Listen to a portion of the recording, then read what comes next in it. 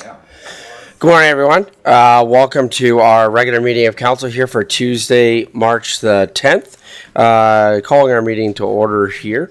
In the spirit of respect, reciprocity, and truth, we honor and acknowledge the Mokitas and the traditional Treaty 7 territory and oral practices of the Blackfoot Confederacy, Siksika, Kainai, Piikani, Legal Nakota Nations, Chiniki, Bearspaw, Goodstoney, and Tsuut'ina Nation.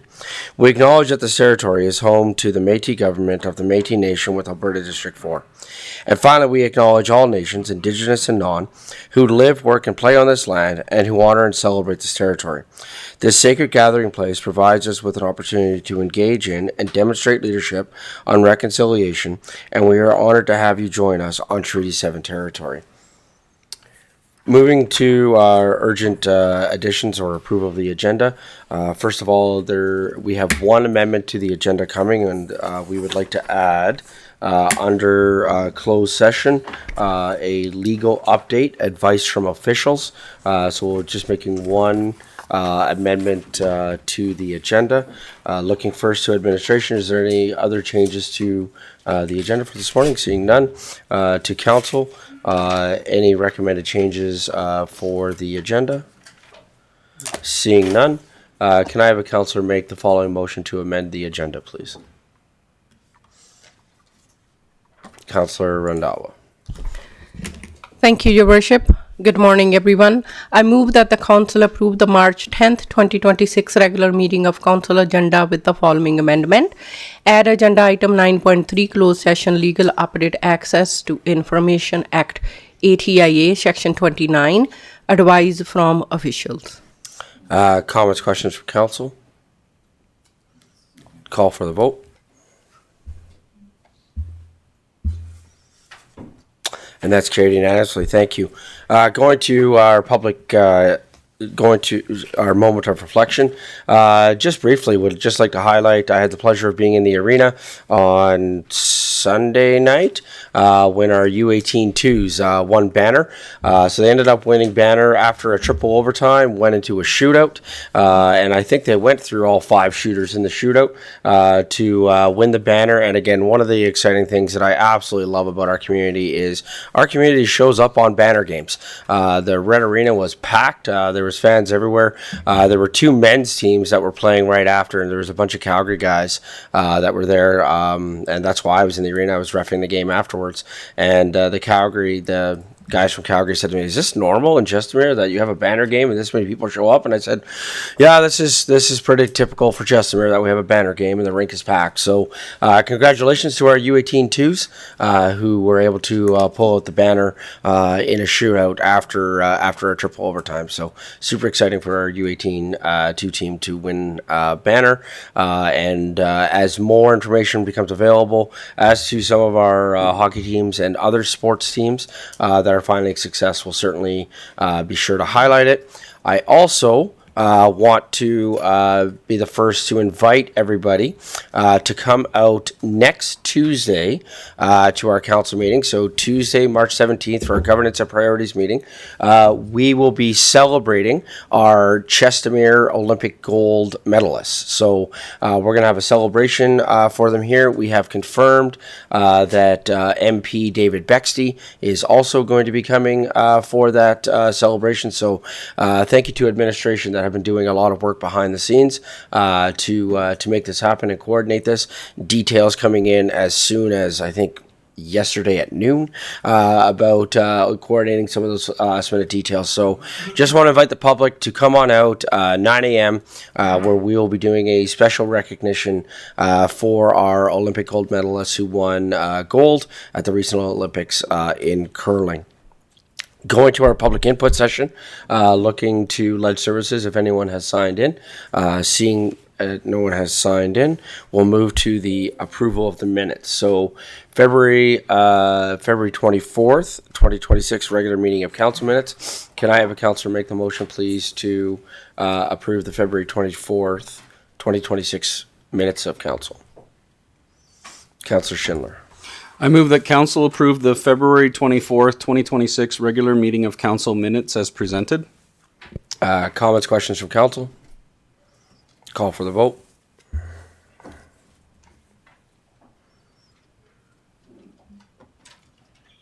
And that's carried unanimously. Thank you. Going now to our resolution tracker, Resolution Tracker 2025-2026. This is being presented by our CAO, Mr. Kent Edney. Good morning, Mr. Edney.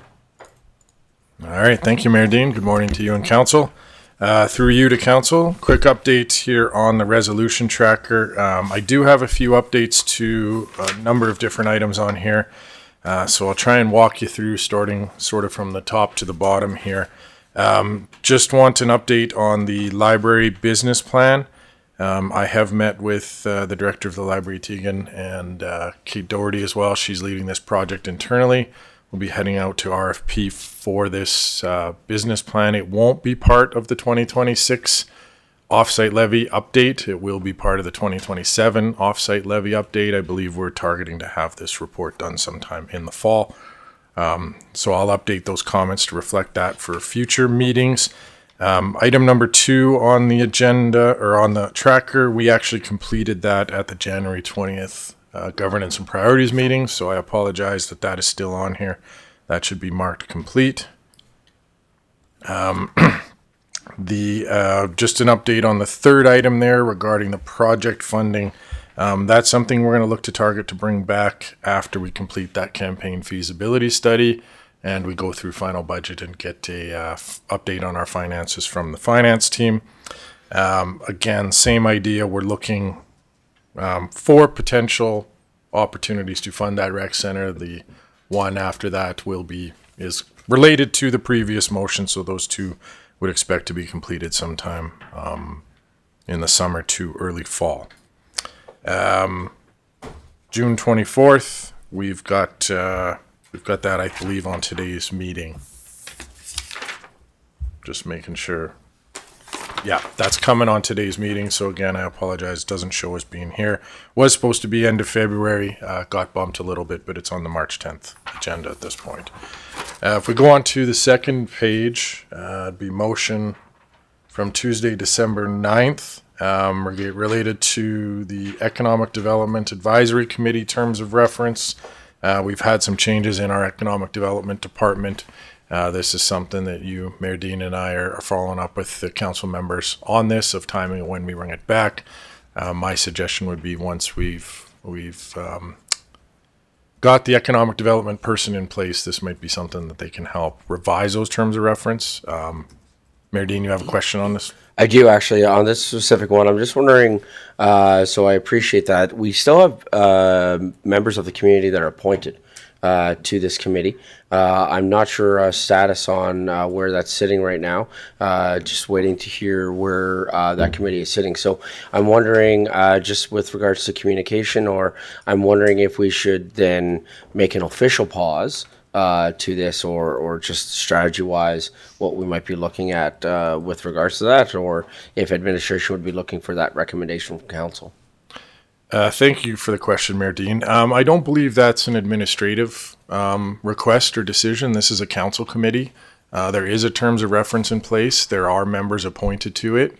While the liaison was a subject matter expert in economic development, that doesn't prohibit this committee from continuing to meet and continuing to advance council's objectives if they so choose.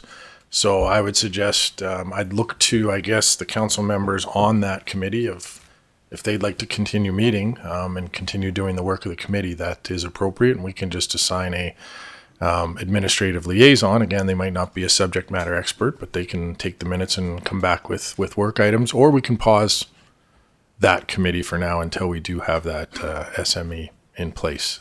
Yeah, so I guess I would discussion for council, I think. Sorry, I apologize. I guess I would turn to Councilor Warzanowski or Councilor Grant as to where this is sitting, if we have communicated with the residents, where we're sitting with this committee right now, and what the recommendation on the go forward would be for CDAC right now.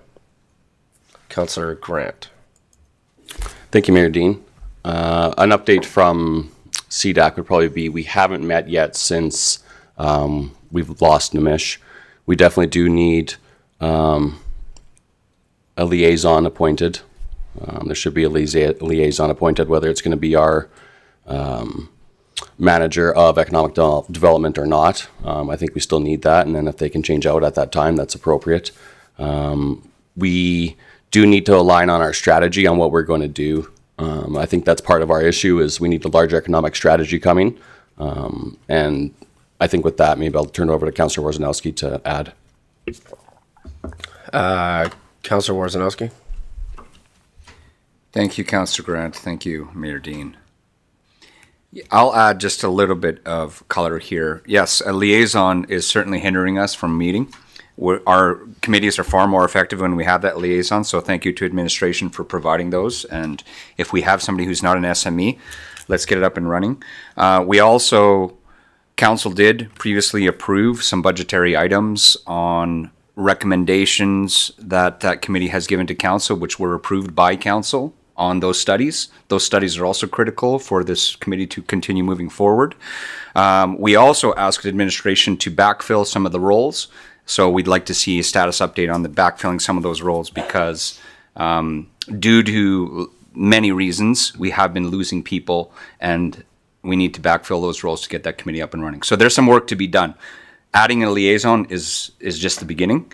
But we need to backfill some of those roles and get an update from administration on where things are at from the approved budget for economic development studies that we can bring back to that committee. Thank you. Mr. Edney. Yeah, thank you, Mayor Dean. Just to address a couple comments there from Councillor Worzanowski and Councillor Grant. So you're correct. Those two studies, the RFPs have been awarded. They're underway. It's going to still take a few months for that work to be complete as originally planned.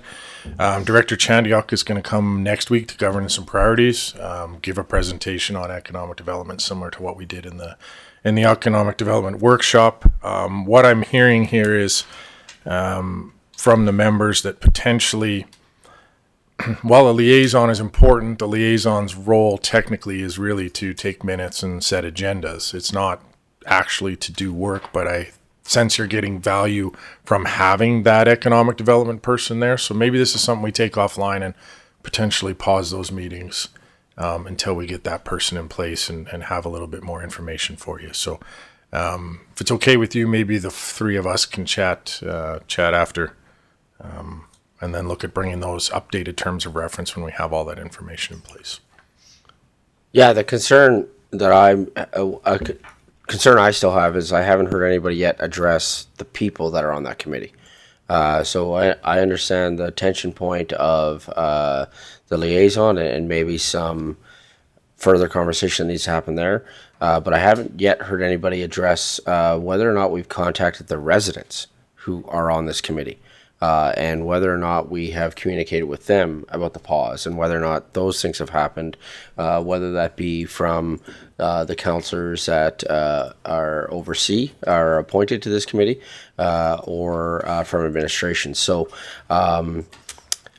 with all of that, I am just wondering, I think some sort of communication needs to go to these residents that sit on this committee.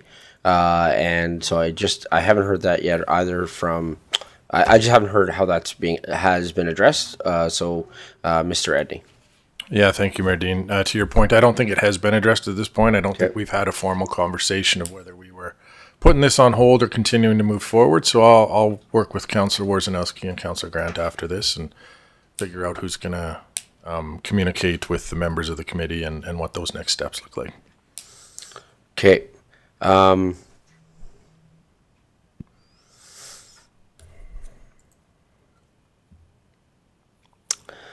I'm also thinking that perhaps a strategy, just in terms of my role, just with regards to being the representative for council on the public facing piece, that perhaps it might be appropriate at this time for me to just send an email to the residents that sit on that and just kind of bear the responsibility of that, if you will. I just feel like we've had quite a bit of time. So this was October where we had done kind of the reappointments. At that time, we had made a decision that we were wanting to do a review of the TOR because we just want to find some alignment with some other things that council had said.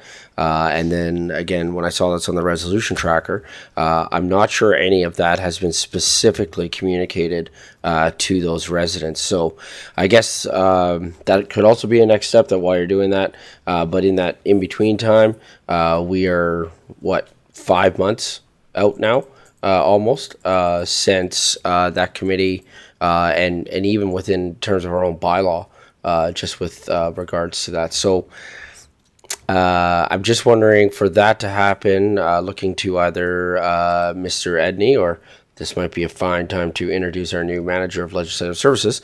I'm just wondering, I know not the right way to get introduced, I understand. But I'm just wondering if if a motion is needed for that, for the mayor to write that letter to the committee members, or would that just be a member of due course in terms of, this is probably just a good idea for the mayor to reach out and communicate with these residents with regards to what's happened with this committee. So either Mr. Edney or Ledge Services, just looking for a recommendation on that. Mr. Edney. Yeah, thank you, Mayor Dean. I don't think you need a motion to do that. That should just be the due course of business. But as you introduced, I was waiting for the right time, but it might be a good opportunity at this point to introduce Rebecca McGilvray. Did I get that right? I've been working on that for a year since we first hired Damon. Yeah, I'd like to introduce Rebecca as our new manager of legislative services. Rebecca comes to us with a strong background in legislative services and actually came to us most recently from the city of Calgary. So we're excited to have her here. Thinks it's going to be a strong addition to the team, and looking to her seasoned advice to make sure we keep practicing good governance here. And I'm excited that we hired another newfie. So that excited me. So we bonded over our newfiness this week. So I'm excited about that. So yeah, so I guess to Ledge Services, then I guess perhaps on the resolution tracker until this matter is closed, perhaps then without the need for a notice of motion, a need for a motion on that, Mr. Edney, perhaps just under the public comments, I would just like to have added that the mayor will reach out to those residents and just I'll give an explanation to the residents as to what's happened with that committee, just because, again, I think that communication piece with those residents right now is important. Thank you for that. Mr. Edney, going back to you with regards to the resolution tracker. All right, thank you, Mayor Dean. Moving on to the next item right underneath, that's scheduled for March 24th, the citywide facility presentation. The first item on the third page from Tuesday, January 13th. Just want to kind of give a quick update. This was a long and very comprehensive motion related to emergency management. So it will be a while before we have completed all of the tasks under there. But I do want to, more for the public, I guess, council's aware of this. What council is going to be doing is meeting at the June and January governance and priority meetings. That'll be the first part of each meeting. Will be the meeting of the Emergency Management Committee. So that's going to start, I think it's June 16th is our GAP meeting in June. We'll start with our first meeting there. We expect to bring the Municipal Emergency Management Plan with a draft back in June, potentially to that meeting, and then look to have that approved sometime in September while the rest of the work on all the other parts of that motion continue forward. So again, it'll take some time before that motion's complete, but we are making some progress, and I'll update those comments to reflect that appropriately. Jumping down 1, 2, 3, 4, 5 more motions from Tuesday, January 20th.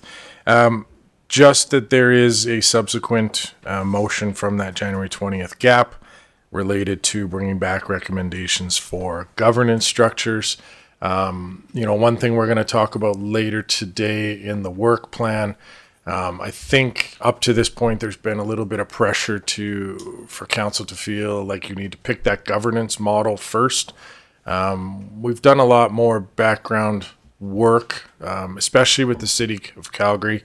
Obviously, the governance model is important. How we operate is important. There's a philosophical discussion around city operated versus third parties such as a YMCA. But that doesn't need to be figured out before we continue to move forward with the facility. So that is something we heard directly from the city of Calgary with their, dozens, if not hundreds of facilities they have. It can be important to figure that out at the start, or depending, as long as you're building something like we are that's attractive for people to operate, as long as we figure that out before we open, that's the important part. So we will shoot to come for June. I just want to stress to council and even the public that this isn't a decision that necessarily needs to be made in June, but we will come for some more information on that one. Jumping down to the work plan, that is on today's agenda.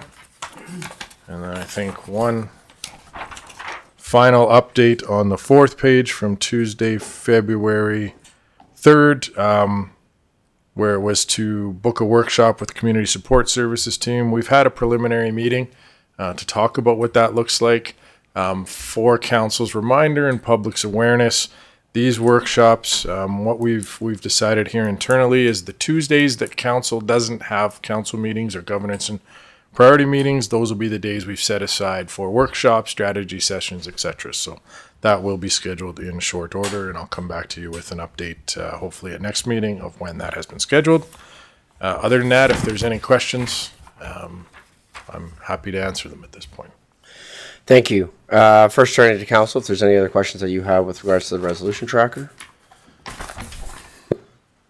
Okay, I just had a couple others. One, I just want to, that we can mark it as complete. The minutes from that meeting will come, but the Governance and Priorities Committee direct the Not-for-Profit Committee to review the Chestermere Together document as presented at the February 3rd meeting. So that's motion 260-203-15. That was done at our last committee meeting, and there's going to be some great work coming out of that, including a strategic planning session that's going to be done with our not-for-profit community.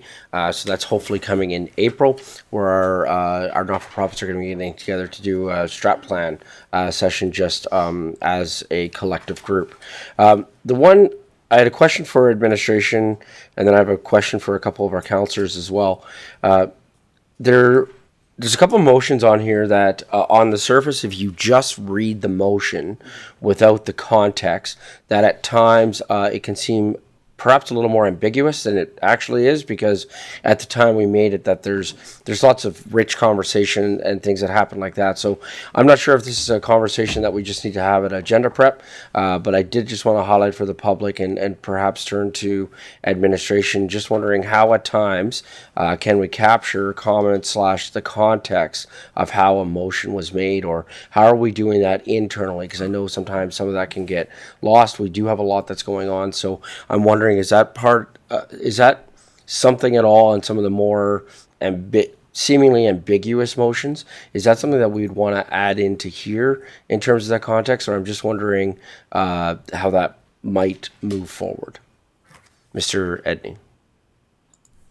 Yeah, thank you for that observation, Mayor Dean, through you to council. I think council's doing a good job of trying to make motions that are less ambiguous, but I understand where you're coming from, especially with how much we're doing and how many motions are active even on this tracker.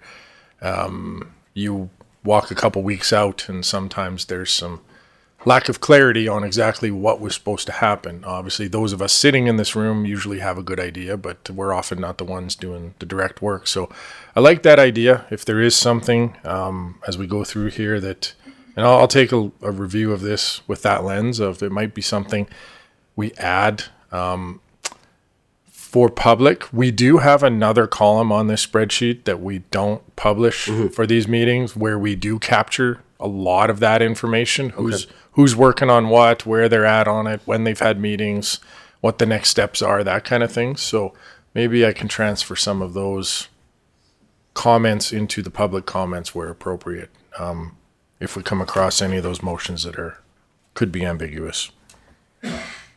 Great, thank you. And then my question to members of council. So this would be going to Deputy Mayor Ryan, Councillor Grant, or Councillor Sandbo.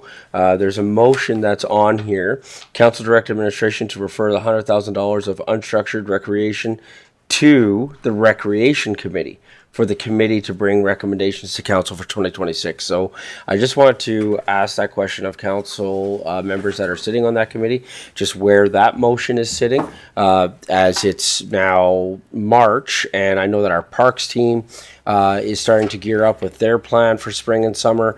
I know that capital budget wise or capital projects wise, that the plans are starting to be mapped out as to how that's going to look in terms of tackling the work of our capital projects. So I just want to make sure that this remains a priority. So going to those three councillors, I'm just wondering where we are at with the recommendations coming specifically for the $100,000 budget. Councillor Grant. Thank you, Mayor Dean. Update on where this is at. The committee has made a recommendation. I'm sure it's probably waiting to be put on agenda for an upcoming meeting. So is it in minutes? Yep. Okay. Nope. Okay. So at a previous meeting, last night, recommendations were made. And your question is, where are those minutes and when can we expect them to come? Because that will have the recommendations. Did I capture that? Yes. Okay. So I guess, okay. So because, Mr. Edney? Thank you, Mayor Dean. I'll follow up with the liaison to the rec committee on this and see where the status is. Okay, great. Thank you. Appreciate that. Okay, any other final questions with regards to the resolution tracker? Okay, seeing none, I guess we will be accepting the resolution tracker for information. Can I have a councillor make the motion to accept for information, please?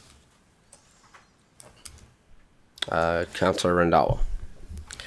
Thank you, Your Worship. I move that the Council accept the 2025 and 2026 resolution tracker for information. Comments, questions from council? Call for the vote.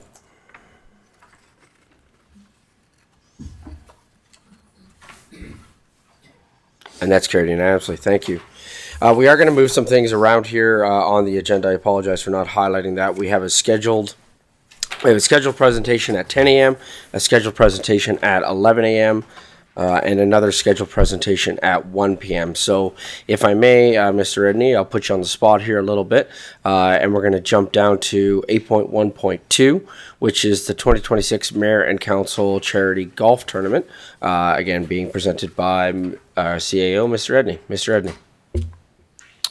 All right. Thank you, Mayor Dean. Unfortunately, I wasn't here for our last meeting to hear the discussion, but I've been updated on some highlights.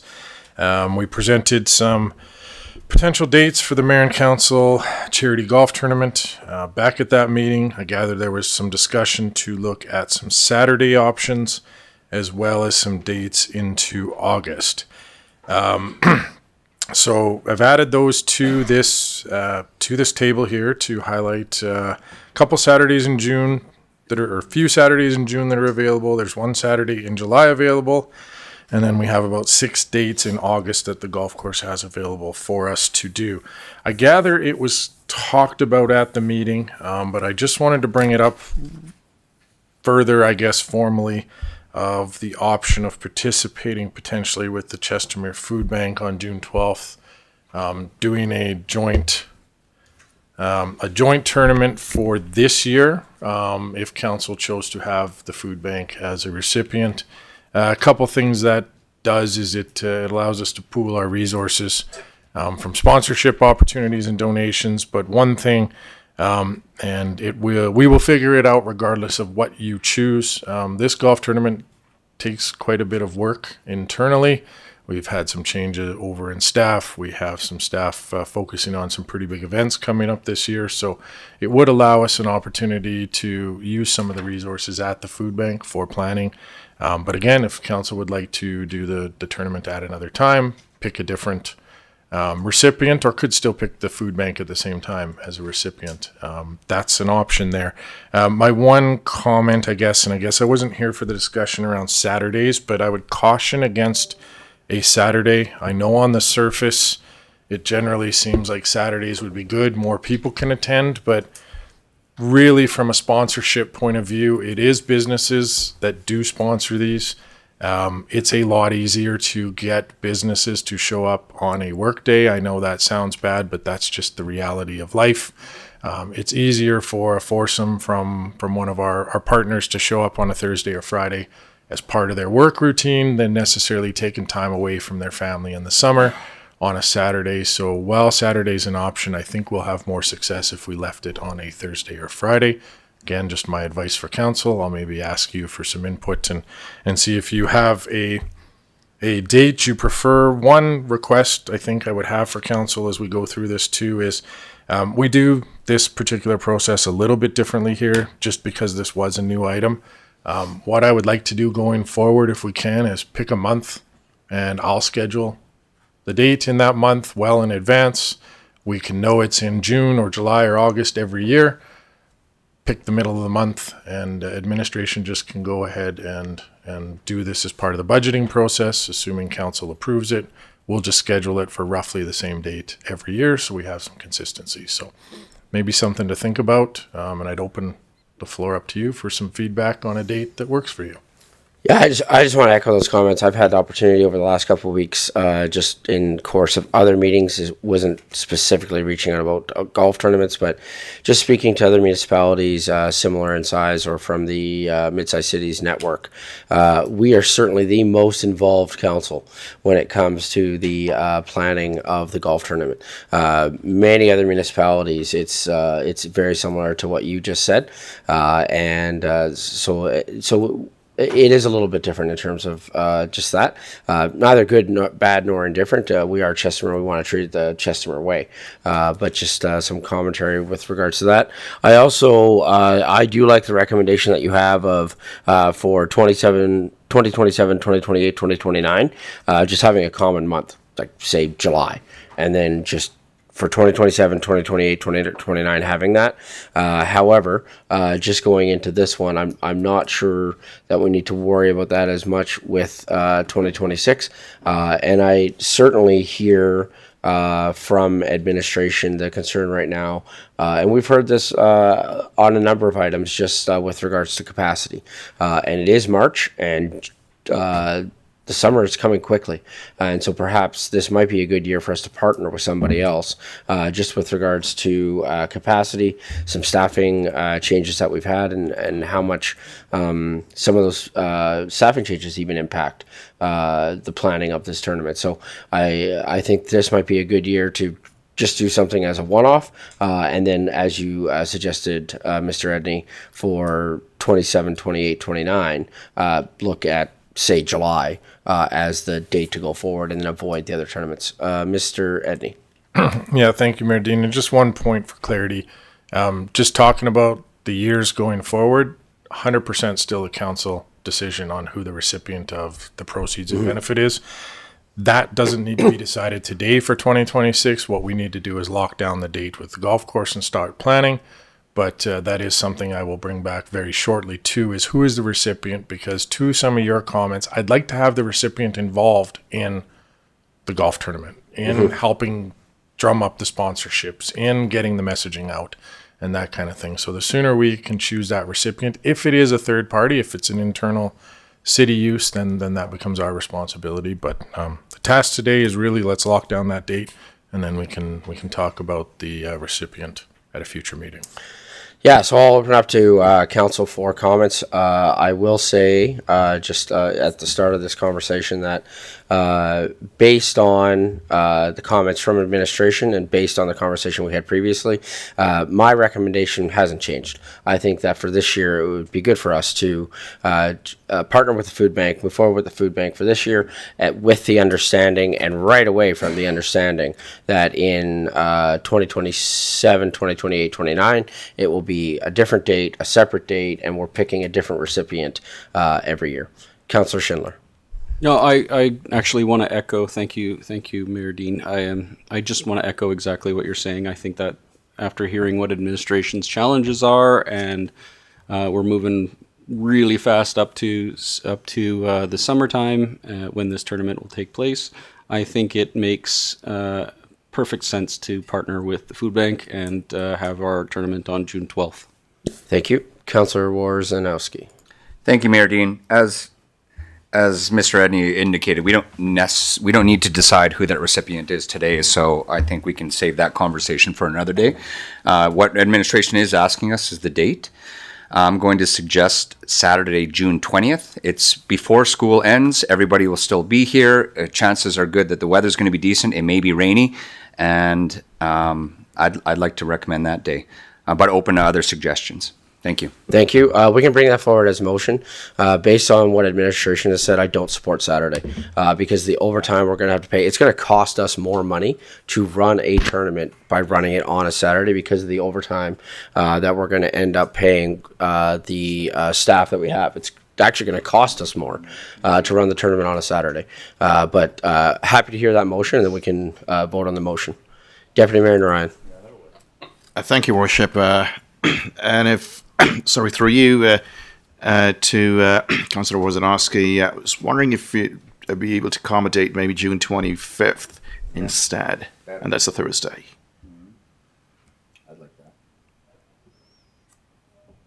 Okay, so currently have 3 suggestions on the floor.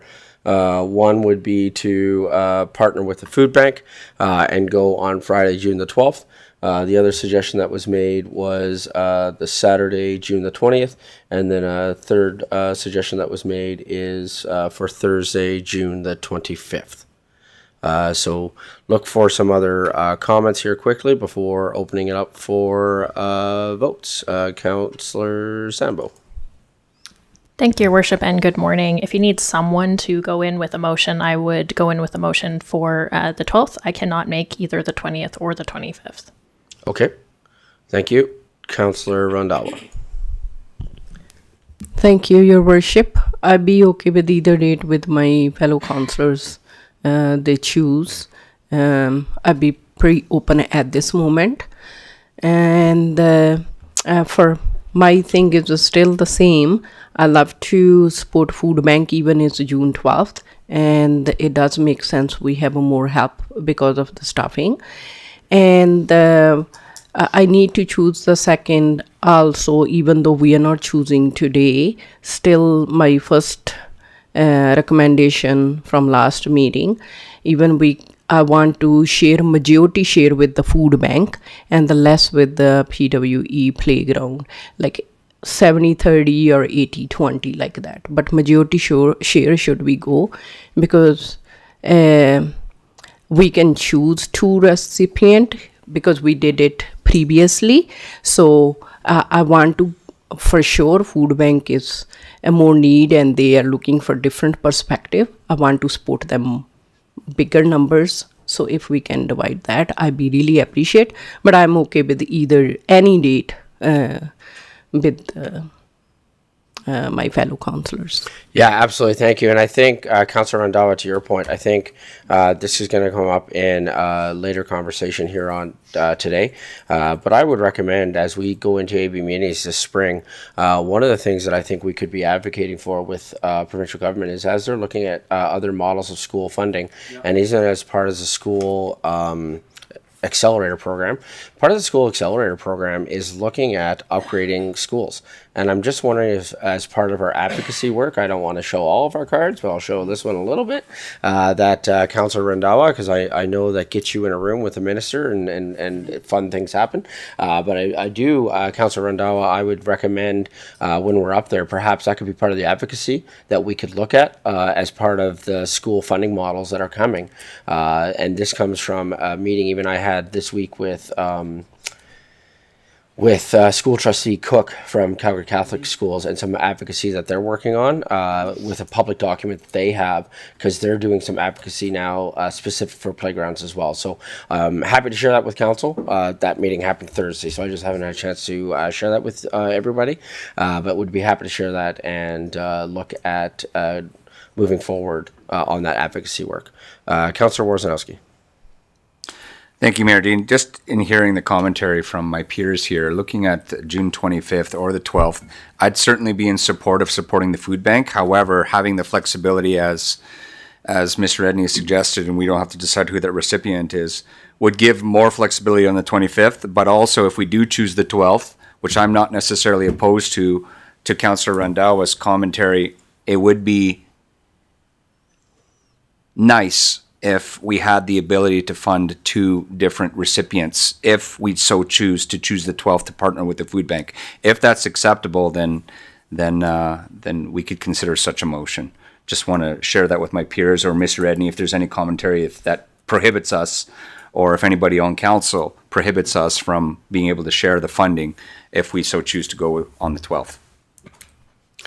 Yeah, I mean, it is the funding that we're doing. I think that perhaps what we could do is, if the motion was successful for the 12th, that we simply ask that question to the food bank as a bit of a commentary. And if that's not going to work, then perhaps the backup, if you will, could be the 25th.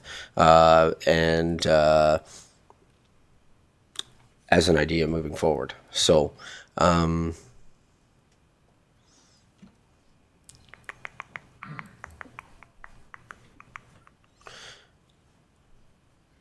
what I would like to do is I would like to take a quick 5-minute recess. I'm just going to call for a quick 5-minute recess, and we'll come back in 5 minutes. We'll come back at 9:50. Thanks, everybody.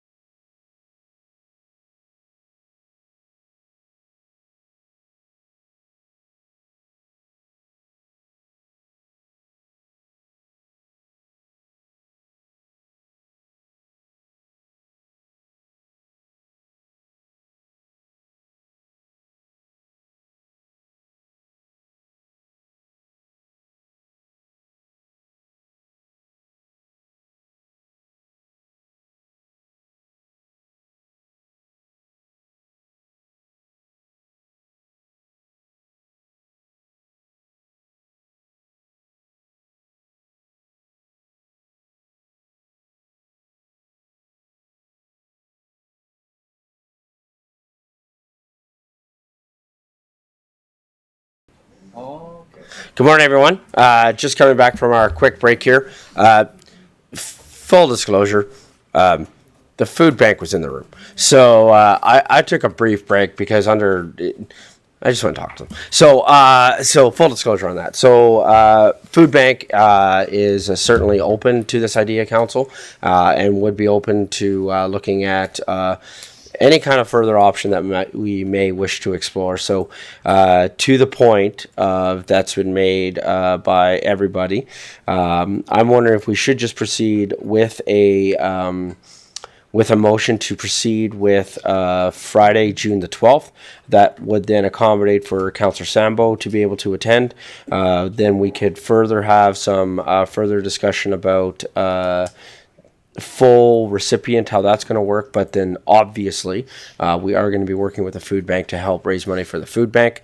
And so that would be the obvious piece. And then if there's any kind of secondary piece with that could be talked about at a later time. So that would address Councillor Warzanowski's question that he had brought up. So it just seems to address many of the questions that we had. And also I think could be a very good win for our community. And again, stating publicly with the organization in the room that could be the recipient this year, that this is a one-off.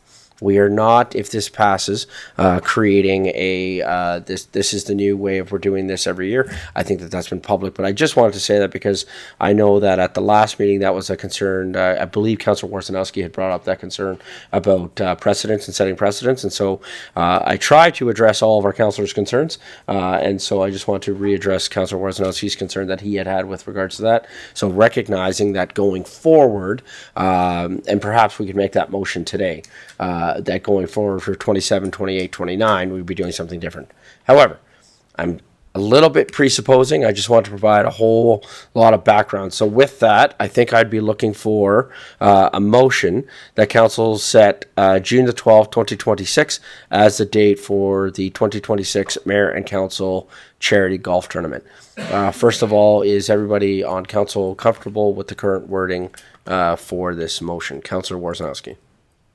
Yes, thank you, Mayor Dean. I pressed my button to speak to this motion, and I would like to add some clarity that as a primary sponsor to the food bank, and then a secondary sponsor, a potential secondary sponsor to be decided at a later date.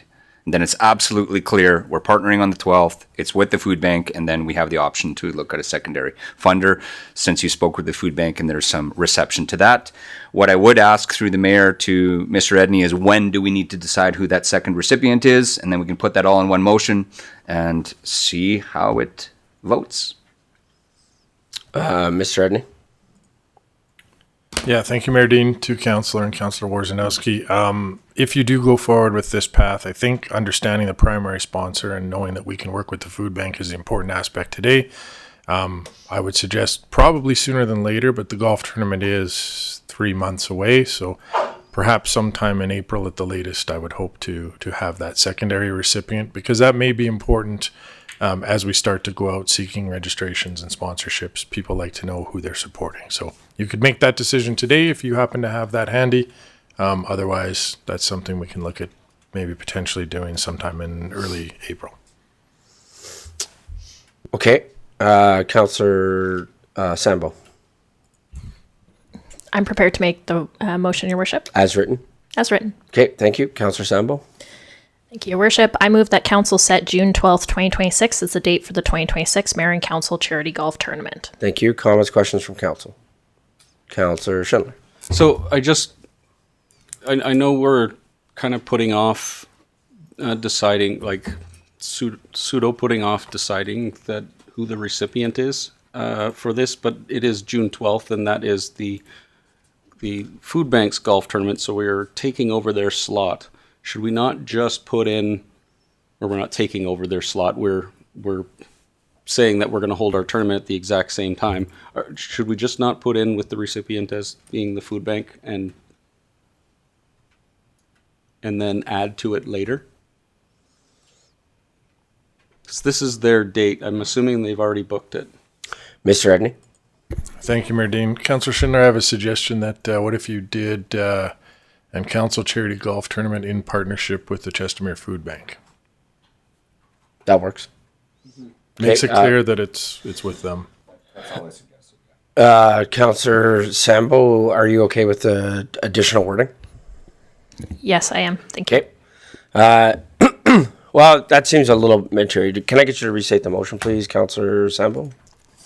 Certainly, Your Worship. I move that Council set June 12th, 2026 as the date for the 2026 Mayor and Council Charity Golf Tournament in partnership with the Chestermere Food Bank. Comments, questions from council? Call for the vote. And that's carried unanimously. Thank you very much. I know it seems odd to take a break and then come back and do a 2-minute thing and then take another break, but we are going to do that because we have guest speakers that are coming for our 10 o'clock presentation. And I just want to give Ledge Services the opportunity to be able to connect with our guest speakers just to make sure that we're all on the same page. We all have it set up so that our presentation runs here smoothly, make sure all the technology is set up so that when we turn the cameras back on that we are all set up and ready to go. So we will come back at 10:05. Thanks, everybody.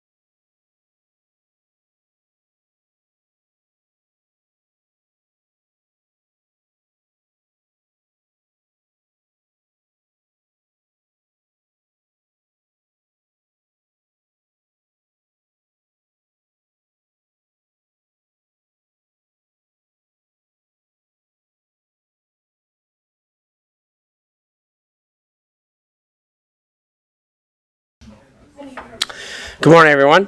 Just coming back from our morning break here, and now moving on to our next item on the agenda, which is item 7.1, which is a proposed community hub. This is being presented by Mr. Alex Halat and Ms. Patty Sproule from the Chestermere Boxing Club. And so for public presentations such as these, there is a 30-minute time limit on presentations like these. I have been informed by Ms. Sproule that she expects to take about 3.5 hours for this presentation. But we'll see how this goes, and I don't want the boxing club to feel any pressure on rushing on this. If we need to extend the time, we will, because I understand that outside of Ms. Sproule and Mr. Halat, that there may be some other commentary that may be coming as well. So, but I will open up the floor and turn on the mic, and good morning. Good morning, Mayor Dean and Council. I am here today to talk to you about a proposed new facility, a community recreation and service hub. The Chestermere Boxing Club is the grateful recipient of $800,000 in a private donation to support the development of a permanent independent home. This extraordinary gift reflects strong confidence in our work and our impact in the community. We are committed to using this opportunity not only to strengthen the club, but for the broader benefit of the community. Our vision is to develop a multi-use, 2-level facility that could accommodate other not-for-profit organizations and potentially the city's Community Services Department. Our goal is to create a shared hub that increases access to recreation, social supports, and community programs in one central location. Chestermere Boxing Club currently serves approximately 220 members. Despite occasional misconceptions, only 7 members come from Calgary and approximately 12 from Langdon and rural Southeast Rocky View. We are, first and foremost, a Chestermere-based organization serving Chestermere families. Our programs promote active living, inclusion, and accessible recreation through safe, structured, and affordable programming. We emphasize physical health, confidence, discipline, and mental wellness by removing financial and other barriers. Through volunteer leadership, coaching development, and community partnerships, we help strengthen local recreation capacity and foster a strong sense of belonging. Independent research supports the importance of this work. The Youth Safer Communities study, led by Synergy, highlights the growing need for safe, supportive spaces where young people can connect, feel valued, and thrive. Our club currently helps fill that gap, and this facility would allow us to expand the impact.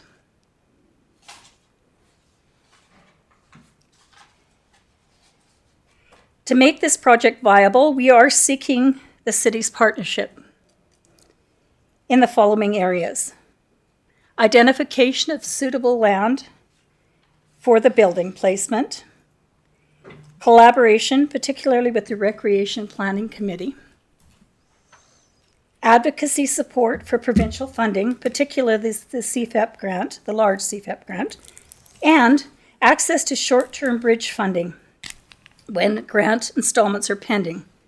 We're receiving $400,000 this year, $200 next year, and $200 the following year. So there may be gaps in our funding while we're waiting for it to come in. With city partnership, this project can deliver significant community benefit,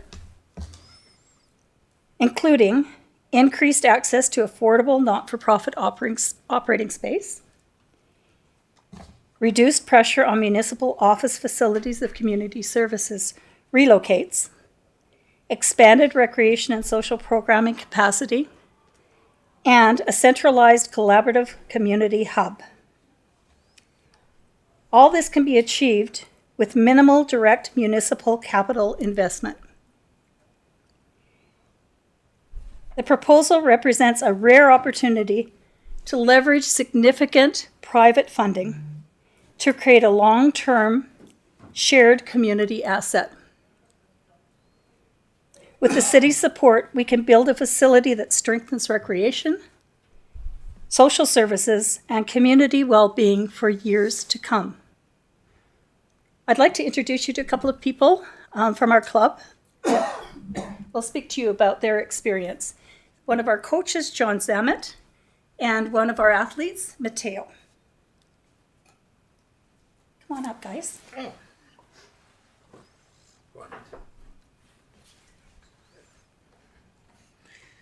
Go ahead first.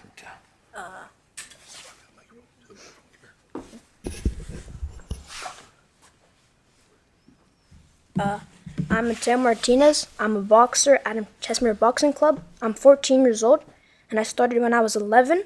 And the past few years at this gym have been great for me. It feels like a brotherhood, and I've learned so much each from my coaches and teammates every day at practice. I hope to learn something new and improve my skills and support my teammates while they improve too. I'm really excited about the new and upcoming gym and the opportunities it will bring for all of us to keep growing and getting better. Thanks, Mateo. Councillors, Honourable Mayor, and citizens, thank you for letting me represent our boxing club. And in being involved in boxing for 50 years, I know that the importance of a boxing club is not like another community center that doesn't have these personal aspects of boxing.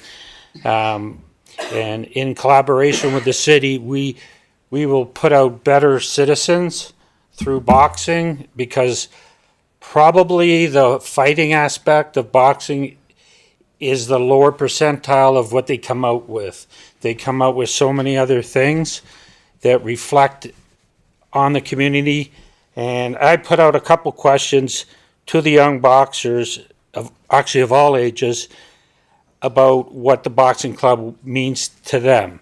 So in essence, it's the building is not necessarily the thing, but with collaboration of partners and having a better facility, we could have even a more attractive, healthier environment for them. But if I could just read a couple, my favorite aspect of the boxing club is the community, because of the great coaches and the people who participate in the activities the gym offers. I have learned how to defend myself and how to construct healthy routines.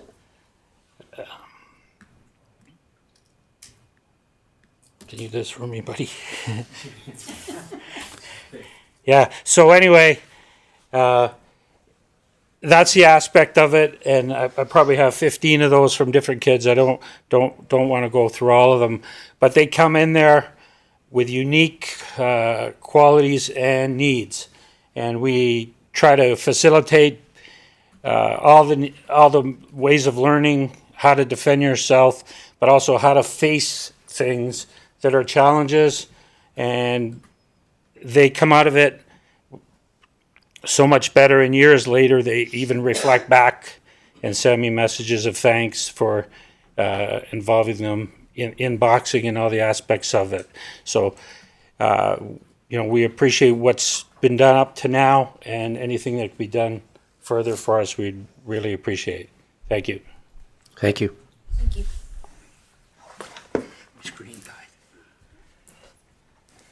Thank you, gentlemen. Just like to mention that John is one of our coaches. He's an honorary Chestermerian. He actually lives in Cochrane and drives from Cochrane almost every day of the week to coach the kids here. So I think he deserves that title. He spends more time here, I think, than he does at home. Okay. One of our moms, Erin Gone Calves, wrote us a letter recently, and I wanted to share a little bit about that. She talked about how the program affected her son. She said the boxing club has been truly transformative for him. He's gained confidence. He's improved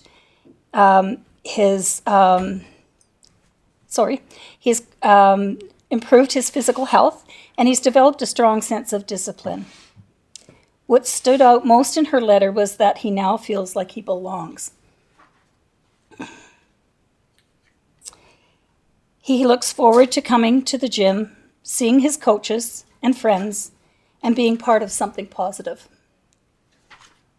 As a teacher, she also spoke about the mental health benefits, how the program helps young people build focus, resilience, excuse me, and healthy ways to manage stress.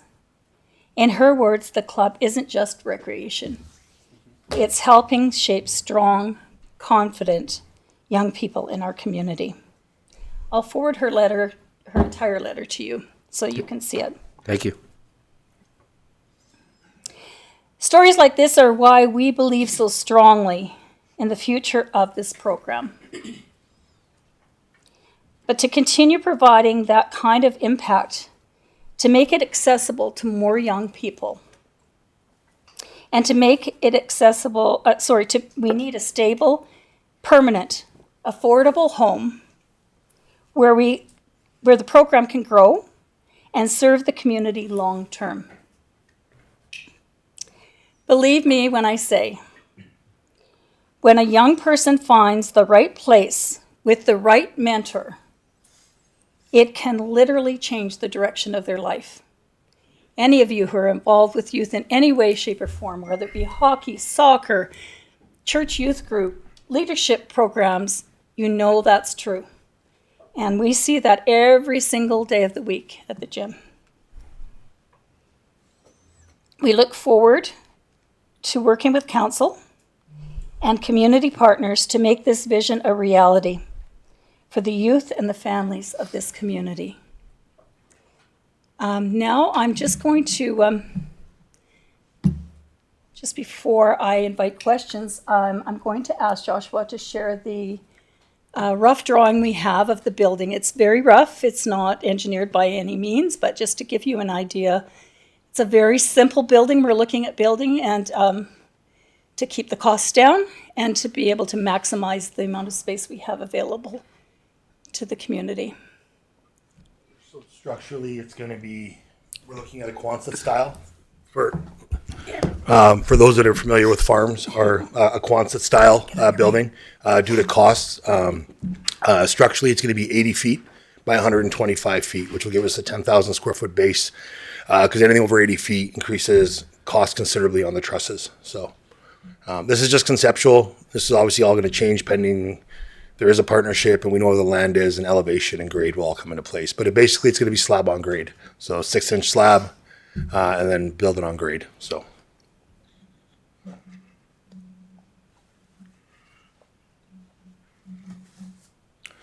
Any questions about the building?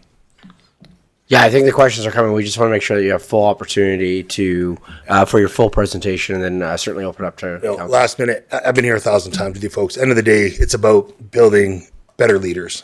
We've all played sports. We've all grew up in different demographics.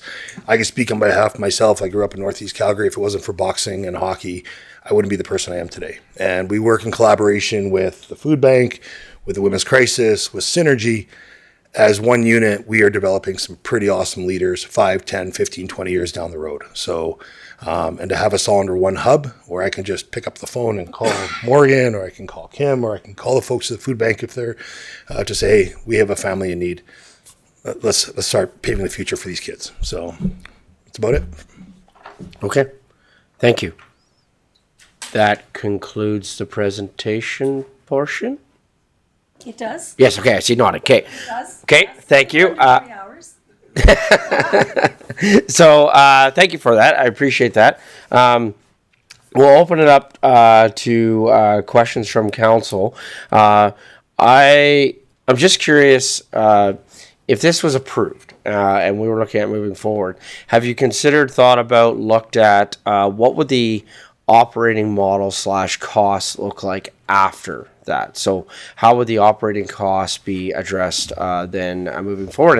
And if that's something that hasn't been fully fleshed out, I understand because this is in its infancy, but I'm just wondering post building what the operating cost / model could look like.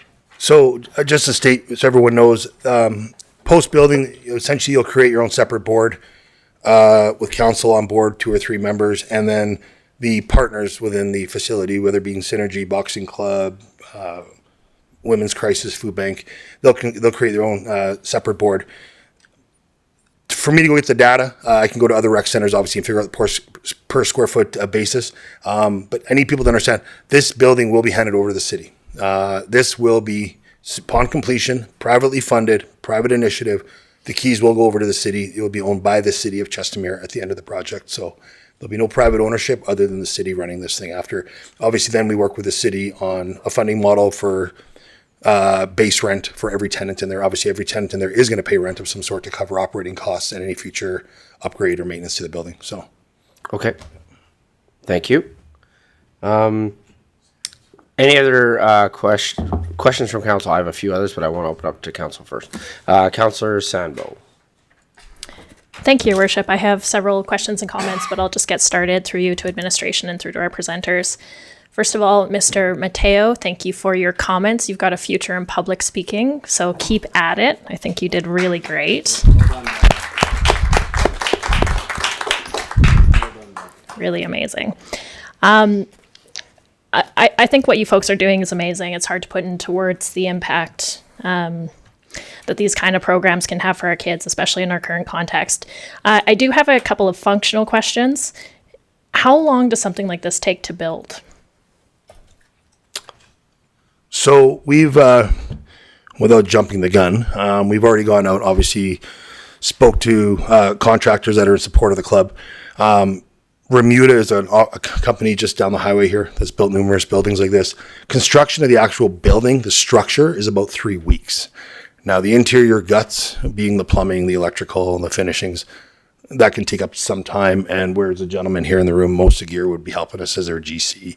Ideally, we're looking at about 4 or 5 months from construction to be able to utilize the facility for the boxing club.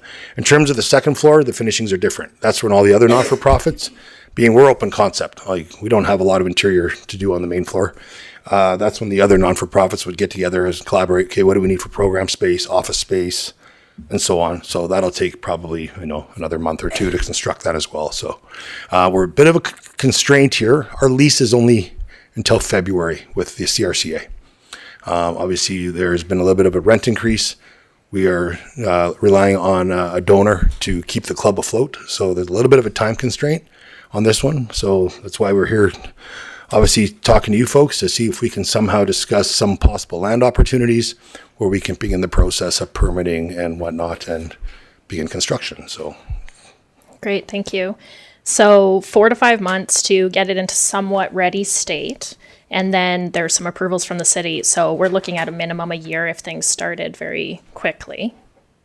yes, if we give us 6 months after permits have been approved. Nothing can start till that point. So Thank you. Also, what I'm trying to establish is how important it is that the location it's on is the right location permanently, given the tight timeline if this were to go through. So you said this is like a Quonset. How hard is something like this to move in the future? it'd be a permanent structure. So when we talk about location, for us, ideally, we'd like to remain as much in the center of the community as possible because all these kids ride their bikes and their skateboards and their scooters to the gym. So we want to make sure we're accessible to every quadrant of the city of Chestermere. We can go out to the East End. The last thing I want is some kid from Dawson on a scooter to try to cross the highway and get over there. So ideally, we'd like to stay somewhere central in the CRCA district, I guess we could say, for us. So It's good. And sorry, Councillor Sambo, just before you go on, I want a quick question, if I may, Councillor Sambo, to Mr. Halat. Can you just, there is a perception that sometimes exists in our community that participants within the Chestermere Boxing Club are not Chestermere. And so I'm wondering if you can just address that briefly with regards to when you look at your participants, when you look at your signups, when you look at your registrations, what percentage do you figure within your organization are Chestermere residents?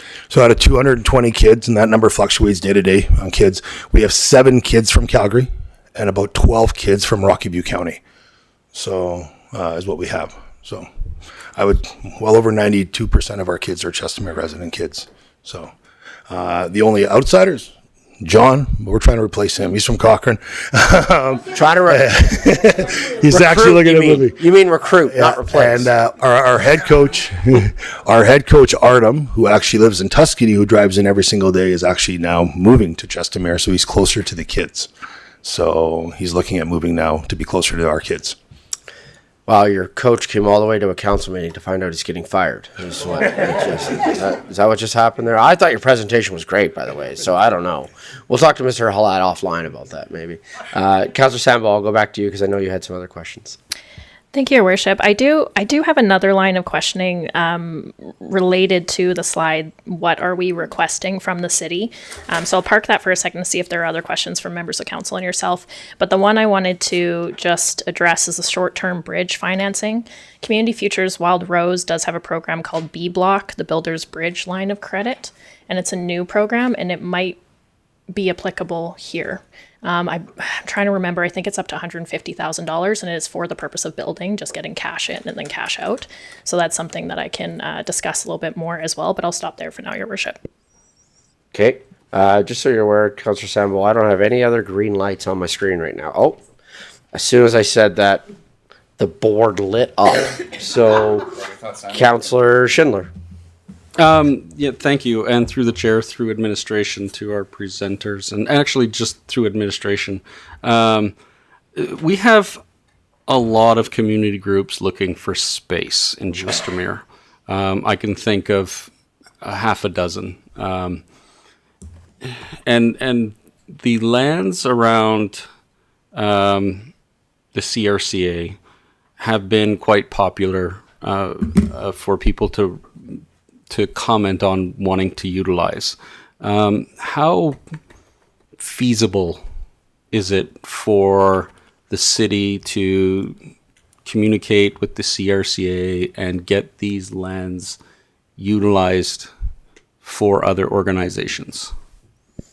I think Mr. Edney and I can tackle that one a little bit then to the presenters. So I think a couple of things. One, as council is aware, Mr. Edney and I have been meeting with the board from the CRCA as well as their manager.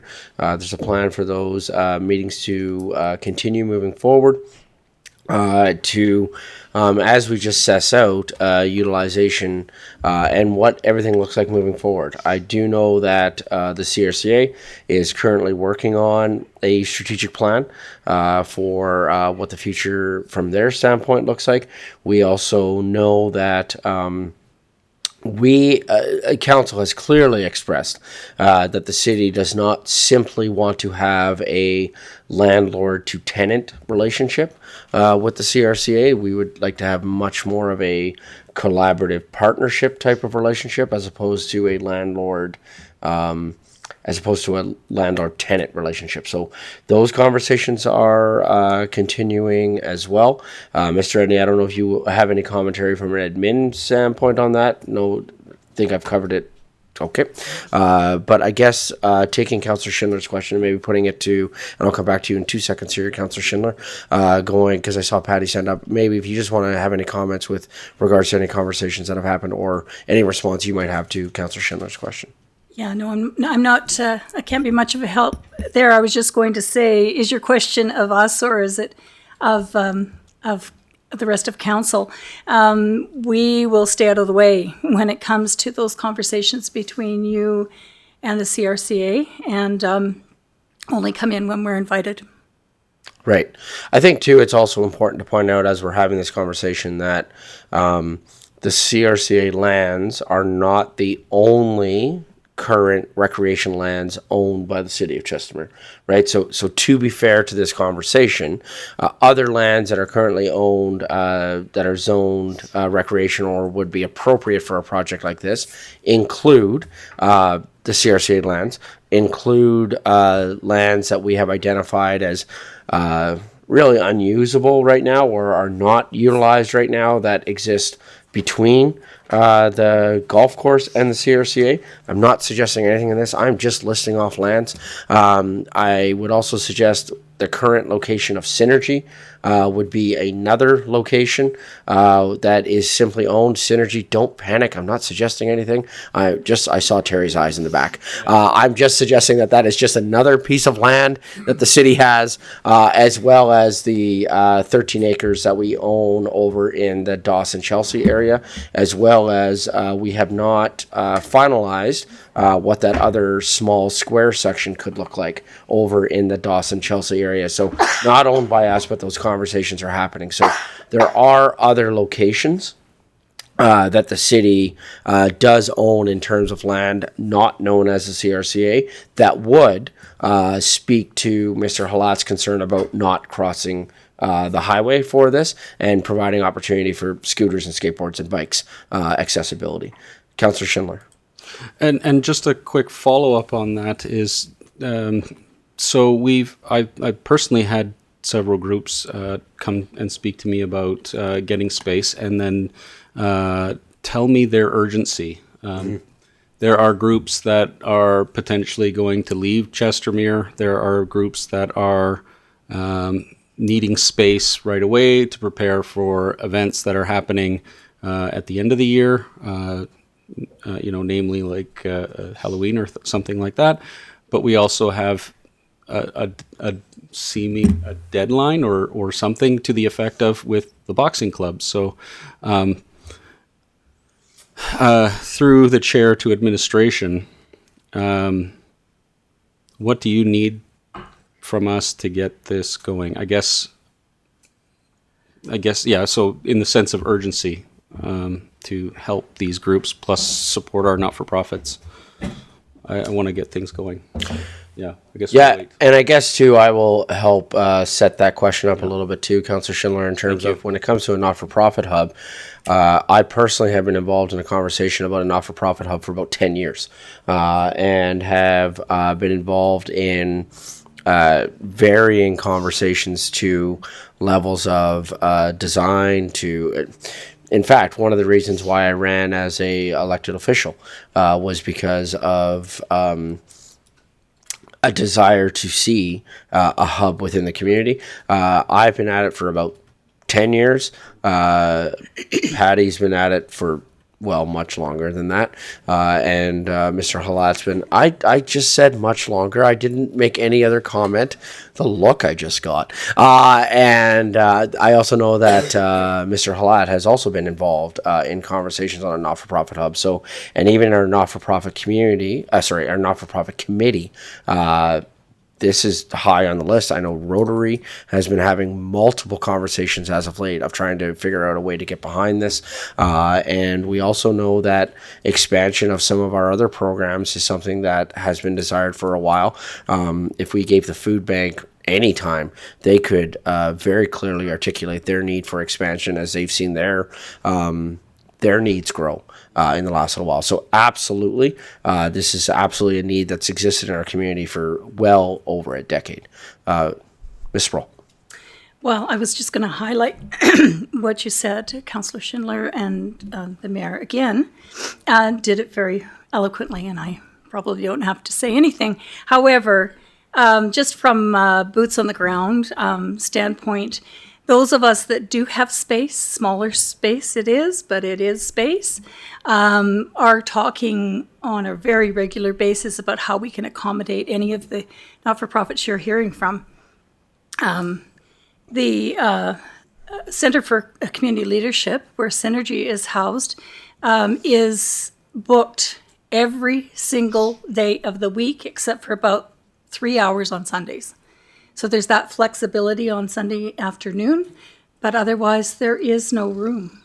We have meetings in there from and programs and the like from first thing in the morning till 9, 10 o'clock at night. So.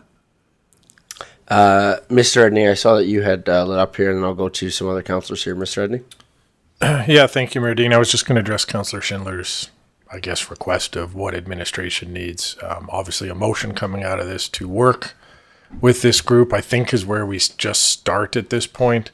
To Councillor Schindler's comment, there are a lot of ideas for our recreation land, and I think there's some urgency to this, of course, but we got to make sure it fits holistically with all the future plans, and that we don't put a larger facility like this in the wrong spot where you might want to do something else with it in the future. So I'm not in any way suggesting we don't do this. I'm just saying we need to make a comprehensive, we have to take a comprehensive look at everything that the community needs, over the next 10 or 20 years, and make sure where we situate things, we're not precluding future uses for that land. So that's just my only caveat with the rec land. The nice part is we have lots of rec land, so I'm sure there's a solution to this. But really at this point, I would look for a motion just directing us to work with them. And then as we make progress and need further detailed requests, we can come back with different motions.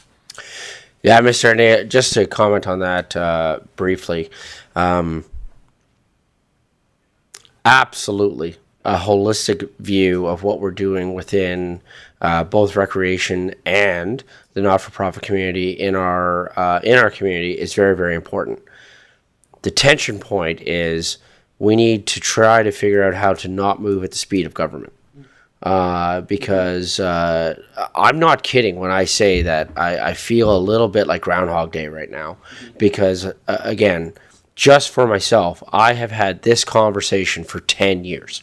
That's just me, right? And that's outside of some other people that have had far more blood, sweat, and tears into things like this than I have. So I'm certainly not elevating or promoting myself within that. That is certainly not my heart behind this. I'm just highlighting how long this conversation has been going on in our community. This has been going on for a very long time. I mean, even the way the Synergy building came about in some parts is because of this conversation, right? Because Synergy used to exist in this building. Mr. Eddy, when you think about the tension points that you have with your administration, figuring out office space and moving people around, and you have talked publicly about the fact that you have directors that are sharing office with other staff members. Imagine if Synergy was still here.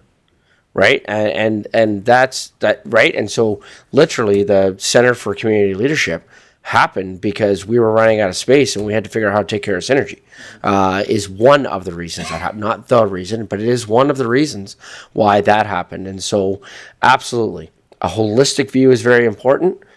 And also that sense of urgency and not moving at the speed of government. And I think that there is a axis tension point that exists there for this current council. Mr. Halat. Yeah, I just want to reiterate before someone goes, and I love Chestermere, this is solely a privately funded initiative. We're not looking for tax dollars to pay for anything. And the reason there's a bit of urgency on this, so for those who are familiar with me, I do projects every year.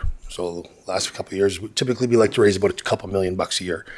I've delayed another World's Longest Game for another year because this will be my focus, and I can only go to my circle of friends every so often once a year to ask for funds for something. So if there is a huge delay and this isn't going to happen for a couple of years, I have to then prioritize my next event, which will probably be another World's Longest Hockey Game and a World's Longest Soccer Game that we're going to do. So I have a short window in my network to get the funding that's required so I understand how much I need to raise for this initiative. So there's a group that I'm meeting with next week that we're meeting with, and there's another group that we're meeting with as well for, well, be blunt, it's a $5 million donation. Now, if I don't need these funds, I have to stop and then start focusing on my next venture, which is for another charity down the road. So my window is very short in terms of and how I raise the funds that I do for the charities that I work with. So that's all I got to read. Thank you. Councillor Randall. Thank you, Your Worship. Thank you, Patty, for the presentation. It's always wonderful. Which one you receiving the funds? I just need, so you are receiving in a one check or in like how you receiving, how fast you can get that and those all? So all the funds are going to be held in trust with Synergy, being a registered charity. 200,000 up front, 200,000 in May of 2026, 200,000 in May 2027, 200,000 in May 2028. So when I went out seeking the funds from the family that I talked to, it gets broken up into sections, and it comes through the Calgary Foundation. So the next groups that I'm talking to as well, I'm amortizing it over 5 years. It's easier for me to ask for a 5-year amortization than give me a lump sum of $1 million. And a lot of it just comes down to just CRCA and how government works and taxes. So for those in business that understand, I'd rather amortize my donation over X amount of years than one lump sum so I can spread the wealth. So we'll have $800,000 from this group by 2028. And then pending the other groups, I'm going to structure it the same way where it's in 5 installments. So. Okay, thank you. May I follow up? So you said in the presentation, after building that's built, doesn't matter where it is, and it's hand over to the city. So then after that, when city can take a charge, so city need to operate that one, so city has to put some funds to operate that one, those all, or there is any taxpayer burden is coming in the future to operate that? Because for that perspective, if city has to, you can hand it over to city. So or there's any regular funding you're looking for to operate that building? We're suggesting a similar partnership as what the city has with Synergy around the Center for Community Leadership. So the city owns the building. The city is responsible for maintenance on the building, but Synergy is responsible for all the utilities and the overhead costs. So those are retrieved through affordable rent from other not-for-profits. And we would do the same thing there. That would be our plan, would be to charge an affordable rent that would go into a pool to cover the overhead costs. Okay, thank you. And I have another question. Yeah. And one of the sponsors that will be talking to, and I imagine we're going to have a surplus of cash that we're going to raise. That would go in an endowment fund for operating costs going forward for that building as well. So I'm not just going to raise to the dollar what we need. I will create some sort of endowment fund that the city will manage to cover all future operating costs down the road as well. So. Okay, no, thank you. I appreciate. And another question, may I follow up? Maybe? Yeah, absolutely. Thank you. Yeah, sorry, Counsel, on this one. Thank you. I appreciate the following of the procedures there. Just kind of opening up, and feel free to ask your line of question that we have right now, because there are obviously multiple questions with this. So thank you, Councilor Randall, for following that. I appreciate it. But yeah, feel free to follow with that stream of thought. Thank you. My another question is, when this building, the second floor you said is for the non-profit hub, how you guys will choose, because it's a city land, then building you build and hand it over to city, which non-profit can go there, how much space they are looking for. For example, food bank, they are looking for a bigger place, and you're building 10,000 square feet just for the boxing club, right? So on top of that, the food bank and the Women Crisis Society and other non-profit, how you choosing this one can have, or this one can use, or this one is not? How do you differentiate with the rent as well? If you charging rent, that's what you mentioned. Yeah, I think I have it. You can back me up if I missed something, but yeah, so that's a very good question. The food bank would not be moving into that building. If the food bank is to partner in any way, it would be in a separate building next to that building. But that's really, like, we're in very preliminary talks about that being a possibility. The food bank has to be placed in a particular kind of area so that it can handle receiving big deliveries and that kind of thing. However, as far as the other not-for-profits are concerned, what our plan would be to build an advisory board or a steering committee of the sort of the main not-for-profits, the little bit larger ones, who would then meet with all of the not-for-profits in town that were interested in any way, shape, or form. And then we would work collaboratively to fit in as many as we possibly could. And I think we wouldn't have a hard set of criteria. That's just not the way not-for-profit works. It would be discussion and compromise and sharing of space, because I foresee having shared workspace there where people come. Some people only need to come in a couple of days a week or a couple of mornings a week. They can use touchdown space. Somebody else can use it in the afternoons and that kind of thing. The healthcare center in town has that. Works very well for them. I was involved quite instrumentally in getting the healthcare center built here and in the design of that particular building. And we've found since that that the shared workspace works really, really well to accommodate a lot of people. And I certainly would not want to presuppose anything. I would also suggest too that with the clearly articulated desire from this presentation to see collaborative conversations with the city, we already have a not-for-profit committee. And the not-for-profit committee has clearly indicated that part of the work that they would love to do is establishing a not-for-profit hub. So I could see also this coming back and being part of that committee work as well to help establishing on that criteria as well.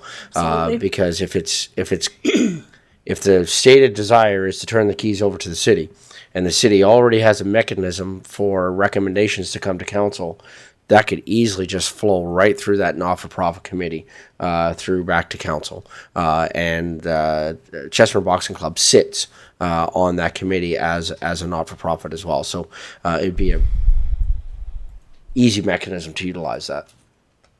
Yeah, and not to undermine the city, but the city wouldn't be the only, just because they own the building, they would not have the only decision-making power about that. I don't think that'll work. It needs to be whoever's managing the building as the sort of the lead not-for-profit, and the steering committee, whether that be the not-for-profit committee or who it is, and I think that's likely that it would be folks from there. They need to have the ability to do that because they're the ones who have to work there. Okay. Councillor Randawa? No, I'd be okay. So maybe down the road I will ask. So I Sure. will let my fellow councillor to follow up more. Thank you. Councils, I'm just getting some messages from Lead Services, so I'm going to turn mics on and off so the camera moves, because I thought the camera was going to move when people are speaking, but it's not doing that, so just seeing some messages come through. So if I turn your mic off and you go to talk, sorry, I will make sure I get it turned back on. So I'm going to go to our CAO and then to Councillor Warzanowski. Yeah, thank you, Mayor Dean. I was just going to follow up on the comments on the speed of government. I wanted to give Mr. Halat some assurances that my comments weren't directed to taking some time. My comments are actually more directed to having worked with this council now for going on 2 years. Please don't put a location in your motion today. No. That's kind of I know council wants to get running and going. It does sound like the existing CRCA rec center lands make the most sense, but we need to engage them on this before we make that final decision. Yeah, based on your previous comments, I do have a proposed motion that I'll bring forward here to council after we give everybody kind of a chance to speak here. Councillor Warzanowski. Thank you, Mayor Dean. I do have a number of questions. I also have one comment. The only non-president that's on an American bill is Benjamin Franklin, and he has a great quote that says, failing to plan is planning to fail.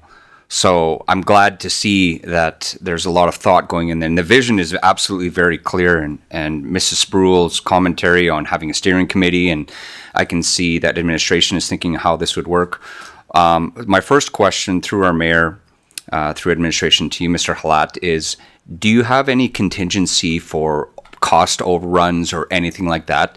You know, we all are, you know, many of us are in the business of construction, and things always get overrun. What happens if you run out of money? I've never ran out of money.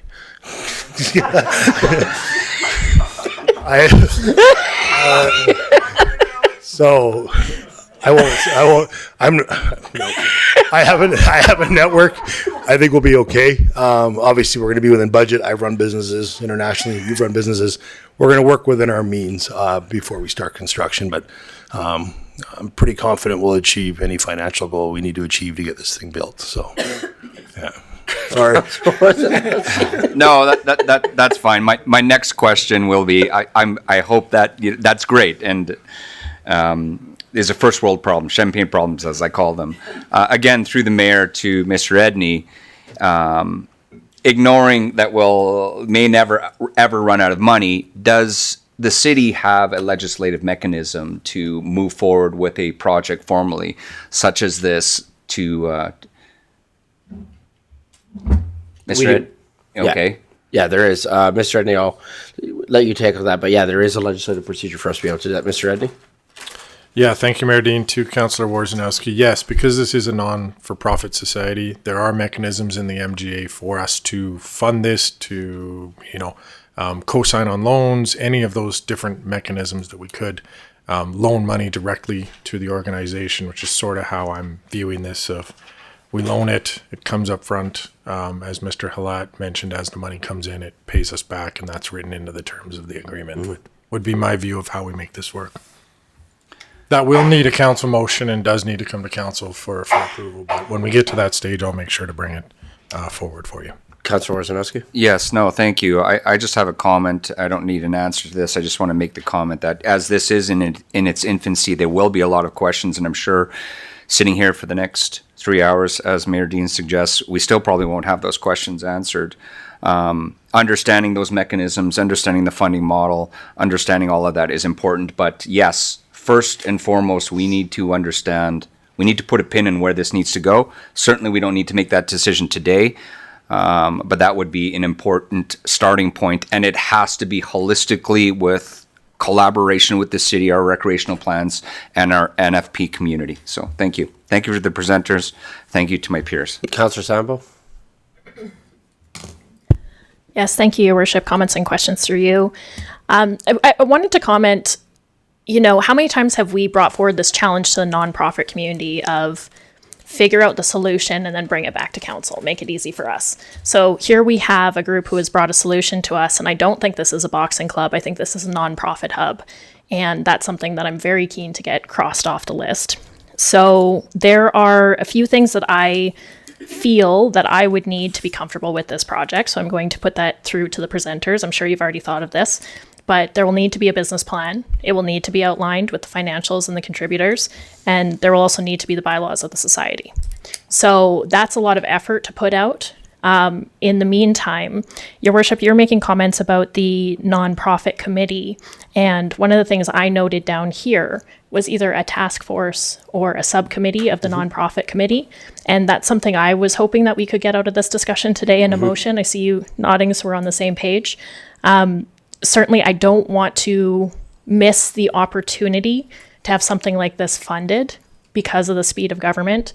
So how can I support Your Worship? What kind of motion would be helpful in this instance? I don't think one is going to be needed. What I can highlight is as part of the strategic plan, as part of the strategic planning session that is planned for currently mid-April, but may speed up. It would come sooner, but due to AB Munis, it's a little bit delayed.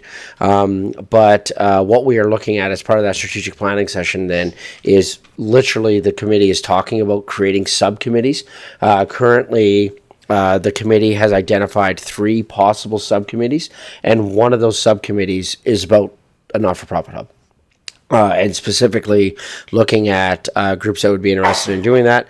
Other subcommittees that we've discussed have to do with volunteerism, have to do with capacity building, have to do with a couple of different things. But the committee already is well underway to be headed towards creating subcommittees that are very task-oriented, and I would anticipate that you're going to see that come out of the strategic planning session, but could also depending on if a motion here passes here in a few minutes, I could see even the committee being nimble to even create a subcommittee around this, a project such as this, quicker. Councillor Sambo? Thank you, Your Worship, and thank you for that clarification and comments through you again to the presenters. Understanding that process and the intention of that, perhaps it would be a good time now to get started on a business plan and starting on a society and that framework so that it's ready for the committee and the subcommittee to review, noting your timeline of you've got about a year before you're homeless. Thank you. Okay, thank you.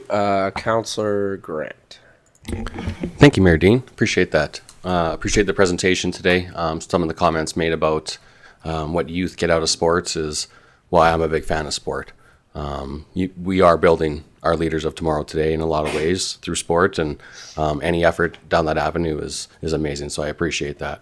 I guess, first of all, I have maybe two questions. My first question would be, what percentage of the building is gym and which is not-for-profit hub? Mr. Halat?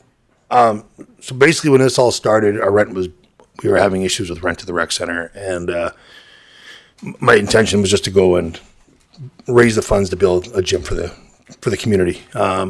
Upon further discussion, the number went up considerably higher than I thought she was going to donate, and then that's when I called Patty and said, you know what, let's just do a big hub now. This might as well be a community thing now, and we had the funds to start something. So if you look at it now, yeah, right now it's about, we need the boxing club on the main floor. I need the space, that's why. And that's when we discussed, let's just add and double it up on the top as well. Now, when you talked about needs, there's nothing to say, I can't go wider, but we can always go longer. It doesn't mean the boxing club needs the space if we extend it more than 125 feet. That could just be more hub space for other non-for-profits on the first and second floor. So I just knew the needs of the club because we don't have a dressing room, we don't have water, we have nothing right now. We're just literally sitting in a square. So I needed to add those amenities. But right now as it stands 50-50, but that could change if the land is big enough. We can extend it and add more non-for-profit space on the top and bottom floor on the back end of the building. So Thank you, Alex. I appreciate that. I guess my second comment, it kind of relates to you guys. It kind of relates to a lot of people in the audience, actually, but it's probably more of a discussion for council, and that's we've seen a lot of emails in support of the boxing gym, which is fantastic. But I think a lot of those emails came from current users of the CRCA. And my question is, are these current users of the CRCA going to move to this hub now? And then what happens with the space at CRCA? Do we need to then subsidize that more because of this? And I don't know if anyone wants to answer that or have a discussion about it, but I just wanted to put that out there in the ether. And I did have one more point after, if anyone wanted to chime in now. Yeah, it's a great question. And what I would say to that is, I wonder if it's too early to answer that question, because I don't know if we want to presuppose where groups are going to end up. But I definitely think, to your point, I think what we really should keep in mind as we're moving forward, one of the passions that I've had within this, and this goes back even pre-election days for me, is let's make sure that whatever we create in Chestermere doesn't hurt or take away from the things that we already have. And I think, Councillor Grant, that's what you're speaking to a little bit, is if we're going to create this cool new opportunity, let's make sure that we're not taking away from the existence of something that is already working. And I would also suggest that I would think that that's not the heart of this project at all, is that that they would want to cause a financial implication to the CRCA. So I definitely appreciate the question, and I think that it's something that we should keep at the forefront of what we're doing is, let's not hurt other areas with the creation of something new. Mr. Halat. And I could make this legitimately true. It's not that hurting the CRCA, it's the programs we're going to lose in the next 10 months because of affordability. Yeah. So we're not taking anything from the CRCA.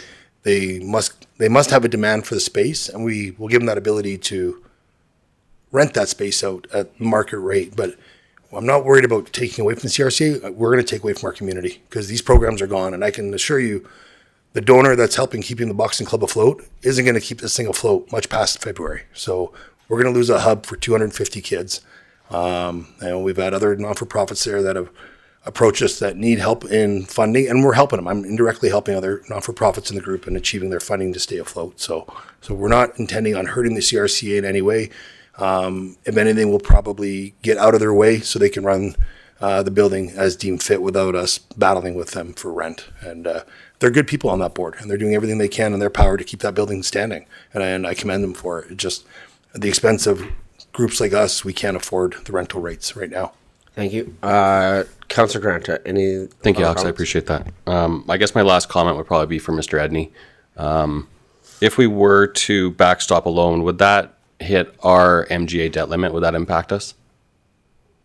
Or is it separate? Mr. Edney?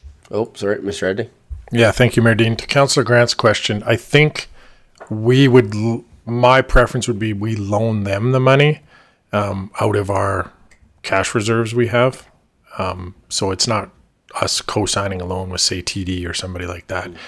In that case, yes, it does impact our debt limit under the MGA. My view would be for the short-term cash needs, we would just loan some of our cash, would be my thought.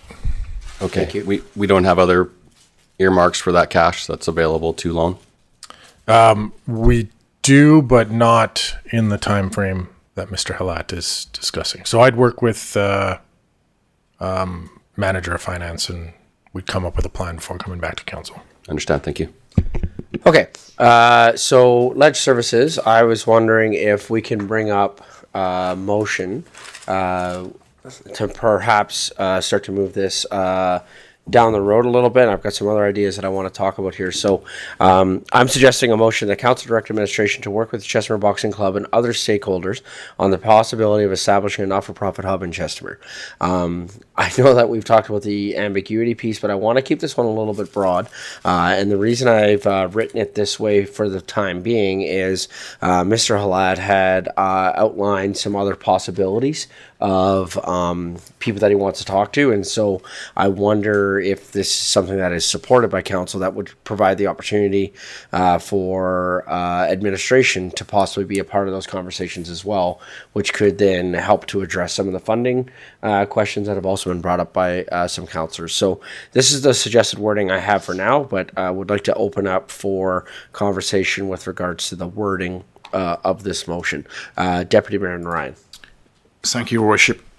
Through you to you. So I do like the wording. So are you thinking of then possibly having multiple motions? Will there be a motion then also asking administration to bring information on the location and the governance structure? Yeah, thank you. So I think that that would be included in this, but to your point, what we could put at the end, Josh, I'm going to rely on your fast typing skills here.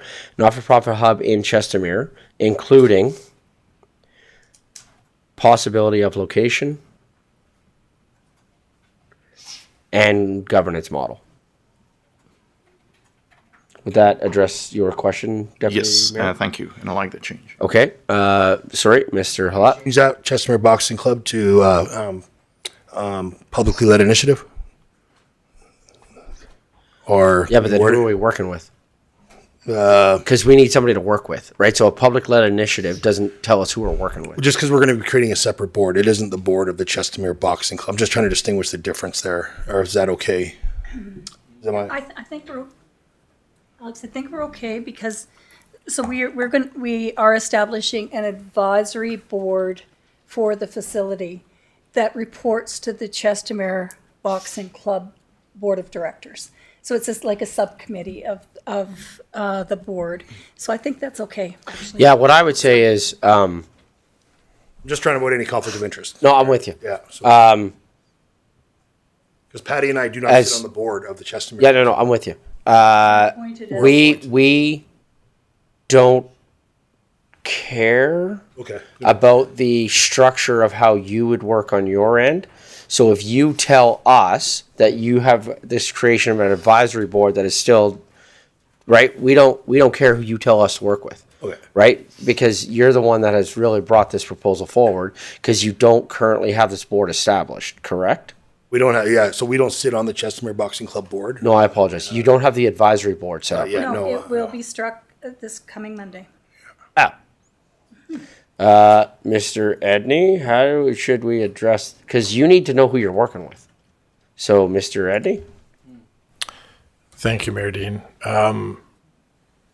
Without sounding trite, I don't think it matters what you call them. That's what I said too. We know who the human beings are that we need to start with. This is going to evolve. I'm sure it's going to take on a new name, a new shape, a new form. There's a lot of work to do on this. Governance structures, handing it over to the city, future operating agreements, future capital expenditure plans. So I think this is fine as it is. I'll start with Alex and Patty, and then we can work from there. And Well, but if continue you're, to advance this. I apologize. If you're starting with Alex and Patty, what if we just named that in the motion then? With Or is that- that too specific? Wouldn't want to name names in the motion. I'd prefer an organization. Yeah, me too. You could also work with not-for-profit leaders. Could be another way to put it. Not-for-profit leaders and other. I don't know. Okay. Well, let's go, Councillor Sample. Thank you, Your Worship. I think I understand why you want to put council direct administration, but so far I've heard that the not-for-profit committee would be the entity that mid-April is likely to look at creating a subcommittee. So I'm curious, if this motion were to pass as is through you to Mr. Edney, what exactly would administration do that would be different than that process that I just reiterated? Thank you, Mr. Edney. Yeah, thank you, Mayor Dean. I think, to be honest with you, my biggest concerns are more on the administrative side from a technical building a building perspective. That's what our holdup here is going to be. So if we don't find the site and then start working on how do you service it, where's your stormwater going? Like, the stormwater is going to be a big issue as a new development on potentially existing lands, and how we deal with that. That may add costs to this that aren't being contemplated right now. There's water lines, there's sewer lines, there's parking, there's access. So I think they could work in tandem, and I think if you lump administration in, we can move the governance and who goes in it and all that into that separate subcommittee or task force. But we need to be working, myself and Director Chandiok, directly with Alex and Patty on all those actual things that I personally think are going to be the government is slow comments. Mm-hmm. The building permits, the development permit, where this goes is going to be our holdup, I think. I would also suggest too that what administration could do is, as they're having meetings about this, that they could invite Mayor Dean and Councillor Randawa as the two members of council that sit on the NFP committee. So then Councillor Randawa and myself can be bringing that back to the committee quickly, and then we could start, because my commitment to council is that the two of us will bring back to the committee the conversation that happened today, have some recommendations come out of the committee as to how the committee could then support that. I have a second motion idea, but I don't think it's really needed. But I have a second motion idea about the council directing the not-for-profit committee to create a subcommittee to support the development of a not-for-profit hub. So we could just tell the committee to do that, because those committees are council committees. So we could literally just tell the committee to do that. And that could just be a second motion. So, If I may, Your yeah, Worship. absolutely, Councillor Sample. That second piece is quite important to me for clarity. I would really like to do that. Okay. And what I'm getting at is, I think one thing that bogs down a project like this is, I think administration understands, but maybe doesn't fully understand the number of players that will be jumping to speak to administration on this project. And all of those players are currently in that committee. True. So could this portion of this motion directing administration, could it take out the governance model piece and focus on the technical aspects? Because the governance could be done at committee, and that's where it should be done, and that's where it can be done with more mobility.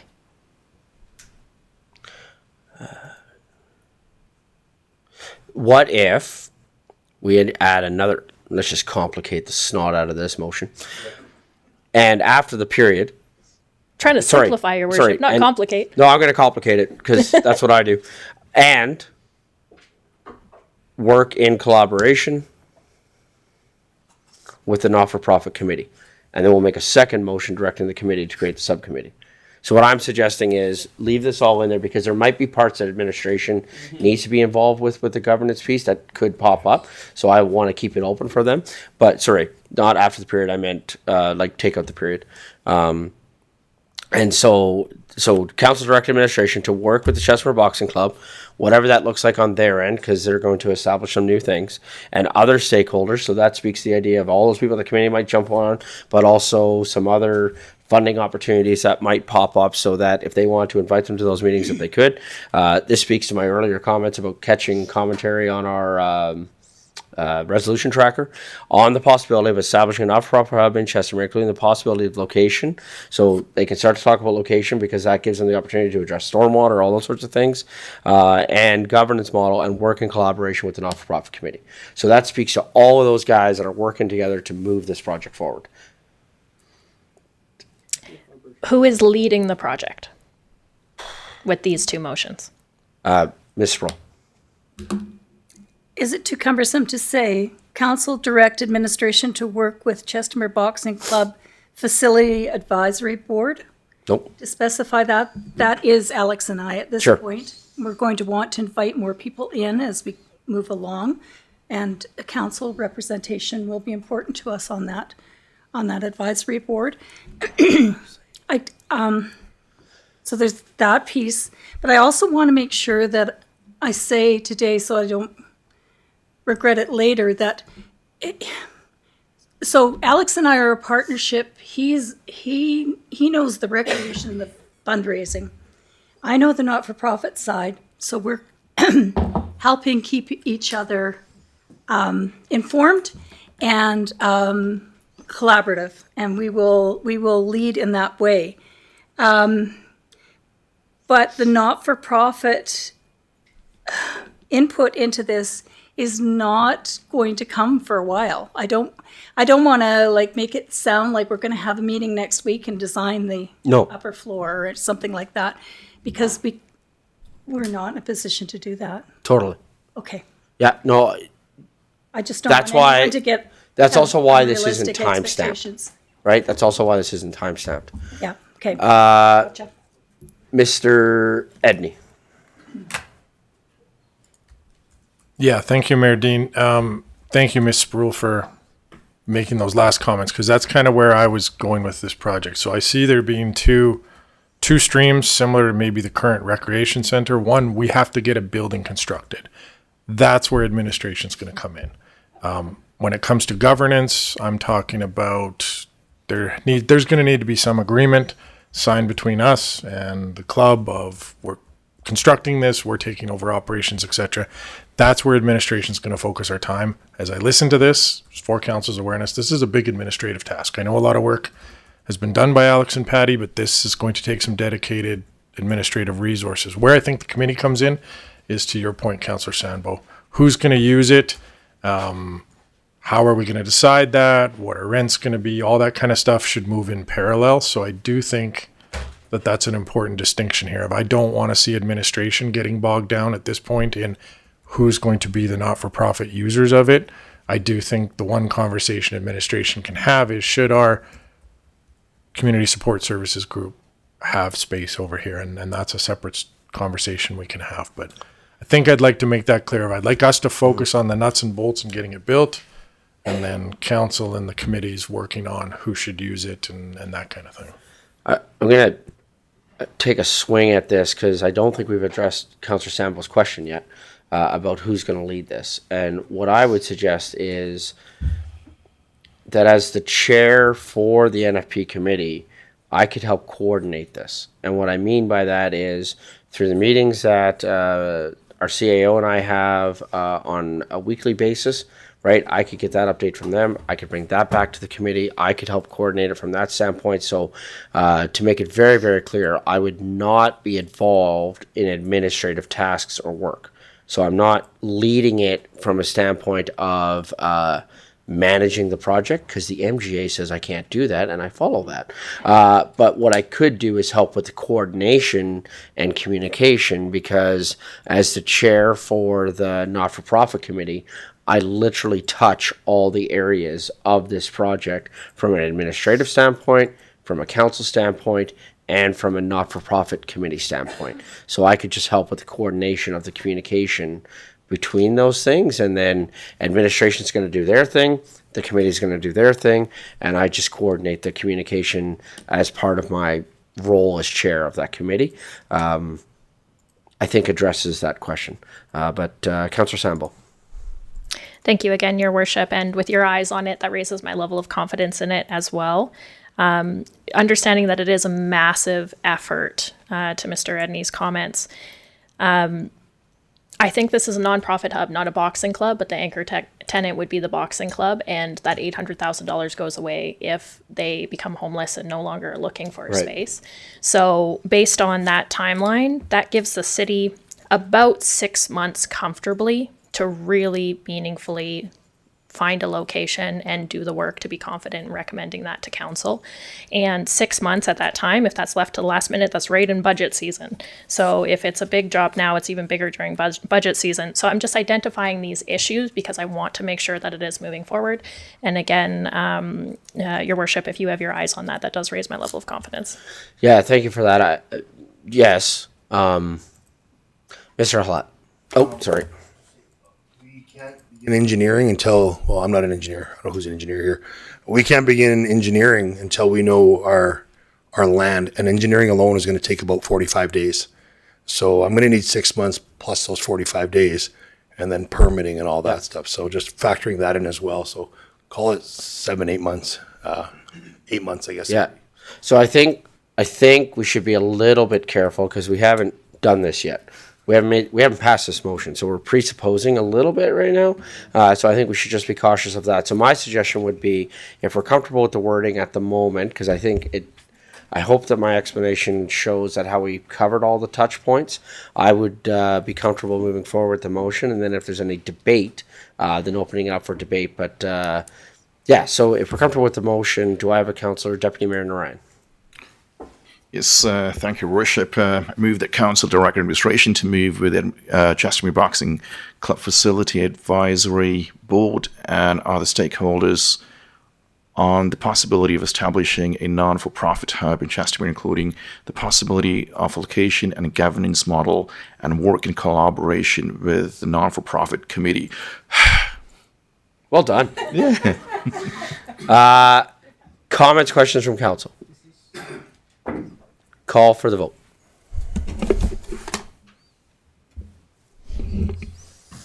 And that's carried unanimously. Councillor Sandbo, you had talked about the other piece. It is captured in here, but do we feel that a motion along the lines of council direct the not-for-profit committee to create a subcommittee to support the development of not-for-profit hub, is that something that we feel so strongly about that we should create such motion? As I said it out loud, I feel like the answer is yes. Okay, so Josh, sorry, I didn't send this one over to you. Council direct the not-for-profit committee to create a subcommittee to support the development of a not-for-profit hub. Thank you. Councillor, are we comfortable with the wording of this motion? Thank you. Do I have a councillor willing to make the following motion? Councillor Sambo. Certainly, Your Worship. I move that Council direct the not-for-profit committee to create a subcommittee to support the development of a not-for-profit hub. Comments, questions from council? Call for the vote. That's carried unanimously. Thank you. Council, are there any other matters that you feel need to be addressed on this issue? Seeing none. Thank you. I believe that draws this one to a close. Our next presenter was supposed to start at 11 o'clock, but with everything that's gone on with this, I would like to take a quick 10-minute break, and our next presenter will start at 11:30. Thanks, everybody.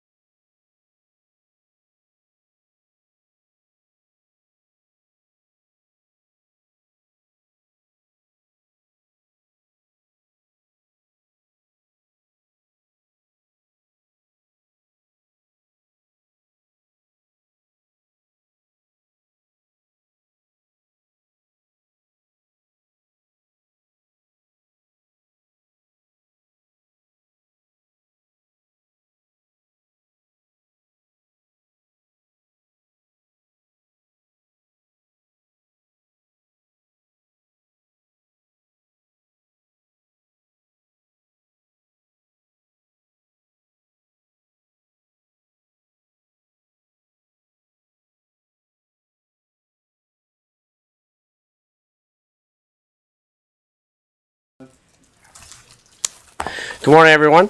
Just coming back and moving on now to another presentation that we have here today, and this is update that's going to be coming from.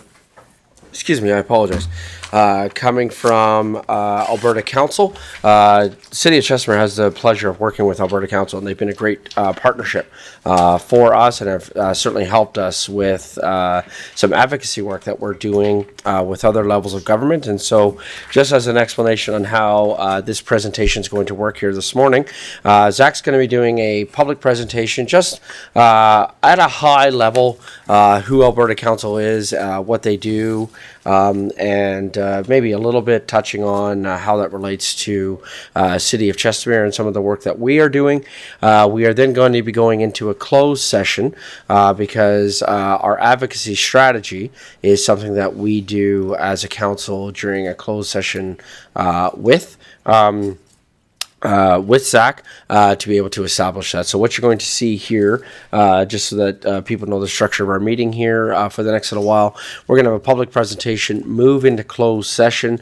We will then be taking our lunch break either during the closed session, or lunch will just be the closed session, and then coming back. So when we move into closed, we won't be coming back then until after 1 o'clock.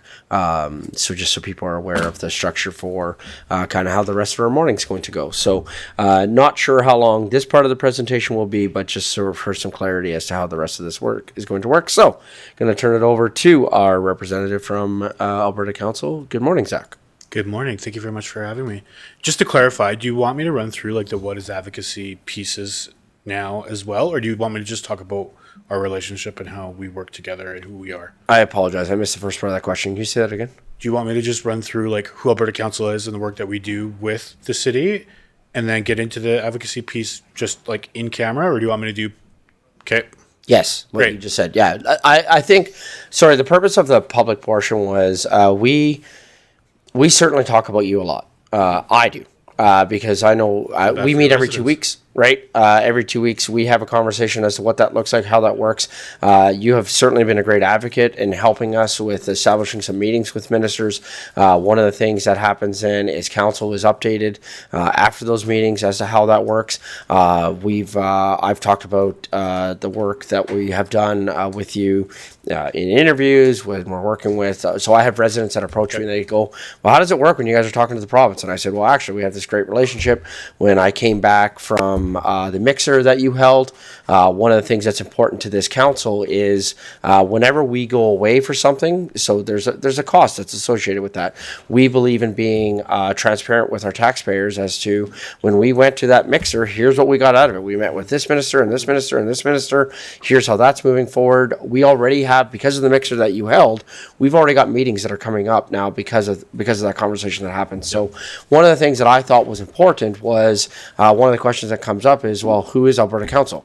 Well, who better to talk about who you are than the representative that we have from Alberta Council? So I would say it's in that vein for this presentation.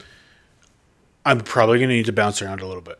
I'm going to talk a little bit about who I am, what we do, and then I think it would probably be helpful to do the piece on like what is advocacy, Yeah. and then what is council's role Yes. in advocacy, and then a little bit later I have a slide of basically what my role is. Yes. So I think that can bounce around a little bit doing that, and then I think that's probably.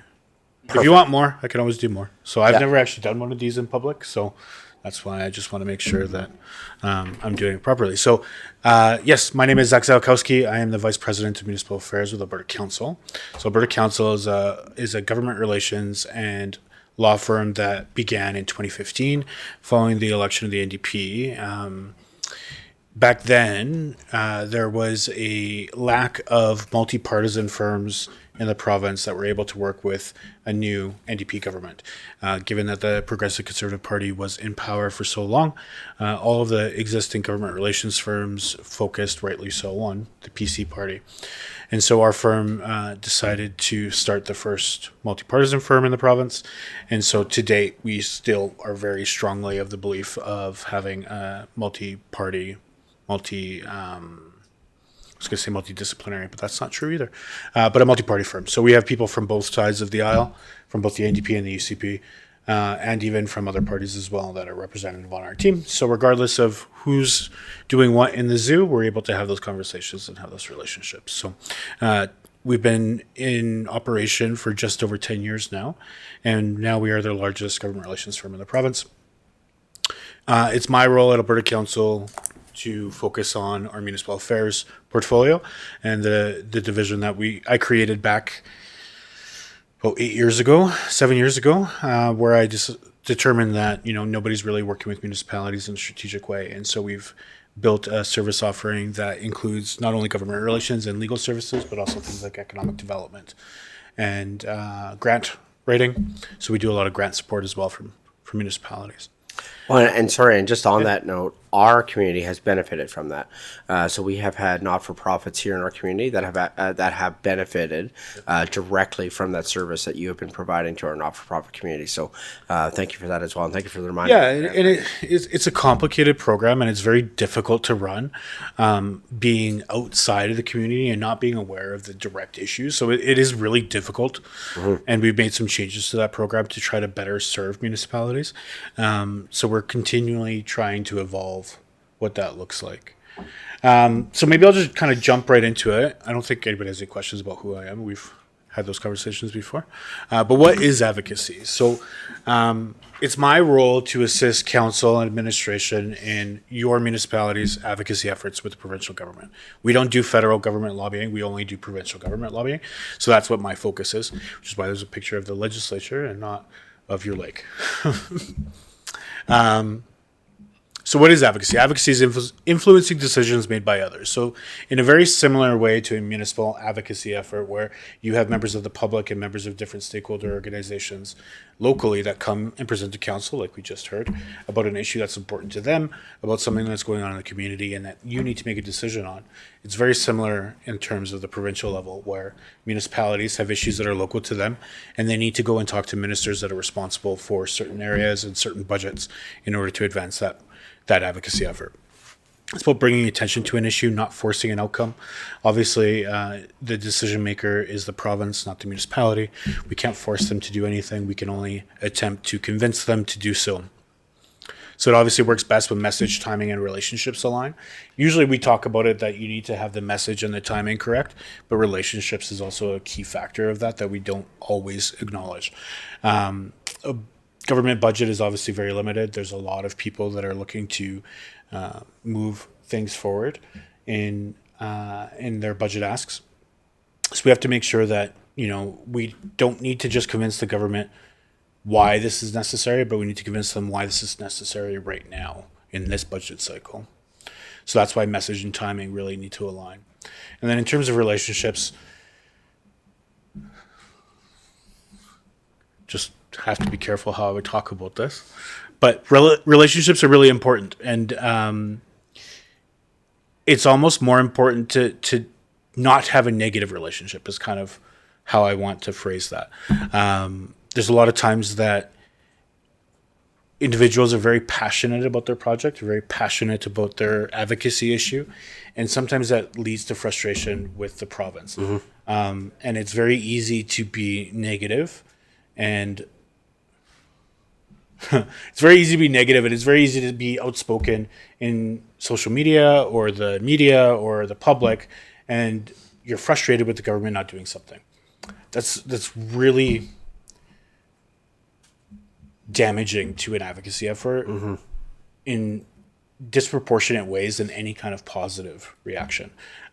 So you have to really make sure that you have those relationships and you have a very clear understanding of not only the people that are involved in the decision making, but also that they have a clear understanding of you as an advocate. So repetition and consistency build recognition. Typically in a government relations plan or an action plan, it requires multifaceted advocacy efforts. It can't just be, hey, we got a meeting, cool, it's going to happen now. We talked to the minister one time, we're good, we're done, this is going to happen. Fortunately, that's not the way it works. One of the examples I really like to use is I worked with a municipality on a wastewater treatment plant where they were attempting to get more funds from the province over the typical 1/3 that they usually get. It took us about 6 years of constant repetition, and every time we saw the minister, every time we met with them, we brought it up again, and we kept talking about it. We sent letters, we talked to the local MLA, we did all these things. And we did that over and over again for 6 years. And then finally we got a letter from the minister saying, yeah, we'll fund it. So takes a long time. And I like to bring this up with councils specifically because it's very easy to not recognize wins in your advocacy efforts as a council. And it's even more so for the public, but advocacy takes a long time. And so a lot of the time, like in our own personal careers or whatever the case may be, we have a conversation about something and it just gets done. Like that's it, we make it happen, right? With government, there's so many other decision-making points that's not the way it works. And so it's really hard to recognize success and take small wins. And we get discouraged really easily.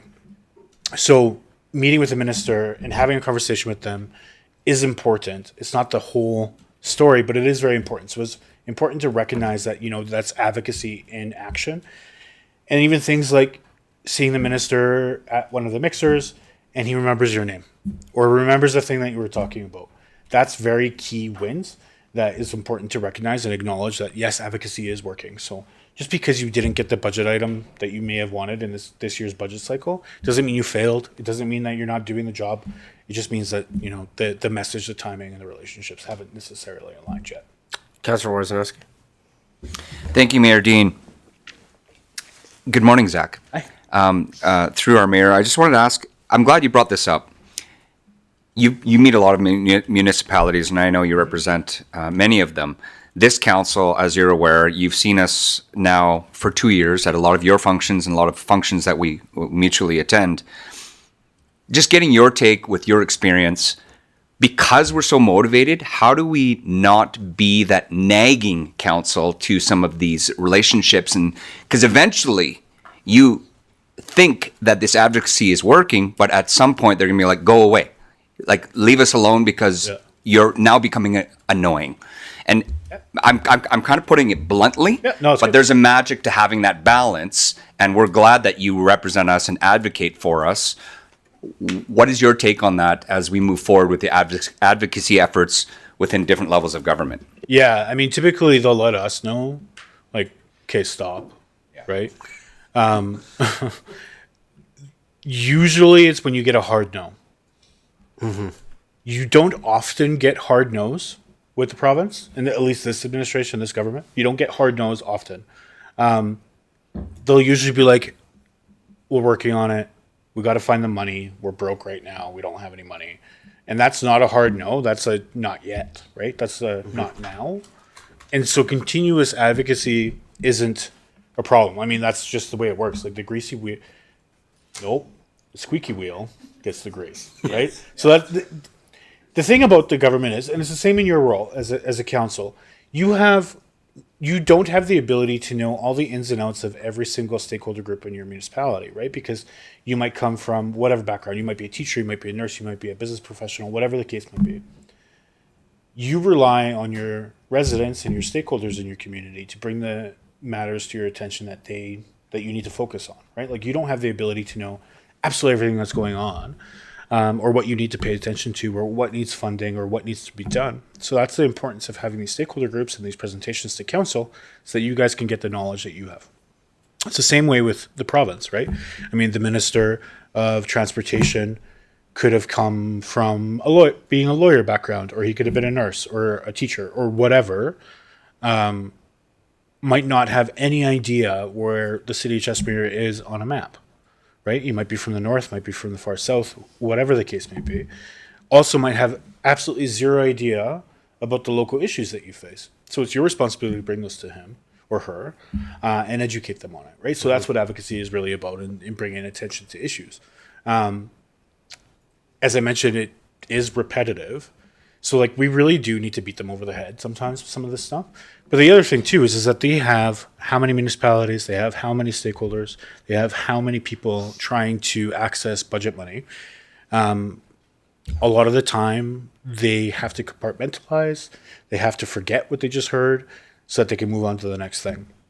So we have to package a message very simply, but then beat them over the head with it over and over again. So unless you get a hard no and they're like, okay, stop talking to me about this, keep doing it. And we'll know. And that's part of our job, is to advise you of like how we approach an issue and how we package it and how we talk to them about it. I'm just trying to think. Right now I'm working with about 35 different municipalities day to day. And over my career, I've worked with probably over 100. I don't think I've ever had a minister be like, okay, stop talking to me about this on a municipal issue. That's good. Thank you. Yep. Okay. So what does advocacy matter for councils? This is probably going to be similar to what I've already talked about, but provincial decisions obviously directly affect municipal operations. Municipalities exist literally because the province lets you exist. So provincial decisions really affect municipal operations, not just financially, but also in terms of things like a code of conduct, right? So proactive advocacy helps shape policy, not just react to it. So this is a key one too, and being able, and I'll use code of conduct as an example, but a lot of municipalities had some difficulty with the way the code of conduct was structured with the provincial government, and they raised that issue quite loudly with the province, kind of across the entire province. So they were able to be proactive in their advocacy to shape our current code of conduct policy. It also strengthens the community's reputation as a credible voice. So obviously you guys probably know that more than most. And the work that you have done over the last several years has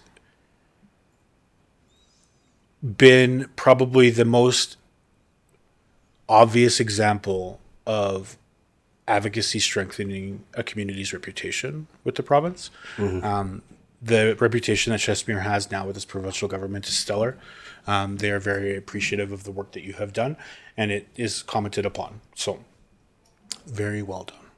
Also builds long-term relationships and trust with decision makers. So, being able to have conversations with ministers and individuals in the government that are ongoing, that show that you can be a partner they are willing to work with, and a partner that they can trust and rely on, really kind of translates into them being willing to work with you on other things as well. So relationships, like going on to all these mixers, and people always think, oh, you're just going to party, or you're just going to have a drink, or whatever the case may be. Unfortunately, that's not the way that works. It is really work. I do a lot of different events in my role with Alberta Council, and I talk to like friends or family or whatever, and they're like, oh, you have to go to another party. No, this is work, right? So like it is really about building relationships, and those relationships aren't just because you want to have more friends. They really do translate into your advocacy efforts. So what's council's role in advocacy? Council is obviously the collective voice of the municipality. It is council's job to identify and endorse clear government relations priorities, and then delegate advocacy execution. So we typically advise elected to elected and staff to staff in terms of relationships and meetings and all of those things. Sometimes that gets blurred a little bit, and elected officials will meet with senior staff. But typically it's elected to elected and staff to staff. But it doesn't necessarily mean that it needs to be the mayor or the CAO or committees. That can bounce around. So in some municipalities, the mayor might not have the best relationship with the local MLA, and somebody else on council does. And so sometimes that authority gets delegated. Also, in terms of meetings, like when we're meeting with a minister, usually we recommend only one person kind of leads that discussion. Somebody might be really passionate about the issue that you're talking about. Say you're talking to the Minister of Transportation about a bridge, and that bridge is in one of your councillors' communities, whatever the case may be. I'm trying to make up an example on the fly. And so then you would, instead of having the mayor talk to the minister, you would maybe have the councillor speak to the issue because they're really passionate about it and they're really knowledgeable about it. Or in a rural municipality, maybe you have a farmer on council that knows a lot about irrigation. You would have that person lead that discussion. So you can delegate authority. You can also set it so that it's always the mayor or it's always whatever, one councillor. Council decides. The one thing I do want to talk about though is maintaining message discipline. And so I probably talk about this a lot. But speaking with one voice. So once council comes to a decision on an advocacy direction, it's very important you stick to that. outside of this room, you talk about that as being your priority and not waffle on it. What I mean by that is that if you go into a meeting with a minister and say, this is the number one priority for the city of Chestermere is a bridge, for example. And then, a little bit later, one member of council is having in the coffee line at the convention and sees the minister and say, hey, Minister Drisha, actually, you know what? That's not our number one priority. We really need this road instead. And then it's very easy for the minister to say, ignore it all and say, you guys don't know what you want. Come back when you do. So it's very, very important to maintain message discipline. And also, it's not just, this is our number one issue, but also, the desired outcome that you want. And if you waffle on that at all, it'll be very easy for them to kind of ignore you. So, and then avoid individual lobbying that contradicts council direction. So again, very similar vein to that. If you do, if you are in a meeting, it's happened before where you have a kind of counselor that kind of goes off script a little bit, and it happens. It's fine. It is what it is. But try to avoid individual lobbying on behalf of a passion project. Is the best way I can put it. Council needs to set clear priorities that are shared between all of you, that are important for your committee or community, and make sure that you kind of stick to those. Is kind of my advice. Once you have more than 3 to 5 of them, it gets a little bit watered down and really hard to structure, and then everything gets kind of lost. So, in council, determine what your priorities are, and we get into that a little bit later, what your existing ones are. But it's important you stick to those. I think too, just a comment on that, what I've noticed within the mid-size, right, is when you're talking about the idea of the ward system, absolutely that makes sense, right? If you have a bridge in a ward councillor so-and-so, sure, right? What I've noticed within the mid-size is a lot of that, though, is led, because especially within mid-size, typically the mayor is the only one who's full-time. And that's not even true for all of our mid-size cities. In some of our mid-size cities, they're not even full-time mayors. But I was just wondering, too, on that piece, typically what I've seen within the mid-size cities in particular is that it's really the mayor that is the one-on-one and then keeps council up to date. And I think that also varies from municipality to municipality in terms of that updating. I think we do a good job here in terms of every briefing note that we send, council gets a copy of. Council has a copy of all of those briefing notes that come out. They're updated about the meetings that we have. But from your experience too, is that typically what you've seen at the mid-size level? Sure. In terms of that advocacy, the mayor taking those, if you will. Yeah. So advocacy is the shared council responsibility. Yeah. Right. Yep. It's your responsibility to develop priorities and determine what you want to advocate on behalf of all of your residents. There's no way all of you can be in a meeting with the minister and it go any kind of effective way, right? That's just not the way it works. So you need to have an identified spokesperson for council, and almost always it's the mayor or the reeve across the entire province. Very limited situations where we've had a mayor that perhaps didn't get along so well with the province, and so we advise council that maybe you need to pick somebody else. That's obviously not the case here. That's very limited. That's happened twice. It's almost always the mayor. There has been a couple situations I've worked with municipalities where the mayor just was really not comfortable being that spokesperson. So they wanted to pick somebody else. That's fine too. I would say 95% of the situations in the municipalities that I see, it's the mayor. Mayor has the authority to speak on behalf of council. They're the chief elected official of the council. It makes the most sense to have the mayor advocate on behalf of the entire council. So that's almost always the way it is. But it is also very important that the mayor, kind of brings it back to council, like you said. 100%. Yeah, because it is a shared responsibility, and a lot of the times, advocacy is pretty nebulous, right? It's really hard to point to one direct action that results in success. It is very fluid, and as I said, it's very ongoing. So it's hard to point to any one action. And as a result of that, sometimes we find councils get a little uncomfortable with the direction advocacy could be taking, just because they're not well informed as to all of the things that are happening. So yeah, it's definitely best practice to keep council informed. Thank you. Yep. Okay, I think I'm just gonna jump now to what my role is. Yeah. So what's my role? My role as a lobbyist is to help you understand what's politically possible and when. We have a very large team right across the street from the legislature, and all we do is politics. This is all we do. This is all we kind of pay attention to. I have a group chat that is nonstop updating about things that are going on in the world of politics. So we're able to have a solid understanding of what the priorities of this government are, when, and what we think that could be advanced in a certain cycle. We can help you refine key messages and background materials, which we do quite often. We typically take material from a municipality or from a council and then package it in a way that's most successful with the current government. Every government kind of likes things a little bit differently. This one, we typically take your material and package it into what we call a backgrounder, which is usually 1 page, 1.5 pages. Starts with an issue, talks a little bit about the background and then what the ask is. We always want to make sure that we have an ask. If we're having an official meeting with the minister and don't ask her anything, you wasted everybody's time. So we make sure that that's refined. And then we can also prepare, based off of that background, some key messages and talking points for council or whoever's meeting with the minister. We're able to connect you to relevant decision makers. We know who's making the decisions. One thing that councils are always kind of surprised about is that the Minister of Transportation is responsible for water and wastewater.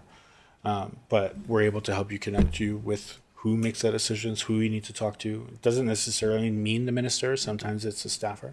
Sometimes it's a chief of staff or somebody that works on policy in the department. And then advise on tone, positioning, and follow-up. So obviously tone and positioning is very important when you're speaking with the government. Even things like vocabulary that you use changes depending on who the government is.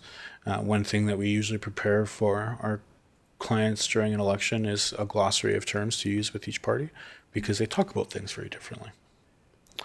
And then candid feedback from behind the scenes. So if you've ever met as a council with a minister during AB Muni's convention, you usually get like 15 minutes, not even. You get in there, you say, this is what we want to do, this is what we need from you. Minister says, that's a great idea, I love that, that's so great. And then he has to get to his next meeting, and as soon as that door closes, he'll turn to his staff and say, that's never happening, right? That happens a lot. But what they'll do is we'll be able to do some work either before or after to determine, is this something that we even really need to bring up to the minister? Is this something that they have any interest in even looking at? Or is this going to be a hard no? And there are certain things that are going to be hard no's. And so before wasting everybody's time, we'll be able to advise you on that. And then after the meeting, we're able to call them too and say, hey, what did you think? Does this have any legs? And they'll be able to advise us and we can help you kind of modify. And then so the best way to kind of look at us is we'll tell you where to go and how to get there. The one thing I like to focus on, and I think I talk about it on a different slide, but is it's not my job to set the municipality's advocacy priorities. I will never know as much about your community as you will. I don't live here. Unfortunately, it's beautiful, but I don't live here. I don't know your residents. I don't know your issues. That I need you to help me with that. And so I always want to help you develop your own advocacy priorities, but council needs to own those. I also don't ever want to take those council priorities and then disappear and then I'll just let you know where we're at. I want to build your capacity to be your own best advocates, because if you ever decide not to work together again, I don't want me to leave and then you guys lose all of that work that you've done. So I want to help you build your networks. I want to help you build your priorities and your relationships. And I do that through a variety of ways, which we've talked about, whether it's connecting you with relevant decision makers or these mixers and things like that, or getting you in front of the people that you need to talk to. I think that's probably, because I am very candid, and I don't want to get myself in trouble. So I think that's probably the public portion. Awesome. Anybody have any questions about this before we go into other stuff? I wonder...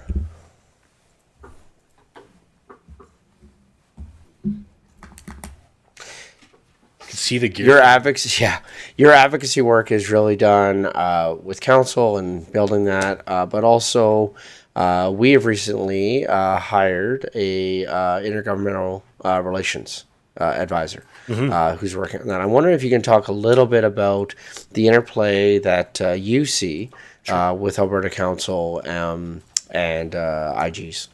Absolutely. So I think I actually recommended to you a while back that you start looking at a position. Yeah, you like did. that. Yeah. The thing is that you, as the mayor and your CAO, have to wear a lot of hats, right? And like even in this previous one, and you're like, yeah, sure, I could coordinate that. I'm like, really, you want another hat? You want to do another job? That's great. But you guys have a lot of hats. Candid. Very, and this is me trying to police myself in public. I can't wait for the off-camera conversation you and I are going to have about this. Yeah, I haven't even sworn once yet. This is great. Valid. You guys have a lot of things on your plates, right? Like both administration and so like the way it works in practicality is council sets the priorities, right? You're the what and the why, and administration is the how. And so once it moves into the how phase, administration, and typically it's the CAO. So like I meet with all of my municipal clients once every 2 weeks, and it's always the CAO and sometimes the CAO and it's the mayor. And it's the CEO that's responsibility to put together all the information that I need that I can then help you with and everything, right? But like the CEO needs to own kind of the advocacy plan and determine, you know, what are we wanting to work on next? Where are we in that process? Like what does council really want to tackle next? Among the myriad of other things that the CEO has to be responsible for. So it's very helpful to have somebody in the IG position that can own your advocacy. If that's what they do is own the advocacy, then they're able to kind of move things a lot more efficiently. They're able to devote a lot more attention and brain power to your advocacy efforts so that the CEO can focus on all the other things that the CEO has to focus on. And then on top of that, like I said, like advocacy is a lot of work for municipalities because it is things like mixers, and it's things like going to a budget address, and it's things like reading one of the 3,000 briefing notes I'm going to send you about, you know, the bill updates, and it's all of those things. So having somebody that's dedicated in that role can really kind of enable not only administration but council to be more effective in their advocacy. So yeah, I thought it was a great idea for you to hire into that position. I work with a couple of other municipalities that have a dedicated position like that, which is why I suggested it to you. Because it really kind of frees you up to do more. Well, I think what I've also seen with that is the example that really stood out to me was last year at Stampede. I was standing with another mayor. We're having a mayor-to-mayor conversation about some interplay between our two municipalities, and their intergov person came over and said, Mayor, can I steal you for a second? Over there is Minister so-and-so. He's the minister of this. Here are the 3 things that you need to talk to him that affect our community, and here are your talking points. Go. I stood there watching that going, I want that. I want that. Because I just said to that mayor, I'm like, can I come too? Right? And it was a great conversation. We had a very good conversation. And I don't want to downplay the work that this council has done at all, because I mean, I don't want to lose sight of the comment that you made about the reputation that you have commented. This whole council has worked on establishing with the province right now. And I don't think that should be lost at all. But certainly, I appreciate your comments on the interplay between the work that you do and the intergov relations person. So yeah, and it is different roles. And somebody else asked people that too, and they were like, "Are you thinking that, you know, we're not going to work together anymore because now you have this intergov?" Right. And it's a very different role that we fulfill. I see that position as being I mean, it's your position, but I see that position as being very much kind of critical to both administration and council and their ability to execute the things that I help you with. Yeah. Right? As opposed to developing all the things that we develop. I mean, it's hard to do what we do if you're not focused specifically just on that. But like all of the different documentation and the things that we do and all of that, like we're able to help that person do their job better, basically. Yes. Great, thank you. Unless there's any other comments or questions from council, I'm going to suggest that we have the motion to accept this presentation for information. Thank you. Can I have a councillor make the motion to accept the presentation for information, please? Councillor Randawa. Thank you, Your Worship. I move that the council accept the Alberta Council update for information. Thank you. Comments, questions from council? Just want to say thank you for the presentation and I appreciate highlighting the work that you do. Call for the vote. And that's carried unanimously. Thank you. I'm going to suggest now that we take a break and we come back at 1 o'clock, please. Thanks, everybody.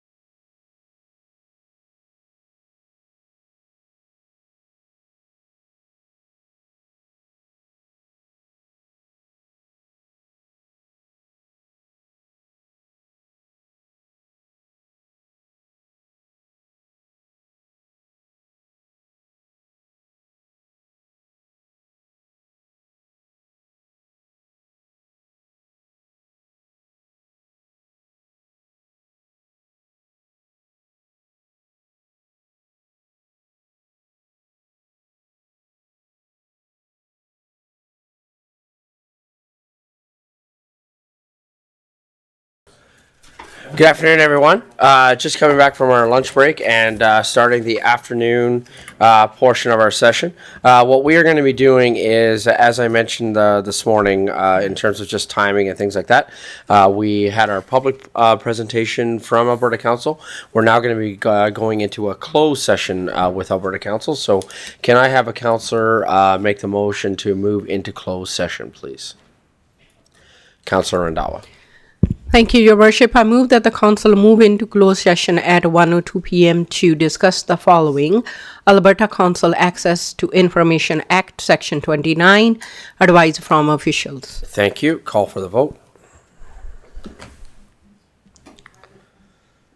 And that's carried unanimously. Thank you.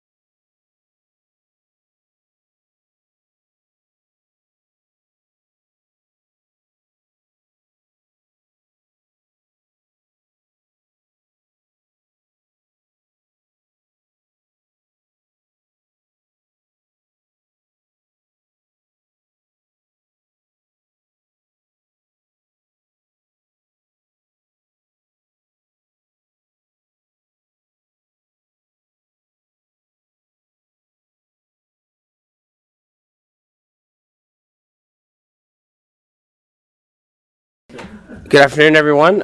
Just coming back from our closed session. Can I have a counselor make the motion to come out of our closed session, please? Counselor Sambo? Certainly, Your Worship. I will move that council come out of closed session at 1:38 p.m. Thank you. Call for the vote. That's carried unanimously. Thank you. We'll take a quick 5-minute break and restart our meeting at 1:45 with our next public presentation. Thanks, everybody.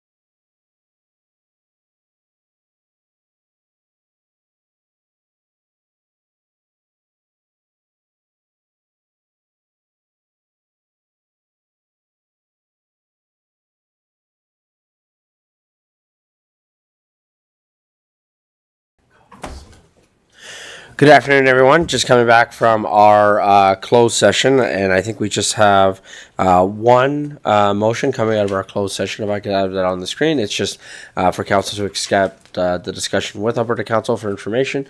Can I have a councillor make the following motion, please? Councillor Schindler.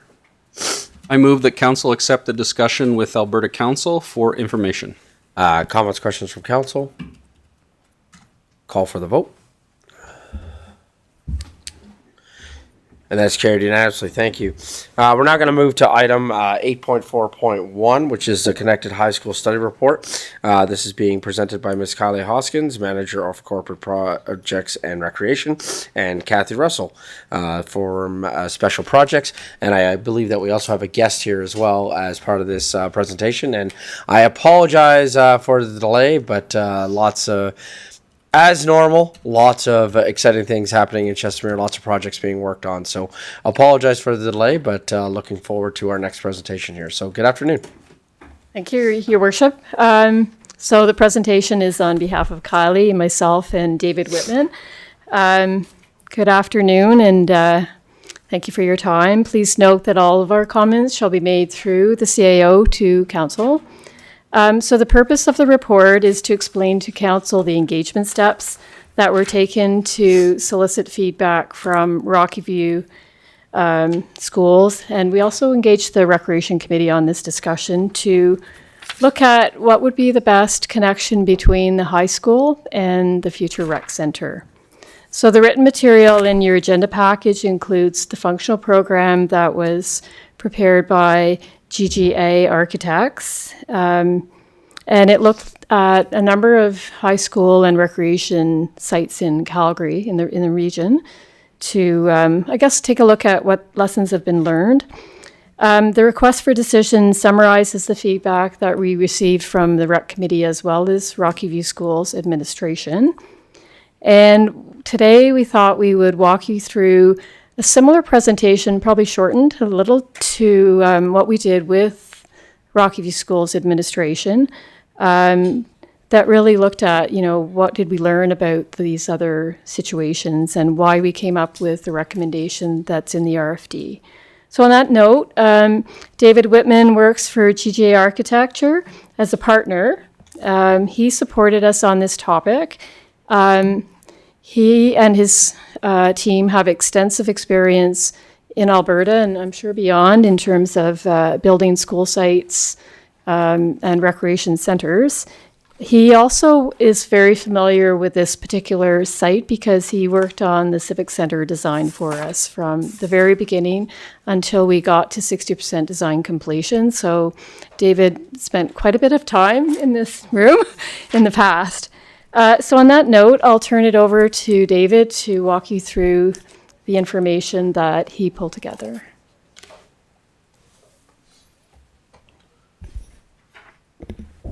Thanks, Kathy, Kylie. Nice to be back here.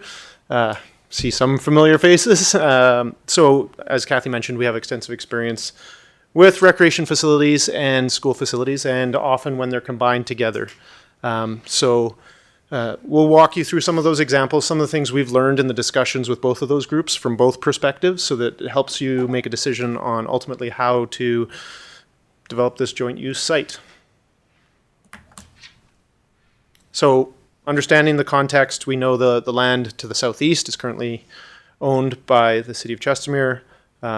Rocky View Schools owns the northwest corner. It's a shared relationship on the northeast field, and then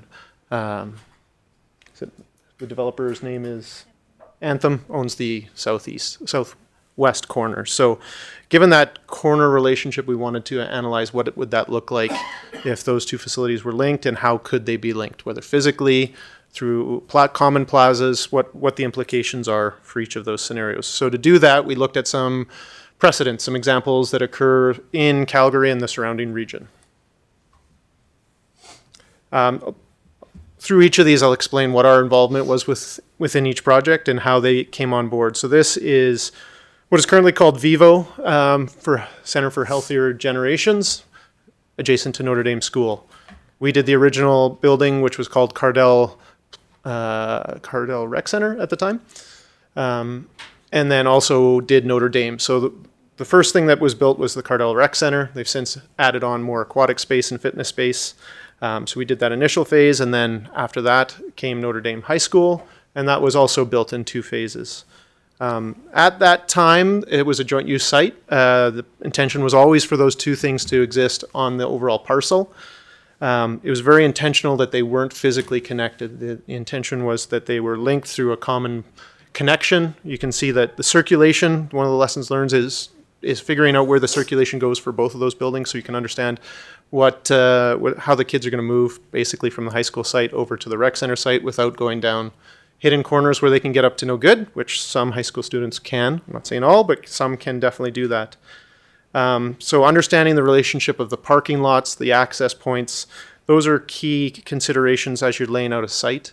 In this instance, there wasn't a lot of movement from the rec center over to the high school, despite them having a triple gymnasium in that high school. There wasn't a lot of shared use in terms of tournaments and things like that for those 2 facilities.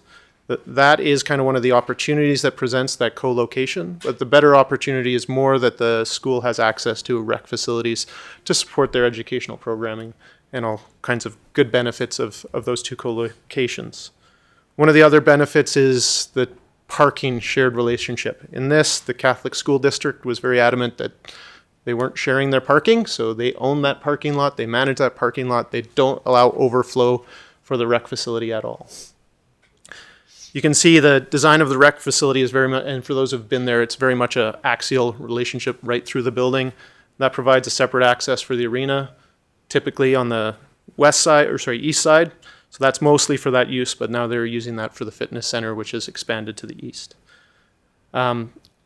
Another important thing to consider in this specific instance, I don't know if it applies to the site that we're speaking of, is the fact that there's a library use. So that community use has a little bit more and better proximity to the school site.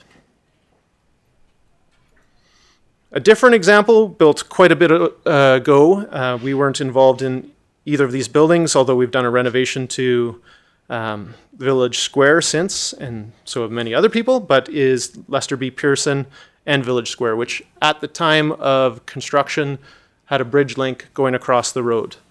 That has now been closed. There's been incidents that happened in that bridge link, so it is no longer accessible between those 2 buildings.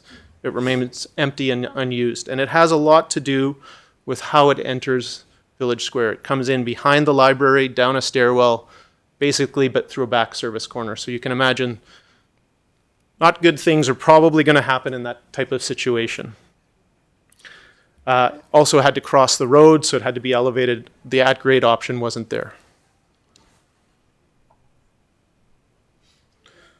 2 more facilities that we were directly involved in. At the time this project began, that was a bare piece of land. There was a storm pond, and we did a master plan engagement session with all the parties involved, including several city departments. And that led to a relationship where the school was independent and the rec center was independent, and they didn't have a conjoined or physical connection to each other. It was agreed that it was going to be best for both of those organizations if they connected across a public pathway or sidewalk. This is a massive facility down in the southeast of Calgary. So Seton has pools, rec centers, and again, you can see the circulation is very clear through the center of the building and looks to link up with the school in the appropriate location. Some of the lessons learned are how to design your recreation facility to support that high school relationship. And that entrance from the southeast has a smaller drop-off parking lot. It's closer to the daycare, it's closer to the library, closer to the cultural components of the recreation facility, which include a theater and art spaces. So really the lessons learned in this example, much like the first example, is what do you put in close proximity? What's that distance across? Is it a nice, comfortable distance? You know, some of our days we can definitely make it from one building to another without jackets and things like that. But again, there isn't a lot of movement from the rec center down to the school. Yeah. Please. Isn't this the one too that in the parking lot is basketball hoops? It is, yeah. Yeah, because there's a utilization of that when it's not the parking lot, that it's also utilized that way, correct? That's this one. Yep, that is, yeah. Okay. And that happens out in the parking lot on the east on the lower portion. Yeah. So again, but the parking isn't shared in this scenario. They each have their own parking lot, and that's probably one of those things that is more flexible. Because the school and rec center don't really have peak uses at the same time, unfortunately in this, the CBE and the city didn't have that kind of mutual approach and attitude for this project. So building on that circulation, sight lines and supervision is kind of one of those key things. That's what you didn't see in the last example. That was intended to be very clear in this example. Again, another joint use site that we were involved in right from the very outset of the planning stages is the Genesis Center in Nelson Mandela High School. So the first building built was the Genesis Center. There was a subsequent expansion of a field to the north, which I don't know if I can point on this. I can't, I don't think, but it's the north portion of that rec center was an expansion afterwards. And then Nelson Mandela High School was built in 2 phases as well. The interesting part of that 2 phases was they originally went to the province, the CBE did, saying, we don't need a gym. There's gym facilities in the building next door. Let's build our facility without those. One of the challenges they had is that was a lease agreement with what is called the NECCS, Northeast Community Center of Community Society, who ultimately had the obligation through their agreement with the City of Calgary to not come back for operating dollars. The agreement they had with the CBE didn't really align those expectations. Ultimately, that led to that contract going up in price every year and the CBE saying, we need to build our own gymnasium. So the irony is they tried to build it without a gymnasium. They ended up building one of the biggest gymnasiums in the CBE's inventory. And that's that green box that you see sort of highlighted on part of the school. So there's all good intentions. It has a lot to do with the governance agreements, the lease agreements for sharing of spaces. And ultimately we created an exterior plaza that connects the students from the school over to the rec center. In this scenario, shared parking was a strategy. So you see that access off of Falcon Ridge Boulevard over on the right provides access to both parking lots. So it's a shared road. And there is some flexibility for larger events that the Genesis has. I know they have the model train show and that parking lot spills over into the school site. I'm wondering, sorry, if you can just speak to, because you guys were involved in this project, is that correct? Both of them, yeah. So one of the highlights, one of the things that I like about this Genesis building is the common area when you walk in. Was there an intentionality with regards to, when I go there, what I see is I see a lot of people hanging out, playing cards, interacting. Like, this is a community space, the lobby area of this. Like, it is full all the time, but not with people with the hockey bags and lacrosse bags and all that waiting for their kids and things like that. Like, it is full with people just gathering in community, grabbing the booster juice that's right there and just being in community. So I'm wondering, are you able to just speak to the intentionality of that, or did that happen and that's just a huge win? So I'm just wondering what's the interplay of that with Always that intentional. That's right. That's right. Yeah. Absolutely. One of the actual planning principles we used when we were laying out the entire site, including how the school site would be developed, is to try and create essentially a promenade or public space that went right through the core of the site to ultimately what is a LRT station and commercial center to the north. Yeah. But some of that was because of the program and the nature of the Genesis Center, which is a collaboration of 4 organizations, the YMCA, Calgary Public Library, Northeast Center of Community Society, and I think at the time it was called 1,000 Voices, which is a social organization. They've since been taken over by the NECCS.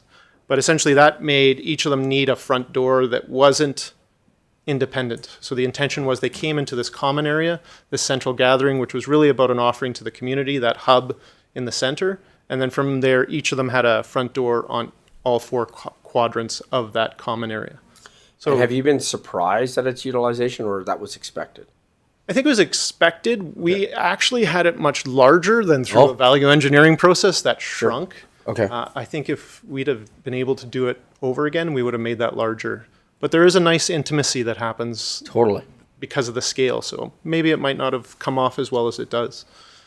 Oh, it's beautiful. That's why I was wondering about with regards to that intentionality. Yeah, totally was. It is something that stands out to me, just because it's where my kid played lacrosse. So when I'm in there, like that's the thing that stands out to me is that lobby area. Yeah. It's incredible. Well, and the nice thing is from that lobby area, you can see across to the high school site. Right. Again, about that visual connectivity. It's like, where is the public space in relation to where the students are coming? So you invite them into a heavily supervised space as opposed to That's a true. hidden corner or something like that. And then being on the north side, it's very wind protected from the buildings. So it creates some outdoor places where they can, in the spring and fall, they can also use those spaces. And in fact, one of the things that we like, that we see a lot, is the students in the tiered plaza that happens sort of where that dashed line is going. They'll sit there in the fall and spring and have some outdoor learning and gathering that happens outside of the school hours. So to look at a community outside of the city of Calgary, we also took a look at Genesis Place and Burt Church High School. So we were involved in Genesis Place in all three phases, which happened sequentially. First was a pool renovation and fitness center. Second was a field house and gymnastics center. And then the third phase was a double arena. So similar in the nature of this site, where there's going to be multiple phases ultimately. How do you plan those things to create clear circulation and access points with a high school? The high school was there, I think, at the same time as the first phase, and that was a renovation to the pool. One of the challenges, I think, and lessons learned is students are walking across a parking lot. That parking lot is shared. There's no clear division between what is the school, what is the recreation facility. I know from speaking with the operators, there's challenges with that, managing that.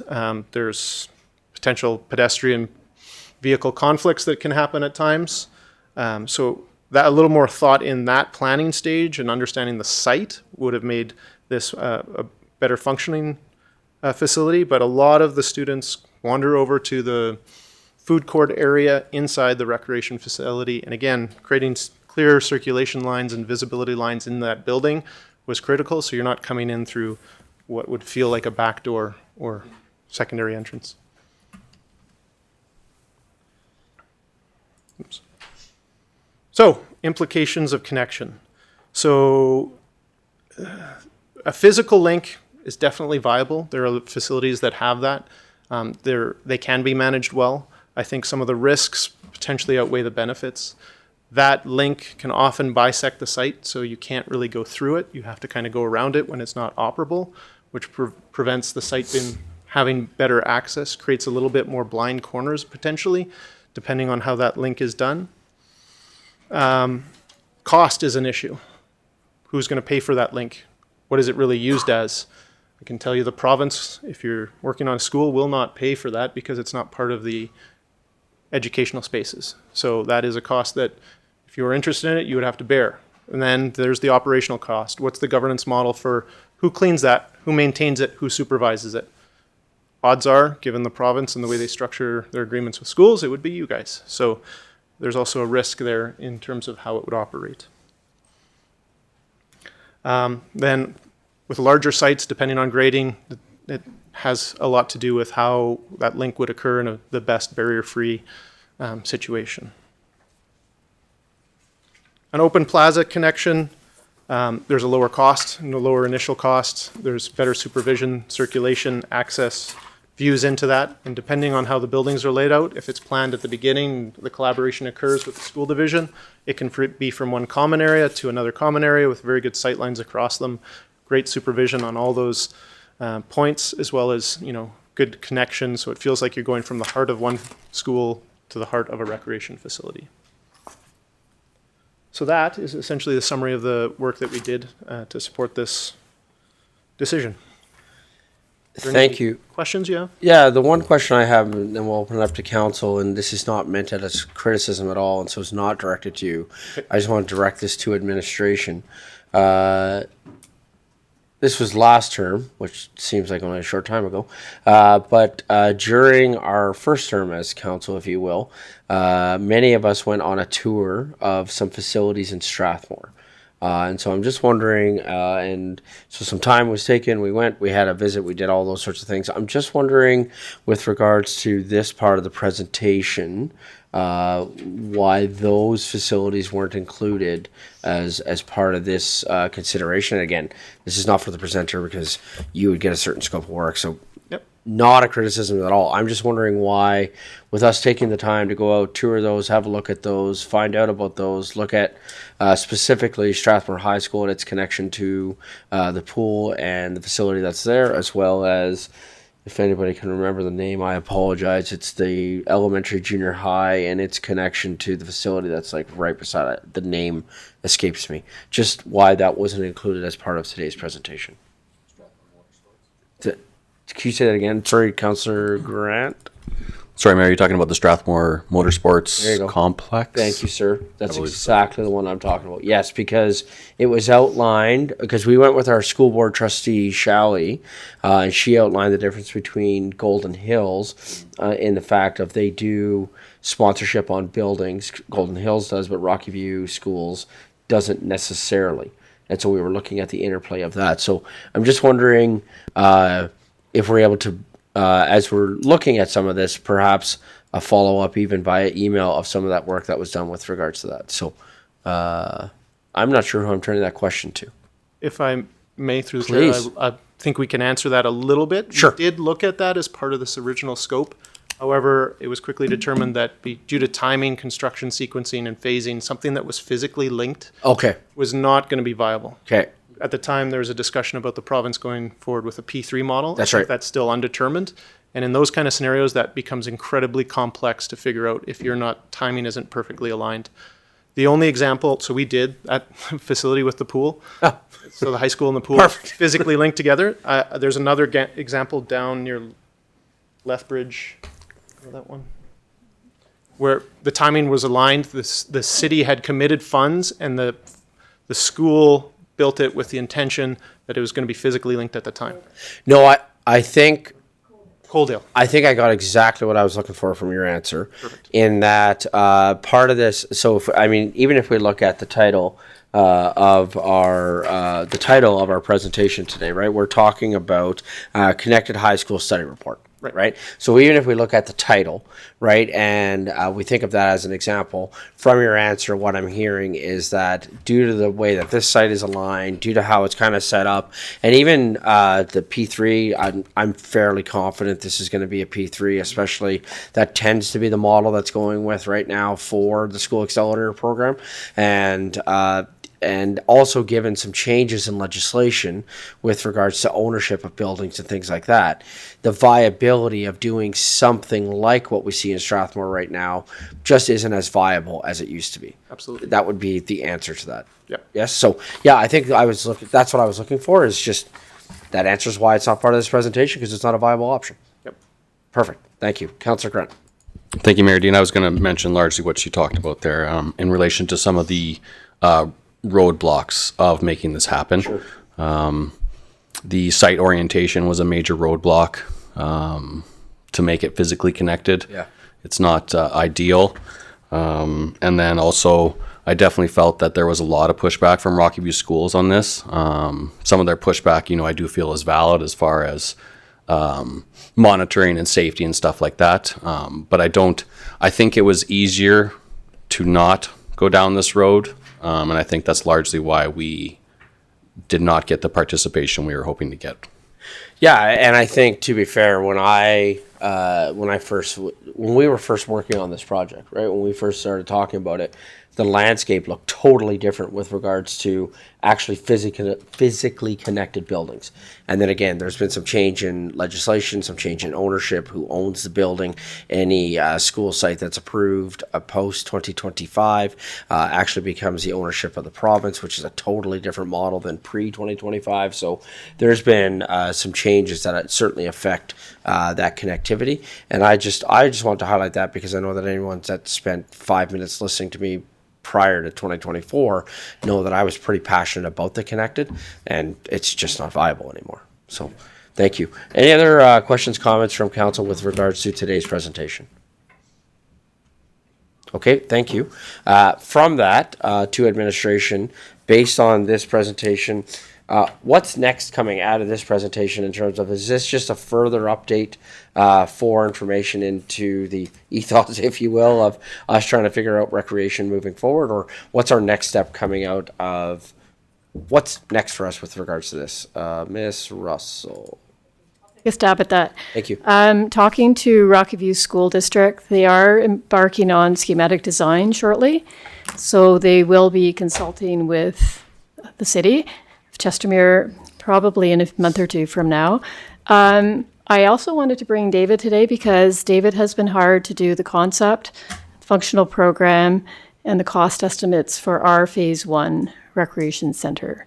So we hope to have something by May back to council. But before that, what we would like to do is engage a number of parties, including council and our stakeholders like Rocky View Schools and Rocky View County, to really understand and, I guess, invite them into our planning process, especially around what's in the building. You alluded to common areas and at the front door, and we need to have more conversations specifically about what would be in Phase 1. So that's what would be coming next. It aligns quite nicely with the planning for the school. Schematic is ahead of concept, but they have a prescribed school concept anyway, so it would be logical that, we'd be a little bit off, but it dovetails really quite nicely with, in particular, the site planning, so that we can really optimize how we interact and have the two sites being planned together. Yeah, I'm cognizant of the conversation that we had this morning with regards even to not-for-profit space. And I think one of the desires that we've heard loud and clear from our community is a desire to have places to gather, right? And so whether that's in a common area at a recreational facility or outdoors, as within our capital budget, we've talked about the idea of gazebos, picnic tables, benches in our green spaces. So I think that is going to continue to be a priority for us moving forward, is those gathering places. Councillor Warzanowski. Thank you, Mayor Dean. Through yourself, through administration, and to you, Mrs. Russell, just one comment. I'm glad to see that, there will be consultation with council, and I don't know if I'll be a part of that or not. Hopefully, yes. But I just wanted to make the comment just in case. I was fortunate also to go, and council and my peers have heard my example. I grew up in Edmonton at a facility that had 2 high schools, a recreation facility, and a bus terminal, all with a not firmly shared parking lot. It was a bit of a mix, but what was cool about it is it also incorporated a bus terminal, and I believe the long-term plan even back then was to turn that terminal into a light rail terminal at some point. So super connected, big fields shared between the entire community and the schools, pool, arenas, courts, all the above. So I just wanted to make that point, not how cool it was, but one thing that hasn't been mentioned today is connectivity by future transit as part of our transit plan. Mm-hmm. Whether it's 10 years from now, 20 years from now, or 2 weeks from now, it's something that I think it's important for us to consider to connect our students and users of a potential rec facility in that area. Yeah, it's a great point. Well, and we have our transit feasibility study coming back, I believe, next month, which is going to influence that as well. Councillor Sambo. Thank you, Worship. Through you to Mr. Edney and to Ms. Russell. Clarification on what you were saying about Mr. Whitman's engagement with the RFP. Has his firm been engaged for the concept plan or the schematic design? For the concept. So we would do a functional program, which is detailing every space in the building. Okay. That would be in order to generate a concept. And we would also be getting more refined cost estimates. As you remember, we did get some high-level cost estimates, but this would be better, more refined. Not that the others weren't bad, but okay. Councillor Schindler. Thank you, Mayor Dean. Through you to administration. From this presentation, I'm seeing that the interaction between the school and the Rec Center 2.0 is going to be minimal. a pathway.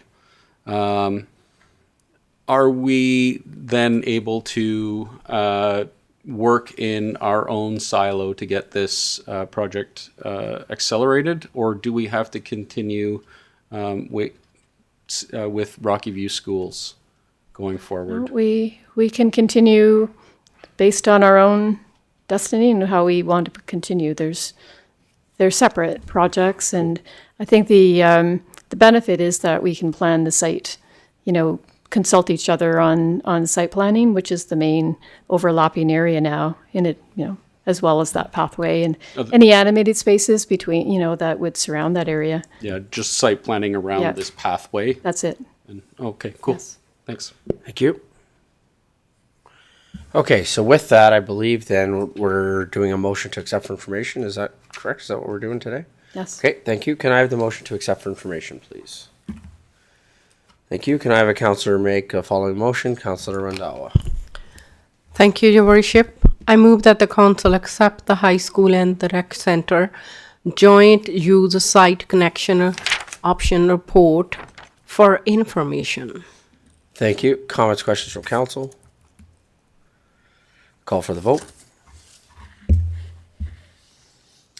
And that's carried unanimously. Thank you. With that, I'm going to ask that we take a 5-minute break as we have another presenter that's coming, and just give Ledge Services an opportunity to make sure that we have that set up. So we'll take a 5-minute break and come back at 2. Just before taking the break, Councillor Sandbo. Thank you, Your Worship. I was just looking for clarification based on the recommendations on this request for decision. Is Ms. Russell looking for a motion of council moving forward with this direction, or do we need to give any kind of endorsement for this model? Thank you. Administration, is there another motion that you were looking for today from the presentation, or is this more accepting for information as we continue to, as administration continue? I'm seeing nodding. So we're accepting for information right now, and you weren't necessarily looking for another motion. Okay. Okay. We can take a break, and then if there's anything that comes up after that, if there's a further motion that's required, then we can look at that. Okay, thank you. With that, we'll take a quick break and come back at 2:25. Thanks, everybody.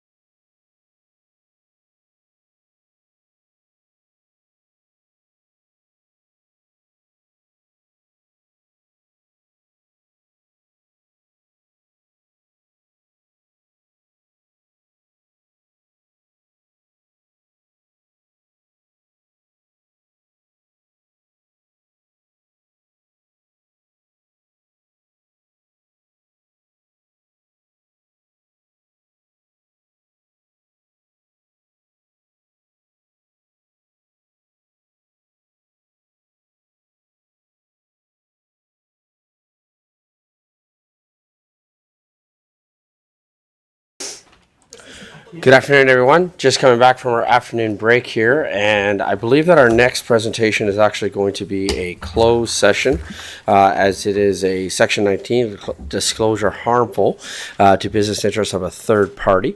And so can I have Councillor make the motion to move into closed session, please? Councillor Randawa.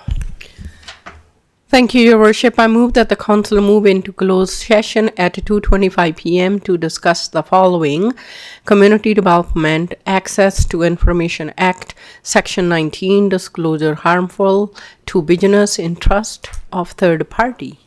Thank you. Call for the vote.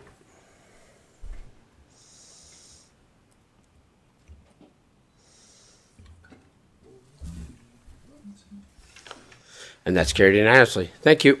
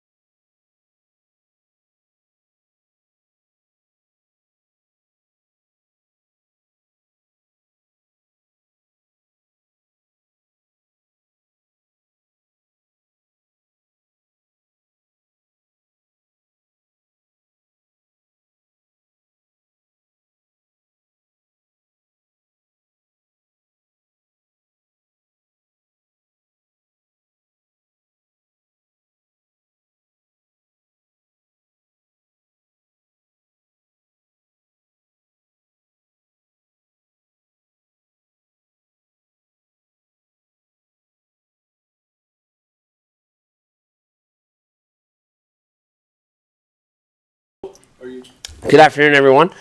Just coming back from our closed session. Can I have a counselor make the motion to come out of closed session, please?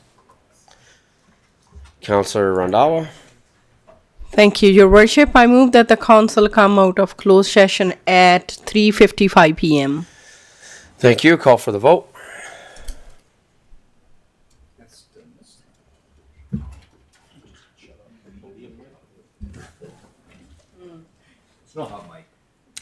Thank you. That's carried unanimously. We'll take a quick 5-minute break. Come back at 4 o'clock. Thanks, everybody.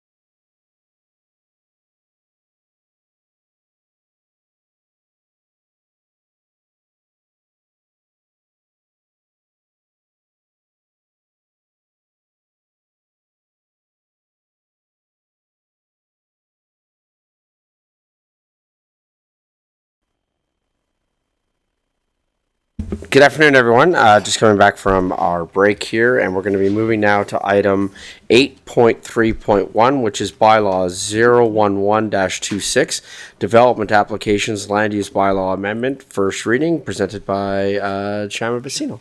Good afternoon.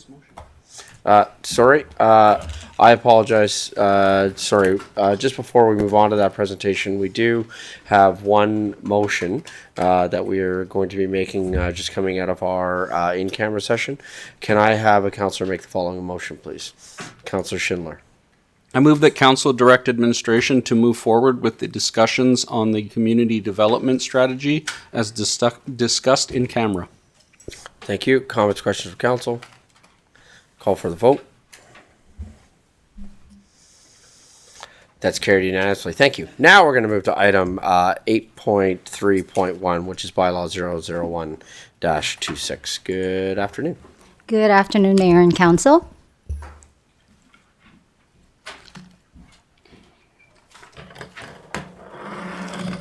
Okay, let me start with an introduction. My name is Shaman Vicencio, Development and Building Services Manager for the City of Chestermere. Before I move forward, I'd like to make note that all of my comments will be made through the CAO to your worship and to all members of council. Today I'm presenting Bylaw 011-26, which is an amendment to the Land Use Bylaw 020-24. This proposes the reinstatement of development permits for permitted use dwellings. This amendment closes a gap in the administrative process so that Chestermere can be more aligned with best practices so that we can restore a formal, transparent, and enforceable approval process. I'll start with briefly outlining the motion before council, then summarize the history and current state, then present our comparative review of other municipalities, highlight key process differences, describe the implications of reinstating development permits, and conclude with administration's recommendations. And at the end, I'd be happy to answer questions that council may have. Administration is requesting for first reading of Bylaw 011-26, which is an amendment to the Land Use Bylaw 020-24, and to schedule a public hearing for April 14, 2026 at 10 a.m. So for a brief history, in 2014, the city exempted permitted use dwellings from requiring a development permit. This replaced the formal approval with an internal review-only process. Although a development permit was no longer issued, the full technical zoning and compliance review continued. This includes checks on setbacks, lot coverage, building height, grading, driveways, utilities surrounding the property, and alignment with the land use bylaw. Construction proceeded first under a partial building permit, wherein builders are allowed to proceed to just foundation, and then later on to a full building permit once all reviews were finished. The problem this created is that the city still performed a full level of work associated with issuing a development permit, but without a formal approval tool that makes the review meaningful. Today, the city completes the same workload, applies the same technical standards, and performs the same thorough review, but lacking enforceable conditions, no transparent written decisions, no appeal rights offered, because no development permit exists. This leaves administration with less authority, less clarity, and fewer tools to manage compliance. So really, the key takeaway here is that we are doing all the work as if we are issuing a development permit, but without the benefits of a formal authorization or a binding decision or enforceable conditions or any enforcement mechanisms, and also no appeal process. So this is the administrative gap that we have identified and that we'd like to resolve by reinstating the issuance of a development permit, because this leaves the city to confusion, inconsistent expectations, and avoidable compliance challenges. All right, so to close this identified gap, administration proposes deleting section 4.2Y1 so that we can reinstate issuing development permits for permitted use dwellings. As stressed earlier, we're already putting in the effort and work into a full development review. So this does not change the amount of workload or timelines. It simply restores a formal binding permit document that improves transparency, provides enforceable conditions, and creates a clear, enduring record of approval. So across Alberta, municipalities generally follow one of two approaches. Municipalities may issue development permits or may simply do an internal review with reduced scope. Chestermere's current model fits neither approach. We perform the full technical review, but do not issue the permit. As a result, we assume the workload of a full development permit process while missing the administrative and enforcement benefits of issuing one.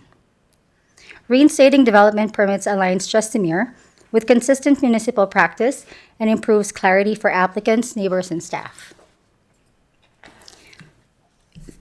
Municipalities that issue development permits benefit from a formal authorization, appeal rights, enforceable conditions, and a clear public record. Review-only models remove the permit step, but this also reduces transparency and enforceable tools. Chestermere's current approach delivers none of the efficiencies of a review-only model and none of the benefits of issuing a development permit.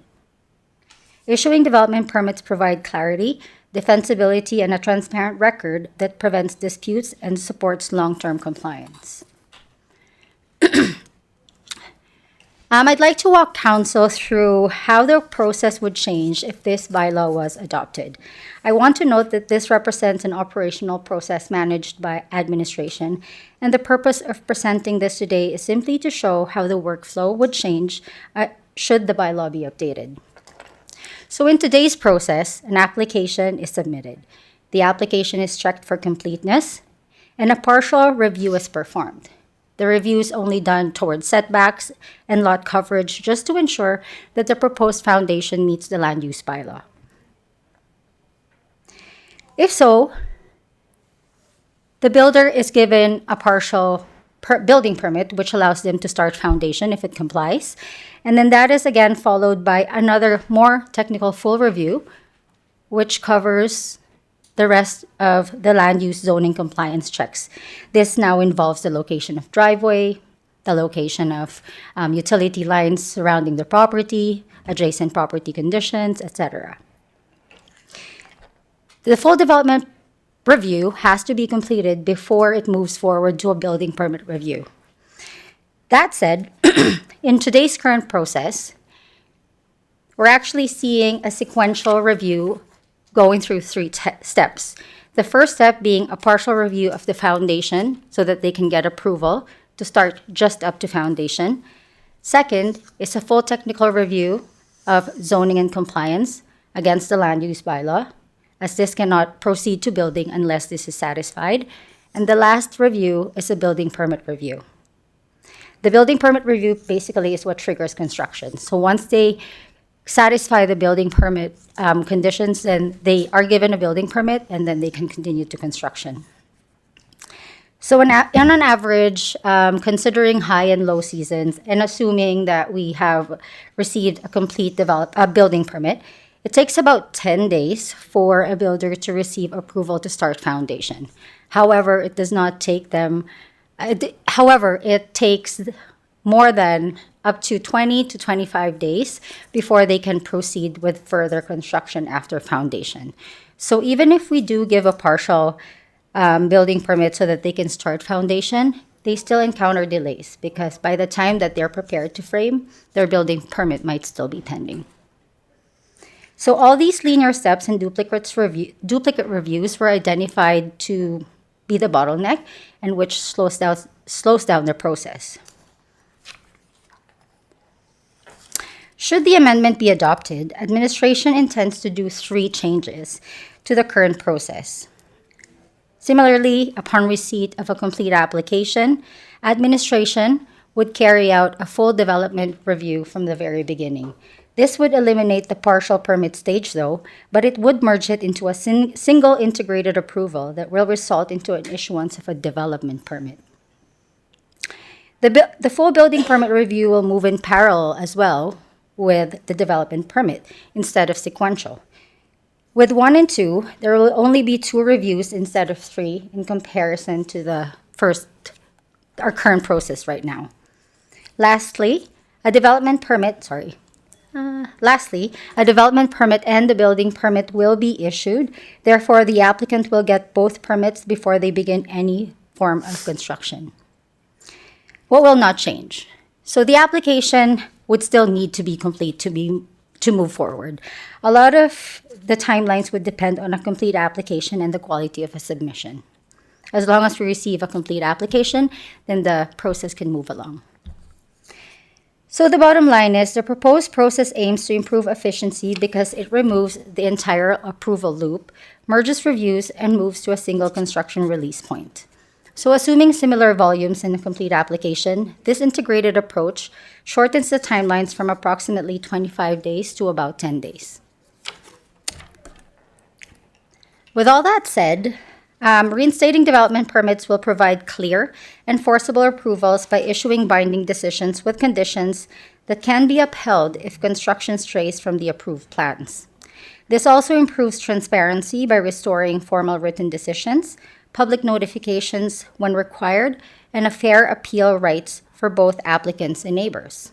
This also becomes part of a long-term property record supporting resale, financing, future renovations, compliance checks, real estate inquiries, and all these benefit homeowners in the city. And lastly, it also gives administration to look into improving the coordination between development reviews and safety codes.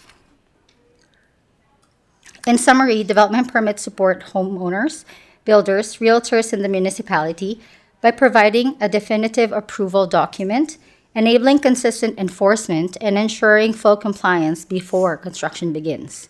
This reduces future disputes, protects infrastructure, and supports orderly neighborhood development. Through development conditions as well, administration and council could proactively guide how the community grows rather than reacting after problems appear. I'll explain further on the following slide.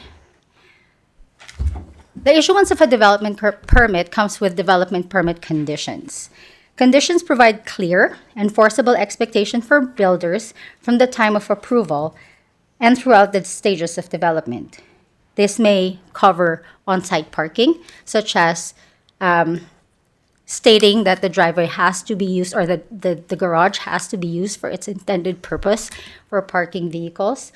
It can also state that on-site parking, driveway areas, and access points are constructed and maintained in accordance with the approved site plan, ensuring that the streets are not used for on-site for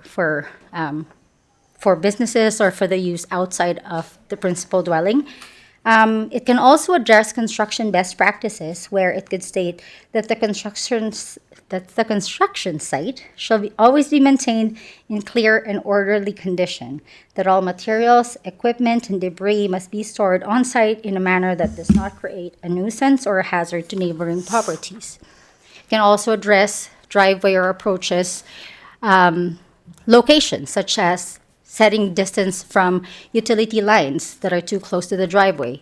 It can also support other city bylaws, such as stating or putting in conditions that every development must adhere to the hours of construction that is under the community standards bylaw.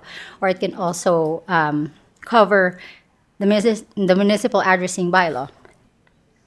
Another one popular thing is secondary suites. It can also enforce or state that any future basement development must not be used as an additional dwelling unit or secondary suite unless a secondary suite development permit is approved. So all of these conditions from the very beginning, if we issue a development permit, will be clear to the builder, educating them earlier through the process and giving us the power to enforce should there be non-compliance discovered throughout the construction. So given all that, administration recommends reinstating issuing development permits for all new dwellings.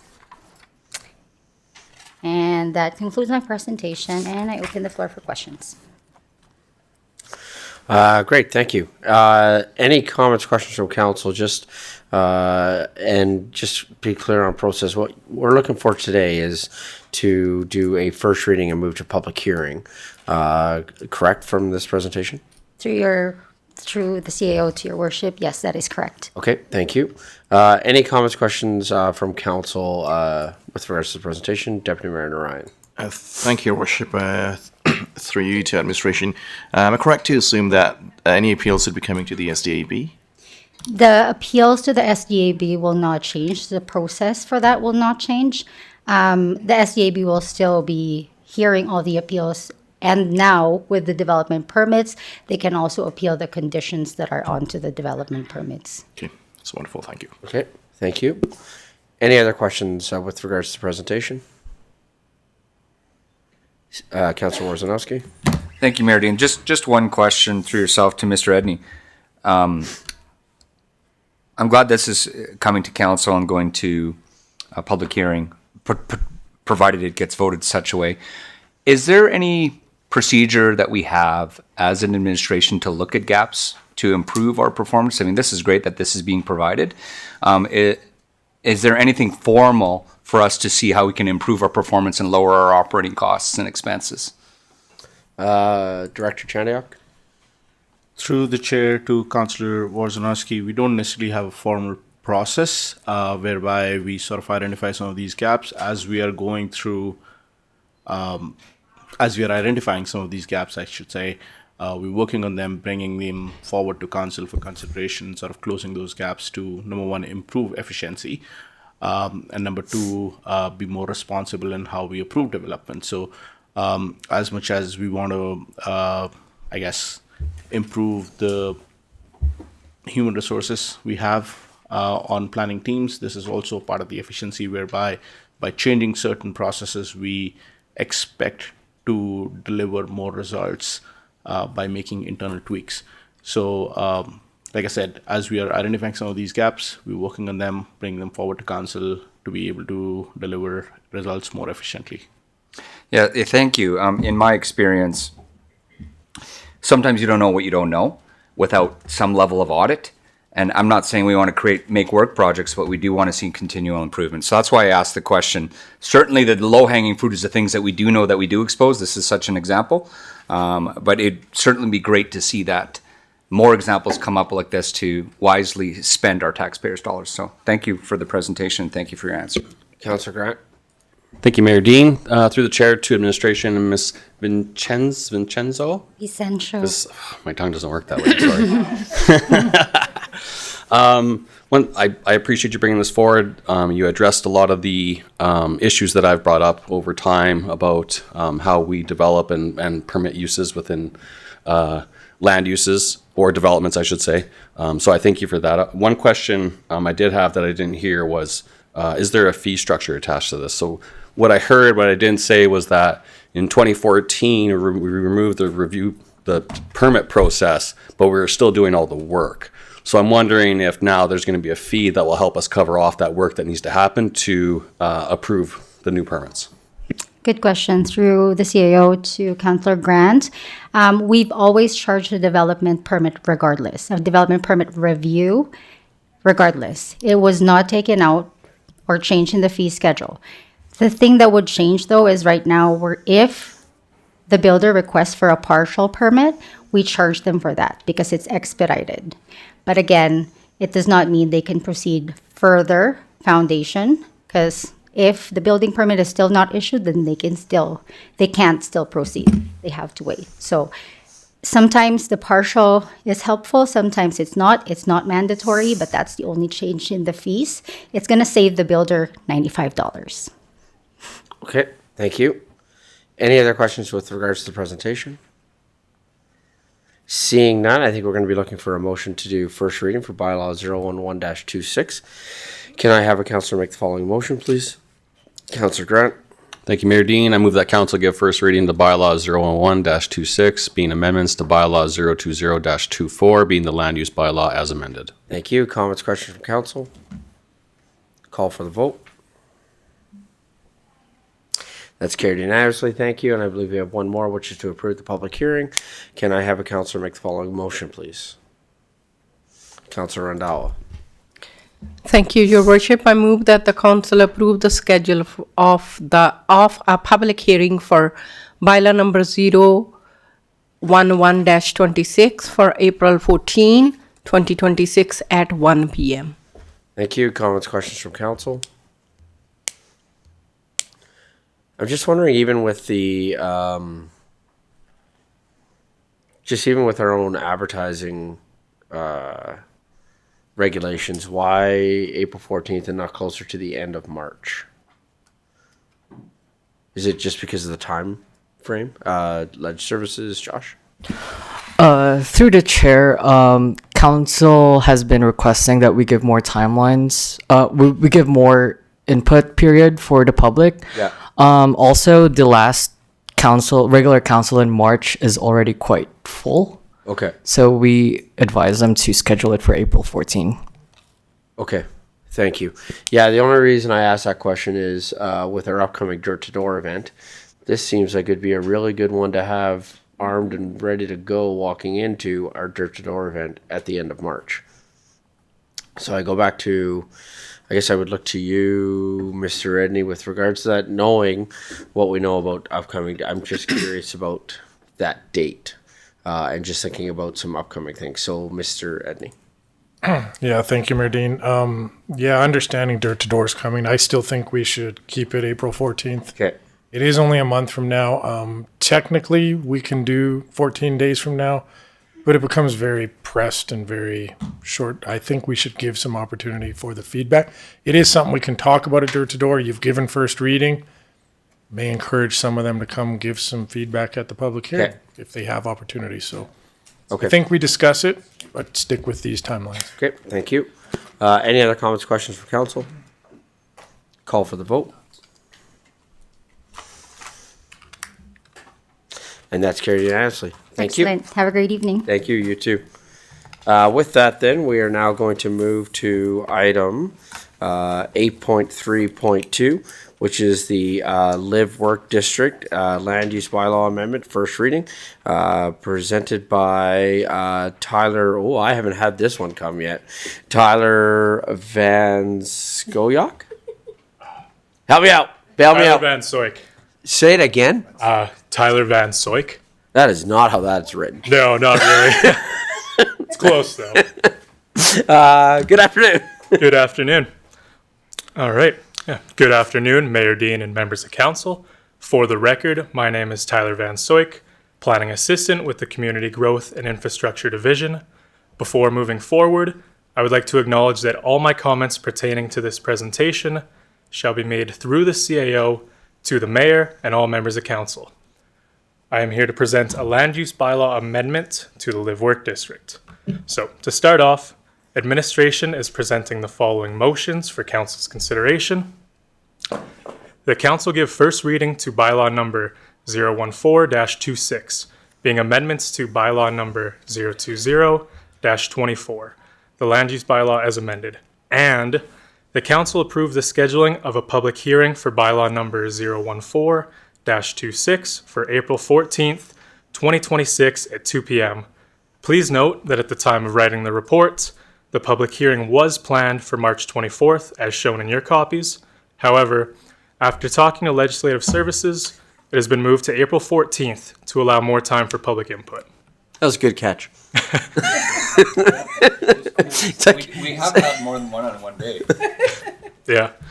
All right. So, to give you a bit of background information, on January 19th, 2015, Council approved bylaw number 016-14, an amendment to the land use bylaw that added the Live Work District. The intent of this district was to provide for a range of commercial uses within residential developments. The then proposed district required rear lane access. However, at the stage of second and third reading, the requirement was removed and the final bylaw was approved without the requirement of a rear lane. In 2017, Council approved the South Shore Outline Plan, which was consistent with Council's approval in 2015, as this plan did not contemplate rear lane access for live work designated lots in the South Shore area. Thereafter, in 2024, administration prepared a consolidated version of the land use bylaw that incorporated all previous amendments. Due to an administrative oversight, the requirement for rear lane access was re-added to the Live Work District. and Council subsequently adopted the bylaw with that requirement included. As a result, the approved South Shore Outline Plan, which does not require a rear lane, now contradicts the land use bylaw, which currently does require one. This discrepancy limits administration's ability to render approvals on development applications. Therefore, administration is seeking amendments to the land use bylaw to remove the requirement for rear lane access from the Live Work District to resolve this conflict and restore alignment between the two documents. This concludes my presentation. Thank you, Mayor and Council, for your time and attention. We welcome any questions, comments, or feedback. Thank you. Any comments, questions from Council with regards to the presentation? Seeing none, I think, Councillor Grant. Thank you, Mayor Dean. Sorry for late push of the button. I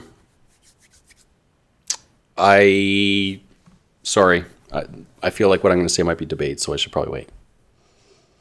Okay. All right. Can I have a councillor make the motion for council to give first reading of bylaw 014-26? Councillor Grant. Why not? Thank you, Mayor. I move that council give first reading to bylaw 014-26, being amendments to bylaw 020-24, the land use bylaw as amended. Comments, questions from council? Councillor Grant. Thank you, Mayor Dean.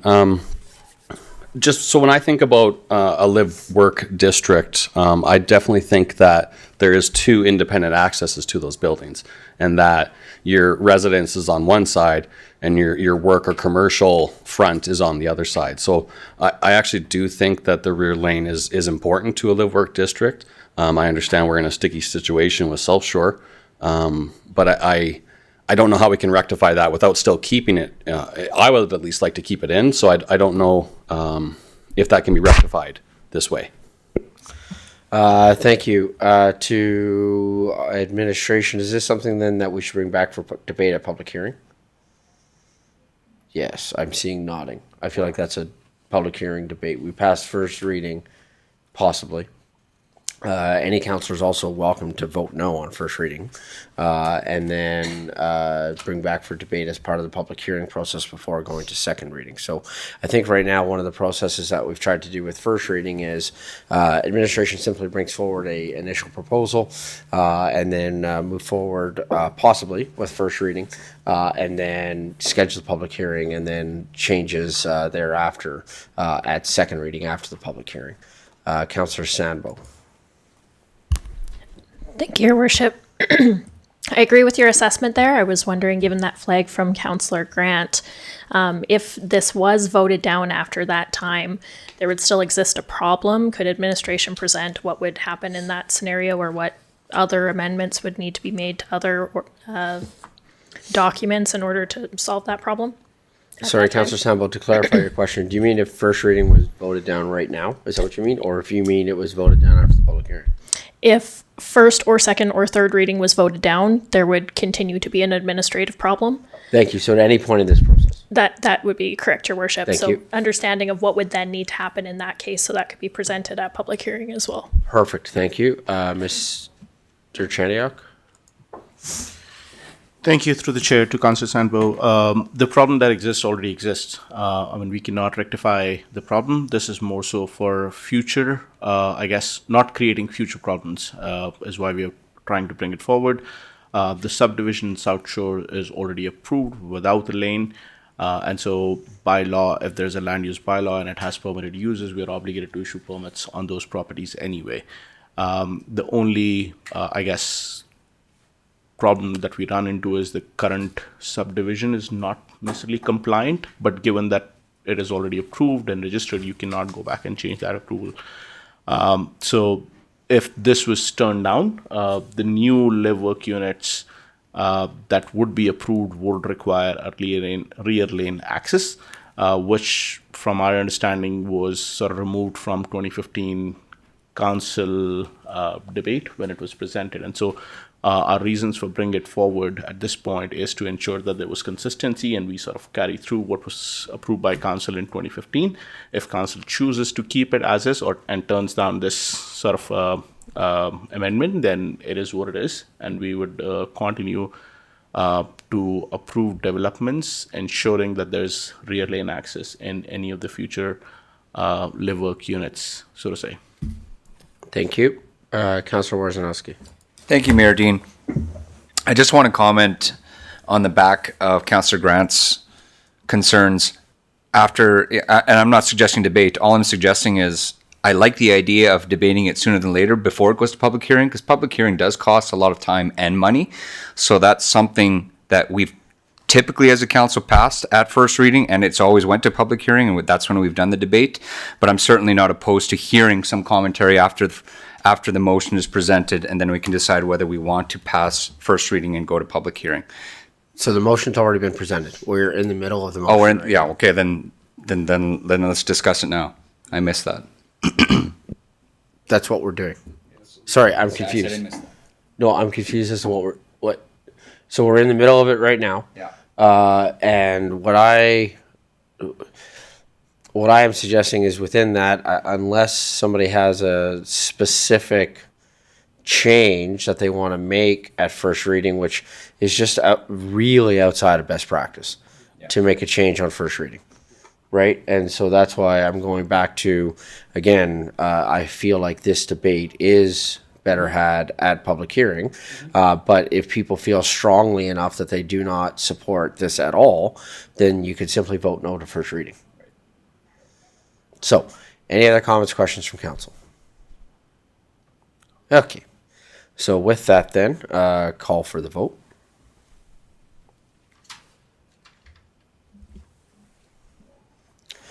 Okay, and that's carried by majority vote.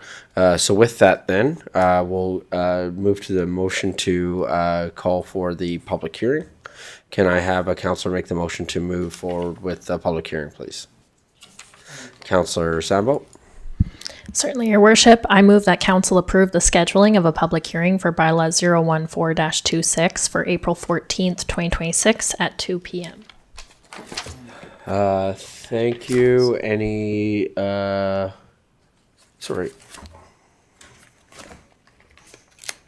Thank you. Any comments, questions from council? Councillor Schindler? I'm just curious about the time. We just booked a public hearing for the same day at 1 p.m. And this particular motion had it at 10 a.m. Previously when it was on March 24th. I know that we might have to table the previous one to be able to deal with it holistically if it comes up to 2 p.m. Just looking to space things out. Just go to Ledge Services. Through the chair, as mentioned before, March 24 is quite full, and for April 14, we have a transit thing that will probably take from 10 a.m. to lunch. Then 1 p.m. is the previous bylaws public hearing, and then we can probably schedule this for 1:30 if you guys anticipate that that's going to take a short time. No, I think the concern is that the 1 o'clock one's going to take an hour. Yeah, we can amend it. We could change, in that case, we could change 2 to 3. But I don't anticipate that the 1 o'clock public hearing is going to take more than an hour.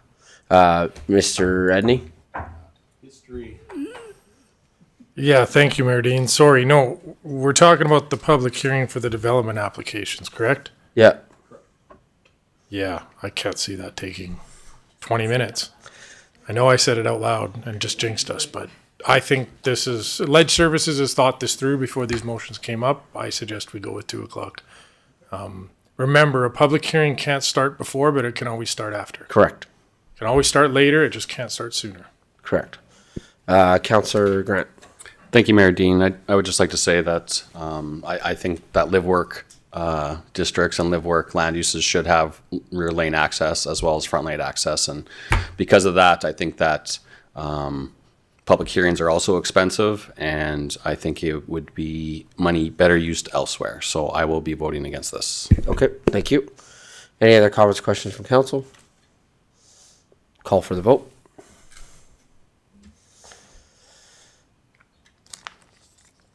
And that's carried with majority vote. Thank you.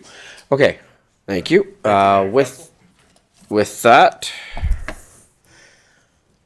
just looking to see who's in the room right now. So, Okay, so with that, just noticing who is in the room, we are going to go to the work plan for recreation. This is 8.4.2, presented by Ms. Kylie Hoskins and Ms. Kathy Russell. Good afternoon again.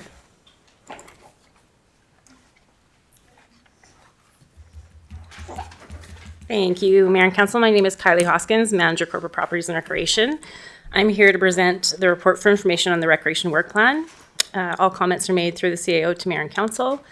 At the January 2026 meeting, Council directed administration to prepare a work plan that addresses outdoor and structured recreation, creation of a recreation master plan, create and evaluate an RFP related to motion 250624-22 fund development, and any other items deemed necessary by administration, and to bring the work plan back to Council. The purpose of this report is intended to provide an update to Council with an overview of the Recreation Work Plan, future key project milestones, and upcoming phases of work and plan future projects. The work plan includes identifying actions that have been completed, work that's underway, and upcoming items. The report is intended to support transparency, continuity, and a shared understanding between Council and administration regarding recreation projects and their implementation and status. So one file has been prepared, and it's an overview of the recreation projects that are underway or upcoming.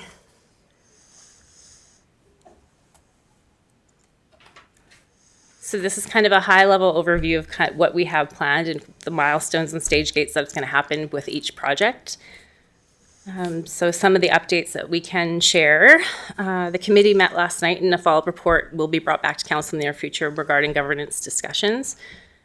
So this just kind of outlines how the two different pathways are there, and there's a notation in here that the city approves a pathway somewhere in this time frame. Initiation for the concept planning phase is underway, and we have a kickoff meeting scheduled with the consultant later this week. An RFP for the capital campaign feasibility study has been initiated, and we're working in conjunction with procurement to finalize a document. Moving down to the recreation master plan. Work is underway to define a project scope and to proceed with the initiation of this project. Trilateral study, we don't really have any updates to report as a secondary follow-up meeting has not been scheduled. Unstructured recreation, just a notation, the sport court and splash park were identified as potential amenities. Discussions are very in the early stages, and a comprehensive review is needed to determine their alignment with the upcoming master rec plan, including potential site locations, associated costs, funding considerations, and partnership opportunities. Mobile playground, skate park, and bike program. We will be completing an equipment assessment in the spring and are currently identifying site locations and partnership opportunities. These programs are contingent on hiring 2 seasonal staff for approximately 15 to 17 weeks to ensure the success of those projects. Lakeside Greens, as the engagement with Lakeside Greens Golf Course has been initiated and is ongoing with preliminary plans are underway. Skate Loop and Rink, administration is assessing potential site locations, designs, risk assessment for potential locations. And that is all I have. If there's any questions or comments. Thank you. Comments? Sorry, Mr. Edney. Yeah, thank you, Merdine. I just wanted to highlight something up top with the new recreation center that's maybe a little bit different because I sort of spoke about it off the cuff earlier today. Some of the discussion up to this point has circled around coming up with the governance framework really before moving ahead with everything else. We've talked a lot internally. We've talked about that approach. And I like what's been presented here by the team of sort of moving everything along in parallel at the same time. Governance and operations looks like a really long time frame. It'll most likely be shorter than that. The point is really that as long as we figured that out before we open, that's the key milestone. The sooner we can do it, the better. But what I didn't want the team and council especially to feel is that conversation needed to be rushed before we could move anything else with the recreation center along. So that's one big key change maybe to what you've seen before.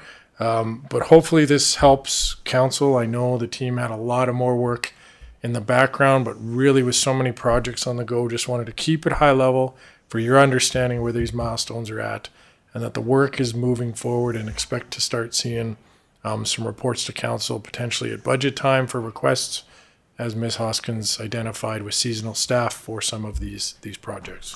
And I think too, maybe if you want to comment on it, Mr. Edney, I think too what you just said also comes from some understandings that we've had by being able to have some further conversations and understandings from some projects that have happened around us. So I look at even our presentation that we had earlier, and then some conversations I know administration's been having. Just gaining a further understanding of how some, including aquatic centers, but greater recreational facilities have been created in communities around us. I think also too that's where the shift came from. If I don't know if you had a further comment with regards to that, Mr. Edney. No, thanks, Mayor Dean. I think I commented about it a little bit earlier today, but we've been leaning on our neighbors a little bit, having some discussions, and we found out that.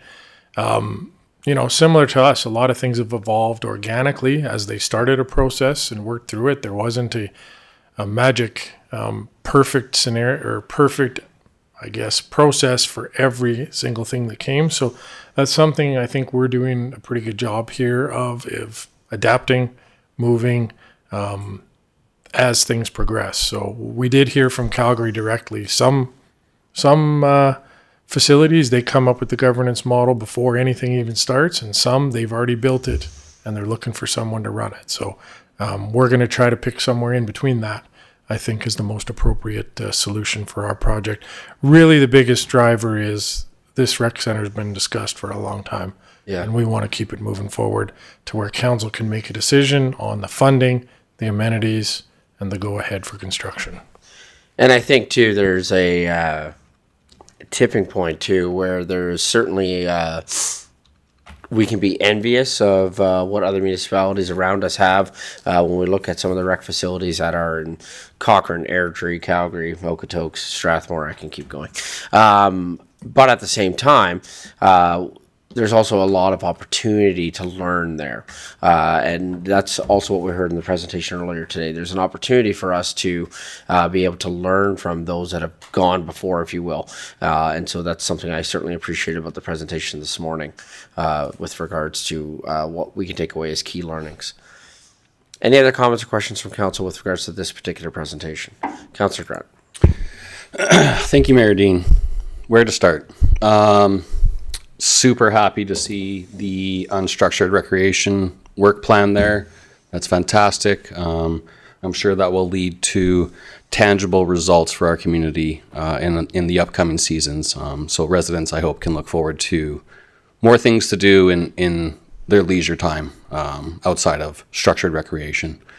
My other comment was around the recreation master plan. And with the recreation master plan being so critical in what we're doing and how we're moving forward with our rec land, I see we moved it up a little bit here. To me, this kind of looks like it's supposed to start March, which we're in. So I kind of think that this is starting now. My only concern is that it seems like this is a really long timeline. This is, almost 2 years to do a recreation master plan.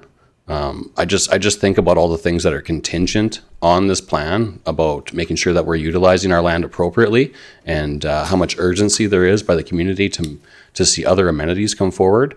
So I'm wondering if there's any way that we can expedite that and make sure and make those results, or at least see those results sooner, so we can move forward in a holistic manner.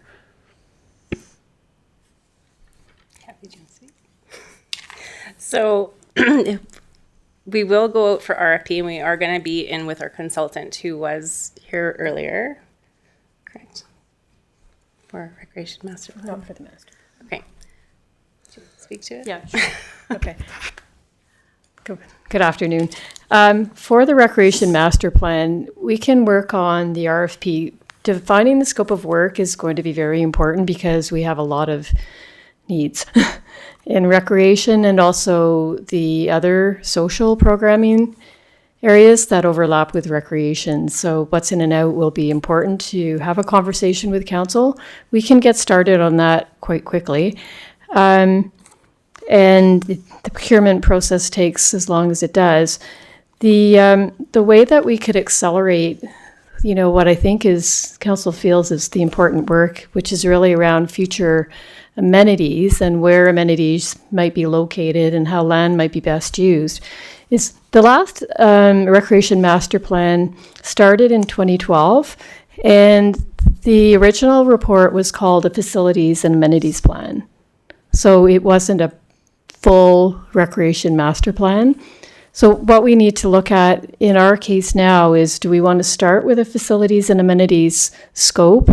And is that kind of the first step that we'd like to take to make sure that the land that we've recently acquired and the pressures that we're facing are thoughtfully put together and planned? There are other components that could be in or out, like pathways and playgrounds and sports fields and all of these other things. But there is a way that we can stage the work so that the most important work gets done first, and like the big rocks in the bucket are taken care of first, and then all of the other things follow. So I think that we can find a way to move along quite quickly and still meet all of the needs and have a really good outcome. Great, thank you, Councillor Grant.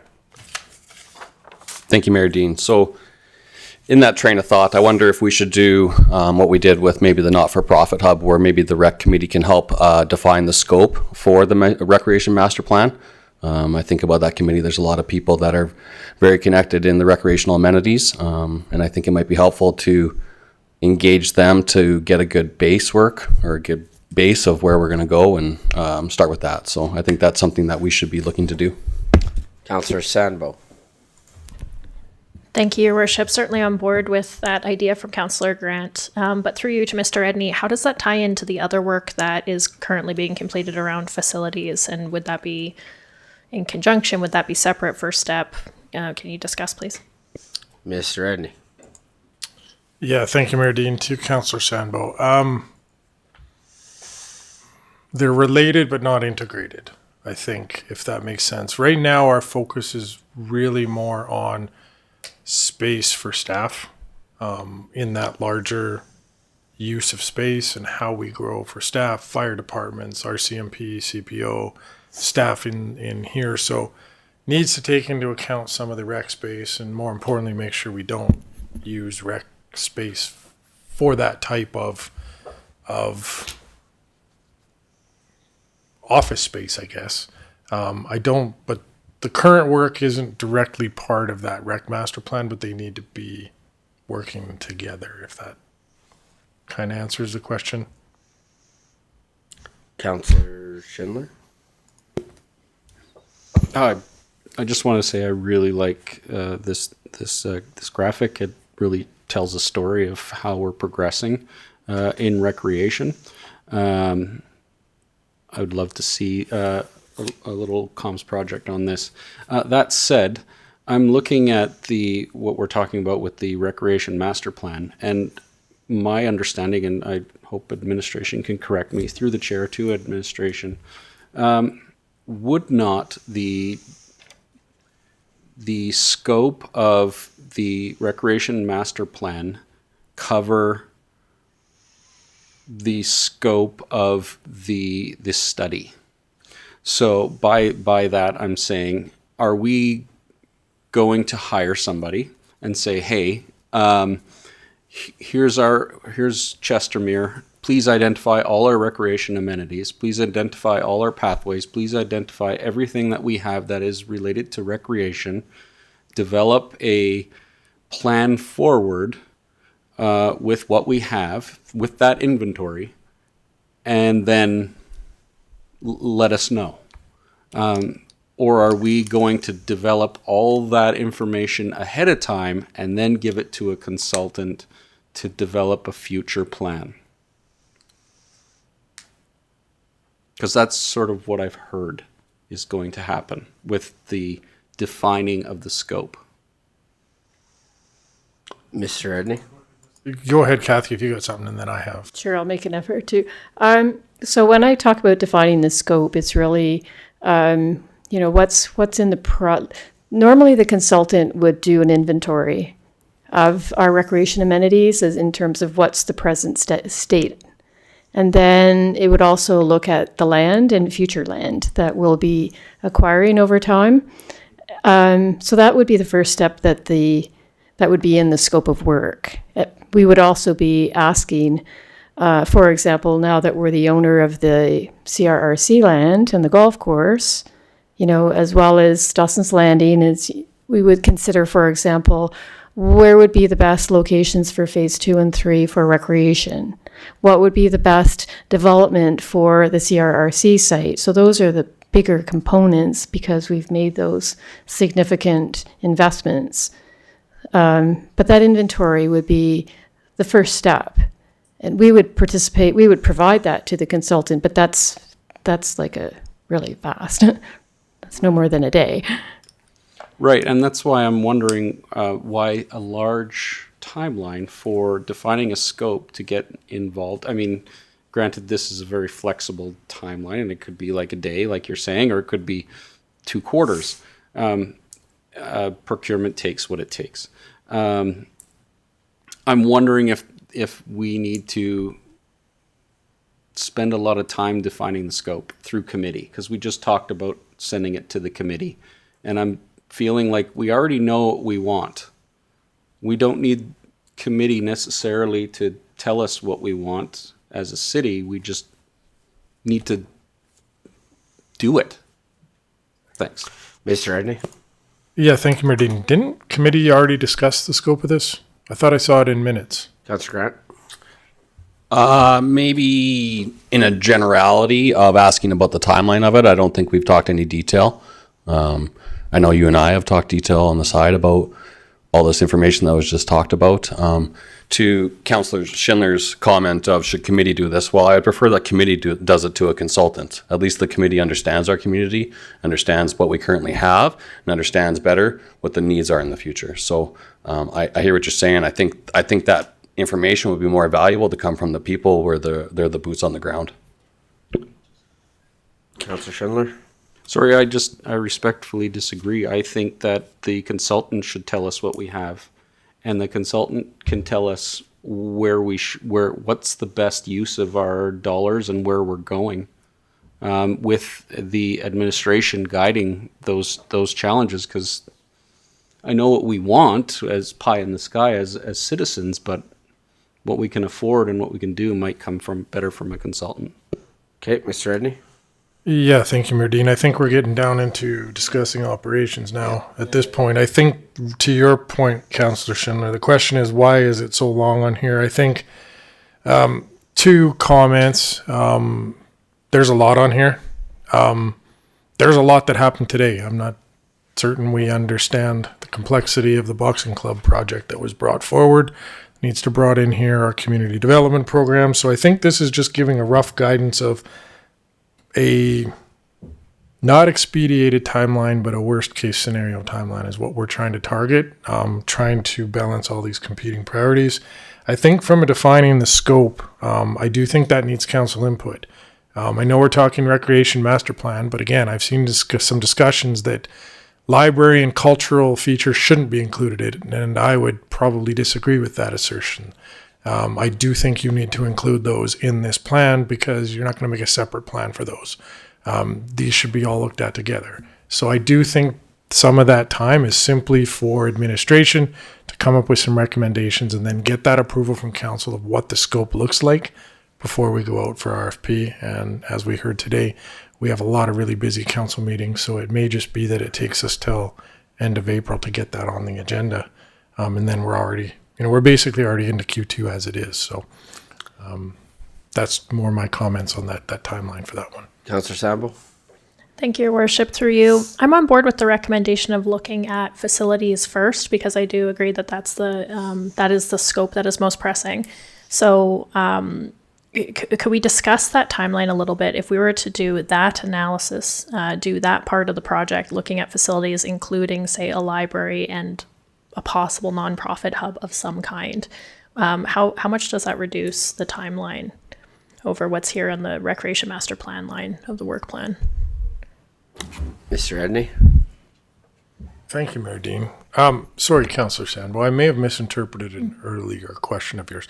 Are you essentially asking, can we split out what we already know and what we have and just get that figured out and then start talking about 10, 15 years down the road?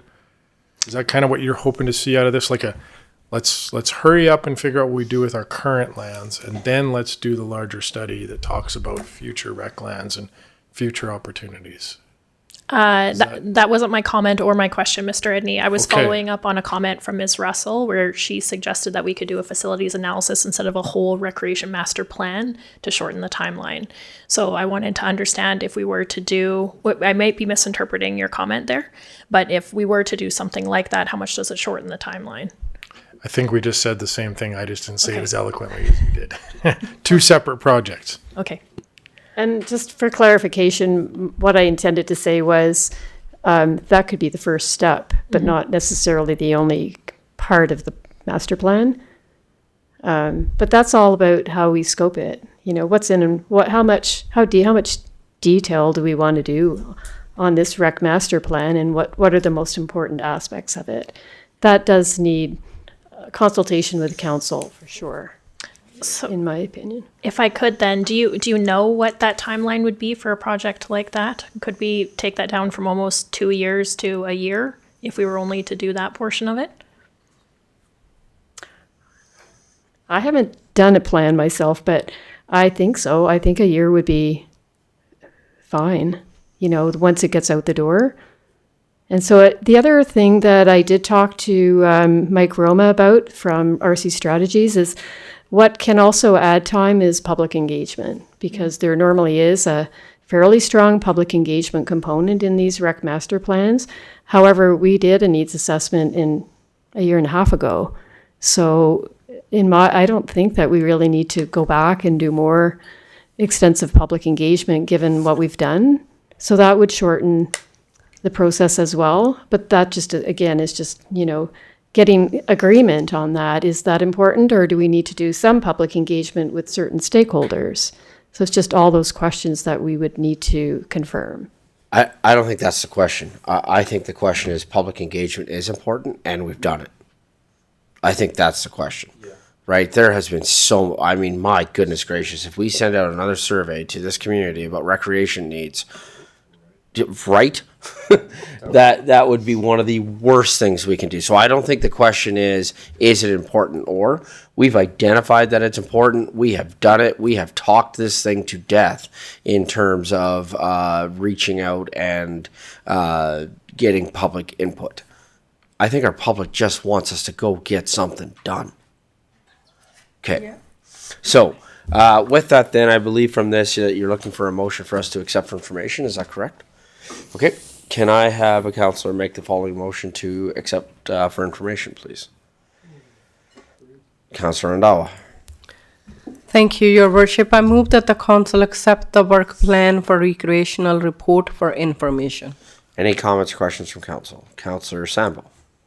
Thank you, Your Worship. Usually when we accept for information, we're not putting any other motions forward on this. Are we intending to put a motion forward sending this back to committee? I think so, yeah. So I think what I was going to do is accept this particular one for information. And then my follow-up question I was going to do after this was done is there any other business council would like to address with regards to recreation? And yes. Okay, any other comments or questions from council? Call for the vote. Okay, thank you. Is there any other business that council would like to suggest that we address moving forward here? Councillor Grant. Thank you, Mayor Dean. I would like to put forward the idea of referring the scope of the Recreation Master Plan to the Rec Committee. I feel like their input is invaluable. They're icons in our community when it comes to recreation, and I think they would have great feedback in what this should address, so that we don't address what we feel is best and then we get a bunch of comments later about, well, you didn't really ask me about it and I represent a big group. So I would like to see that happen just as a full circle of completing the public consultation part. So I would put forward a motion if necessary. So you want council to direct the Recreation Committee to review and comment on? The scope of the Recreation Master Plan. On the scope of the Recreation Master Plan? Yeah, and in my mind, that kind of entails that they're just reviewing again, what we have and our needs, and then maybe a recommendation on the path forward that they see would work best for the community. So, and bring back a recommendation to council Yep, sounds great. by,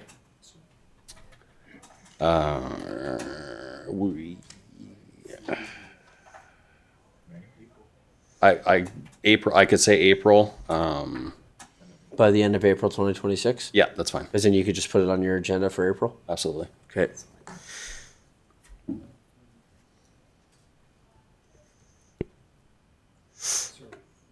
Okay, so current wording is council direct the Recreation Committee to review and comment on the scope of the Recreation Master Plan and bring back a recommendation to council by the end of April 2026. Any comments or questions with regards to the wording of the motion? Councillor Schindler. Yeah, so the wording of this, and someone can correct me, is to review and comment on the scope. So that would, to me, means that the committee will receive a scope of work from administration or somebody to review and comment on. Is that what is going to happen? Councillor Grant. Thank you, Mayor Dean. I had the same comments about the review part. So to review, I think we would need to review our current assets. So if administration could, or Setting the scope. no, I don't know if we're defining the scope there or not. I think we definitely need to have the current amenities brought there so that a thoughtful conversation can be had about where the missing amenities can go. I'm not sure if I may speak. Sorry, I don't think that list is available, and maybe I'm speaking for administration. No, sorry. There's been a lot of let me work just done with that check because right we now. had made some other Let me motions. just- yeah. Those lists are available. And some of those we're going to be coming back here shortly to council anyway, because our Parks and Rec department has been doing a lot of work on that right now with regards to, we had made a motion with regards to bringing back all the unstructured recreational opportunities that currently exist. That's a motion that I know that the Parks Department has been working on. I also think that our two presenters are quite aware of, they were already outlining, right, the things that we have. So I do think that if the exact list doesn't exist right now, I think that administration has the capability to come up, to create that rather quickly, to bring it back to committee. And so then my recommendation then to change the wording would be council direct recreation committee to review our current assets and, nope, you already have and recommend, make recommendations, sorry, I'm doing this on the fly, I apologize, Josh, and make recommendations on the scope of work for the Recreation Master Plan. Does that fit more what you were looking for there, Councillor Grant? Yeah, I think that's good. As long as administration can gather kind of our current state of affairs and bring that before our April meeting, we should have no problem reviewing that and having a thorough discussion about the missing amenities and their placement of that. If I could ask a clarifying question. Around the scope of work for the April meeting, are you expecting administration to prepare that scope of work, or are you just thinking about a general discussion about scope of work? Thank you, Councillor Grant. I would appreciate a scope of work if we can put a preliminary idea together so we have something to start off of. But if not, I feel like we could develop something. I am, with all the intricacies of all the information that has to be gathered and the conversations that I have to have, I am a little bit concerned about the April date. And I wonder if council would be okay if that was a May date, just to make sure that we're not rushing. That's the last thing I want to do is rush such a big decision or conversation. So I would like the appropriate amount of time. Maybe 2 meetings is probably appropriate. We can go from there. Okay. Mr. Edney, any concerns with regards to this from an administrative point of view? Mr. Edney. Thank you, Mayor Dean. I heard concern from members of council that defined scope and review with council was too long on the proposed work plan, and now I feel like we're adding even more length to that through this process. So I'm just wanting to make sure that council is all on the same page, that this is probably extending an RFP into July to go out by the time you review this with committee, it may come back in June to council for, I guess, approval of that scope, preparing the RFP, doing the work. I think this puts that RFP into the summer timeframe, as long as you're okay with that. To be fair, the comment I think was about the total duration of the RFP being 2 years. And I think a year is long, yes. Would we like to do it less than that? Absolutely. But it's important that, at least to me, that we're still thorough, even if we're trying to be quick. But even if we say the end of May, doesn't mean it can't come back before that. So Yep. it could come back in April. Second thing, I think too, though, aren't there already some recommendations from the rec committee on this? And so wouldn't you be able to take the assets that you already, the asset list that administration said that they can be able to provide in short order, combine that with recommendations that you've already made and do that in a shorter order? Okay. But we'll leave the date for May. Okay. Does council or administration have any further comments on the wording of the motion? Councillor Sample. Thank you, Your Worship. I'm unclear about the intent of this because I know we do have some recommendations from the committee and there were thoughtful recommendations already in the minutes. Is the intent of this to give direction to the committee to find out how much work can be done in a certain period of time? So for example, if there's a gut feel that we want to try and get something done within a year or 6 months, are we sending this back to committee to see what scope can fit into that timeline? Because we already have recommendations in the minute from committee saying what they think should be included in this scope. Councillor Grant.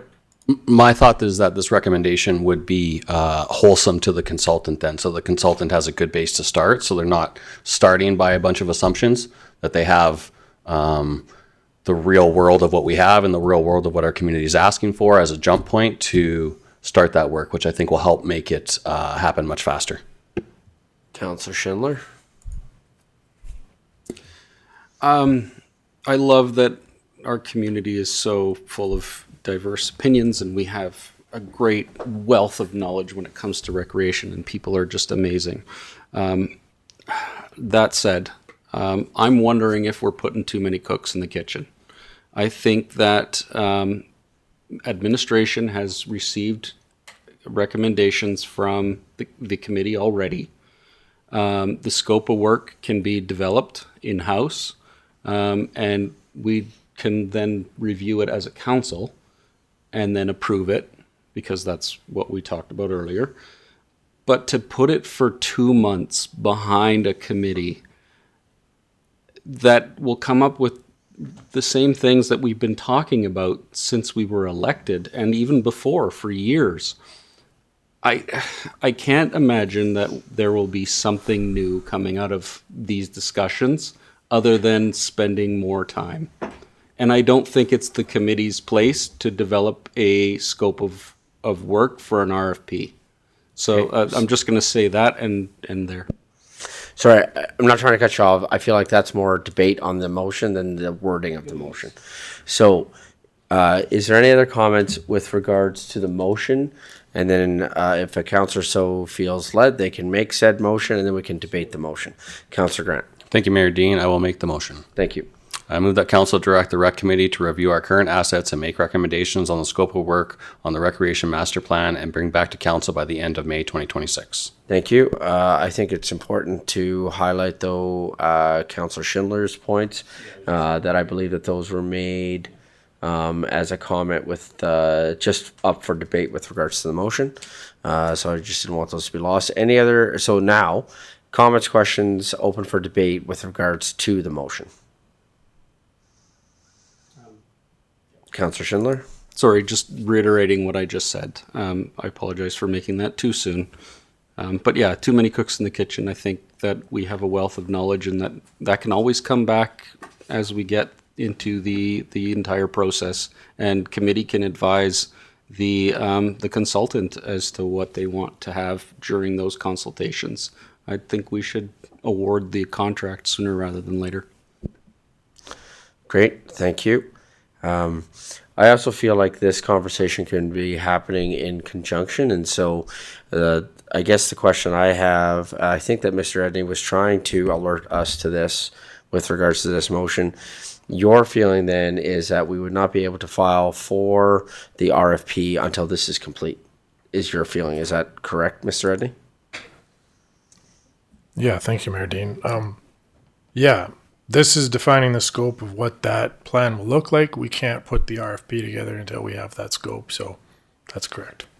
Great, thank you. Yeah, and I thought there were some recommendations that had come forward already. I thought there was some work that had been done. I feel like administrators that are assigned to that rec committee have been hearing and listening to those pieces, and I am cognizant of the number of motions that we've made already in terms of the go forward. So I am not sure about a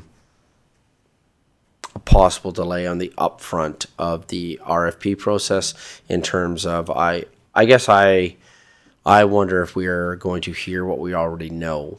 And I get that can also be very valuable. But that is a concern that I have with regards to this motion. Any other comments, questions open for debate with regards to the motion? Thank you. With that, call for the vote.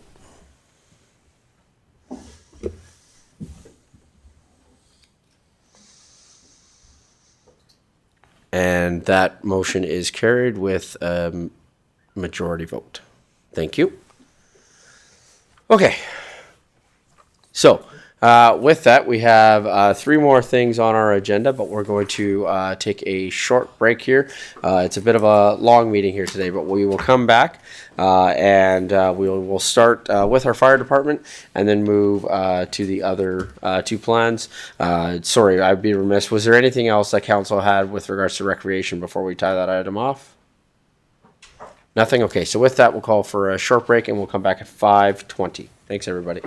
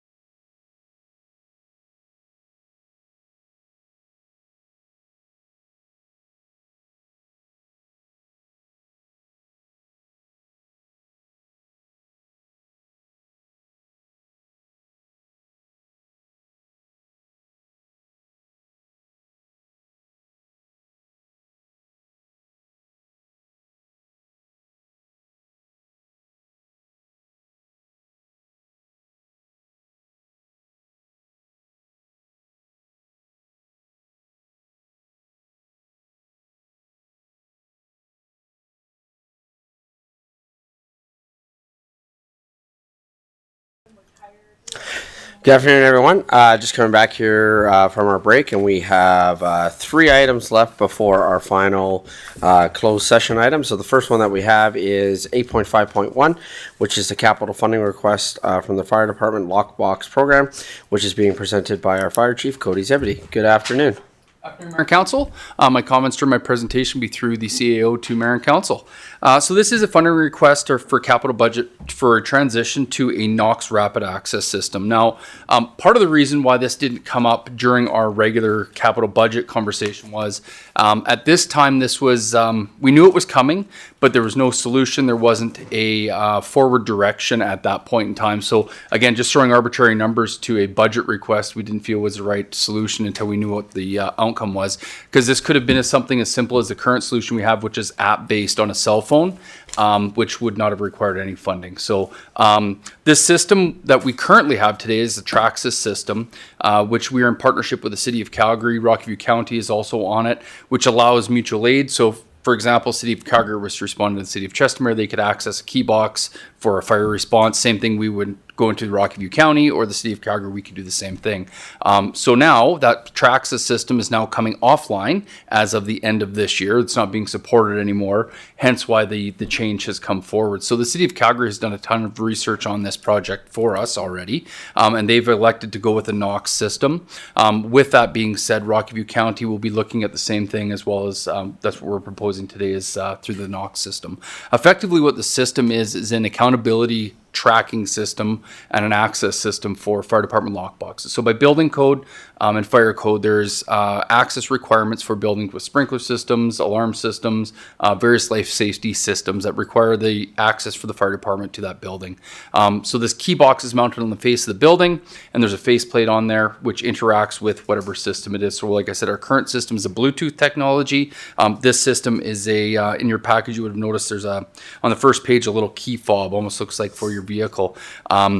All of that system is tracked, so the lockbox location is tracked, the faceplate is tracked, and all accesses into that system are also recorded. So in the event something was to happen, we can look back at the system and see who accessed the box with their PIN number and track that date, time, location, and all of that sort of stuff. So again, accountability. A lot of communities will operate a single key lockbox system. The challenge with that is once that key is lost, you have the key to the city, effectively. So if one of these keys should be lost, they're basically wiped off within a set period of time. We manage the system as the City of Chestermere Fire Service, so we control who has access to which boxes. So again, mutual aid partners and things like that. So it allows that mutual aid boundary stuff to still occur with this system while we still manage and maintain that system. So with that being said, the faceplates on the buildings that currently exist within the City of Chestermere that have lockboxes will need to have just the faceplate changed over. And so part of this funding does not include the cost of those faceplates on those individual businesses. However, this year, those businesses will not be required to pay the $200 fee for an annual service. So with the old system, an annual service had to happen where they come out, inspected the lockbox, make sure all the programming was good in it. That will not need to occur. So our fire prevention branch has actually communicated with all 49 of our lockbox holders to hold off on that service. So they're not spending the $200 and then we're asking them to replace the lockbox face. So after a few years of this, there will be basically a net zero, if you would, almost 2 years of the system for the cost of the faceplate. So the system that we would be looking at is equipment that goes, and the funding would be going for the equipment that goes into the actual truck to track all this stuff. So whether it's in one of the platoon chief vehicles or an engine, and that's what the funding would entail. And then the software licensing and such for us to manage all of the access and lockboxes.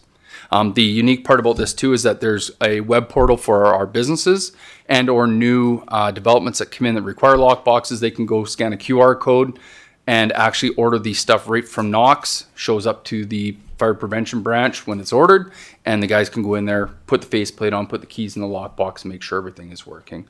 Through this also, this is going to give us an opportunity to go into all of our lockboxes and verify operation of keys that are existing in our lockboxes to make sure that we have access. Thank you. Just before going to our comments or council, I just have a quick question for you. There's a concern that was raised, a question that was raised at the Police Communications Committee recently, and that was the idea of how there can be further access for all emergency services in Chestermere when accessing buildings that have this. Is there a way that this can be further accessed by other emergency services in Chestermere? Yeah, certainly. With the system being kind of managed by the city now, whereas before the system was managed through the city of Calgary, we were just under their umbrella. We will actually manage our own system. So this will allow us some more flexibility. So again, what would happen is, let's say it's the RCMP, they could go and purchase a box or two for select vehicles, whatever that may be. We could program them, put them on our system. They would have their own individual PIN numbers for each officer. And then through that, they would be then able to access any of the key boxes to, say, a school or something like that that may be required. So definitely there is that ability to expand the system. And Knox themselves does provide a significant selection of other solutions. So, for example, padlocks. So, I mean, you can go really, really deep into some of this stuff for access control. So, thank you, Deputy Mayor. That was my question. Okay, Councillor Schindler. Thank you, Mayor Dean. I'm just curious, how does this connect to, say, a central hub? Because I'm assuming that this will have a central hub at command. Yeah, so it's basically a cloud-based system. So when the truck syncs into the Wi-Fi in the apparatus bay, which is basically the actual box that's in the truck, it syncs all the data in, truck leaves, it doesn't need that data anymore, but it'll log it. And then as soon as it comes back into Wi-Fi again, it uploads and syncs all of that data again. So the individual boxes don't communicate over long distances, it's just short? Correct. Oh, Yep. okay. Interesting. Yeah, so it's almost very similar to like the real estate boxes, if you would. You stick your little fob in there, you push the code in, Okay. and it opens the box. Very similar idea to that. Okay. Yeah. Councillor Worzanowski. Thank you, Mayor. Just a quick question through the mayor to you, Chief. You do mention that you examined some alternatives. I'm glad to hear that you're riding the coattails of the city of Calgary and they've done a lot of that work. Just want to ask, when you did that review, that we are truly choosing the best value for our community. Yeah, absolutely. And I think it comes back to that risk analysis as well. There is another box company out there that has a 3-key system. However, it's pretty laborious. So if a key was to be lost, you have three attempts. So you get a green key, a yellow key, and a red key. When you're on your red key, that's no more keys left. However, for each key to work, you would have to go to physically every single lockbox, insert the yellow key because the green key was locked, and it effectively rekeys it. So every lockbox would have to have that done. All the green keys go in the garbage. Now you're running a yellow key. Yellow key gets lost. You go back, do all that. And then once you hit your red key, now you're rekeying the whole entire faceplate.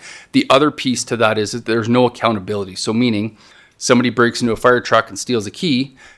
They now access a lockbox. There's no accountability of who opened that, what key opened that, what time was that opened at, whereas this logs every single interaction with every lockbox. So a bank, a jewelry store, any of that would have the accountability from that perspective. So I think that's a really huge one from a liability and accountability perspective.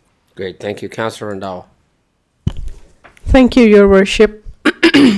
Through you to administration to Mr. Cody. I have so you said Calgary is using this. Any other municipalities using this system as well, or we are competing ourselves with the Calgary?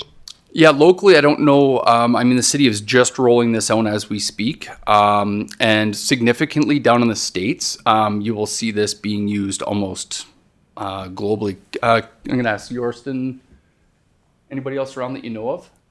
Rocky View County, but they're still moving to it. Everyone was on tracks prior to this. Okay. Yeah, so as far as that goes, again, I'm not really sure. But certainly down in the States, they're even, when you look at a lot of the larger centers, on the outside of a building, there's a fire department connection where we would hook our hoses up. In areas of high crime and stuff, they're actually using this system to actually lock off those fire department connections to prevent needles and other things being inserted into them. So this system has been around for a number of years. They actually started off, these guys, with the original Knox box, which was the original fire department key box back in the day. So, which was a single key device, which is now expanded to where we're at today. Councillor Grant.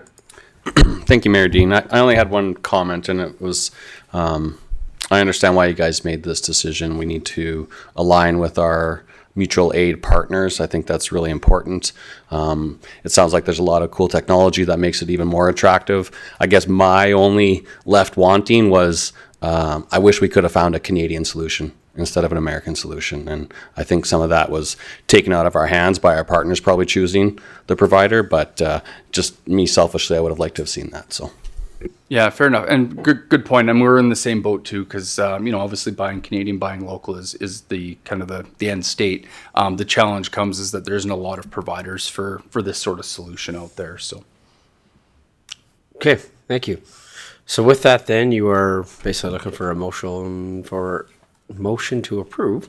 So, Deputy Mayor Ryan. Yes, I move the council approve the allocation of 21,500 from the restricted reserve to support the transition of Chestermere Fire Services to the Knox Rapid Access System, ensuring continued compliance with National Fire Code, Alberta Edition, and uninterrupted emergency building access beyond December 31st, 2026. Thank you. Any comments or questions from council? Councillor Sandbo. Thank you, Worship. Through you, is restricted reserve specific enough for this purpose? Don't we have multiple restricted reserves? Mr. Edney.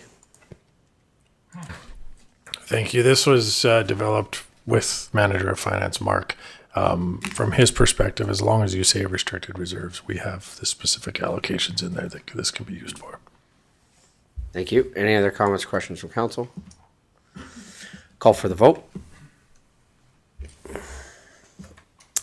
And that's carried unanimously. Thank you. With that, going back to that concern, administration, I don't think that there's a motion that's needed for this, but I do know that this was a concern that was brought up at the Police Communications Committee. So when this system gets implemented, or as we're moving forward with it, I'm wondering through the CAO to Director Fluker, if we could reach out to our other emergency services, specifically our CMP and our CPOs, I guess, and let them know that there may be some opportunity with that. And then as we move forward with further budget requests for RCMP, or it might fall within their current budget, but again, that would address that issue. So again, I don't think a motion is needed for that, but if we could communicate with our other emergency services, whether that's through Director Fluker or the fire chief, but Mr. Eddy, if you could ensure that happens, I think that would be good across the board.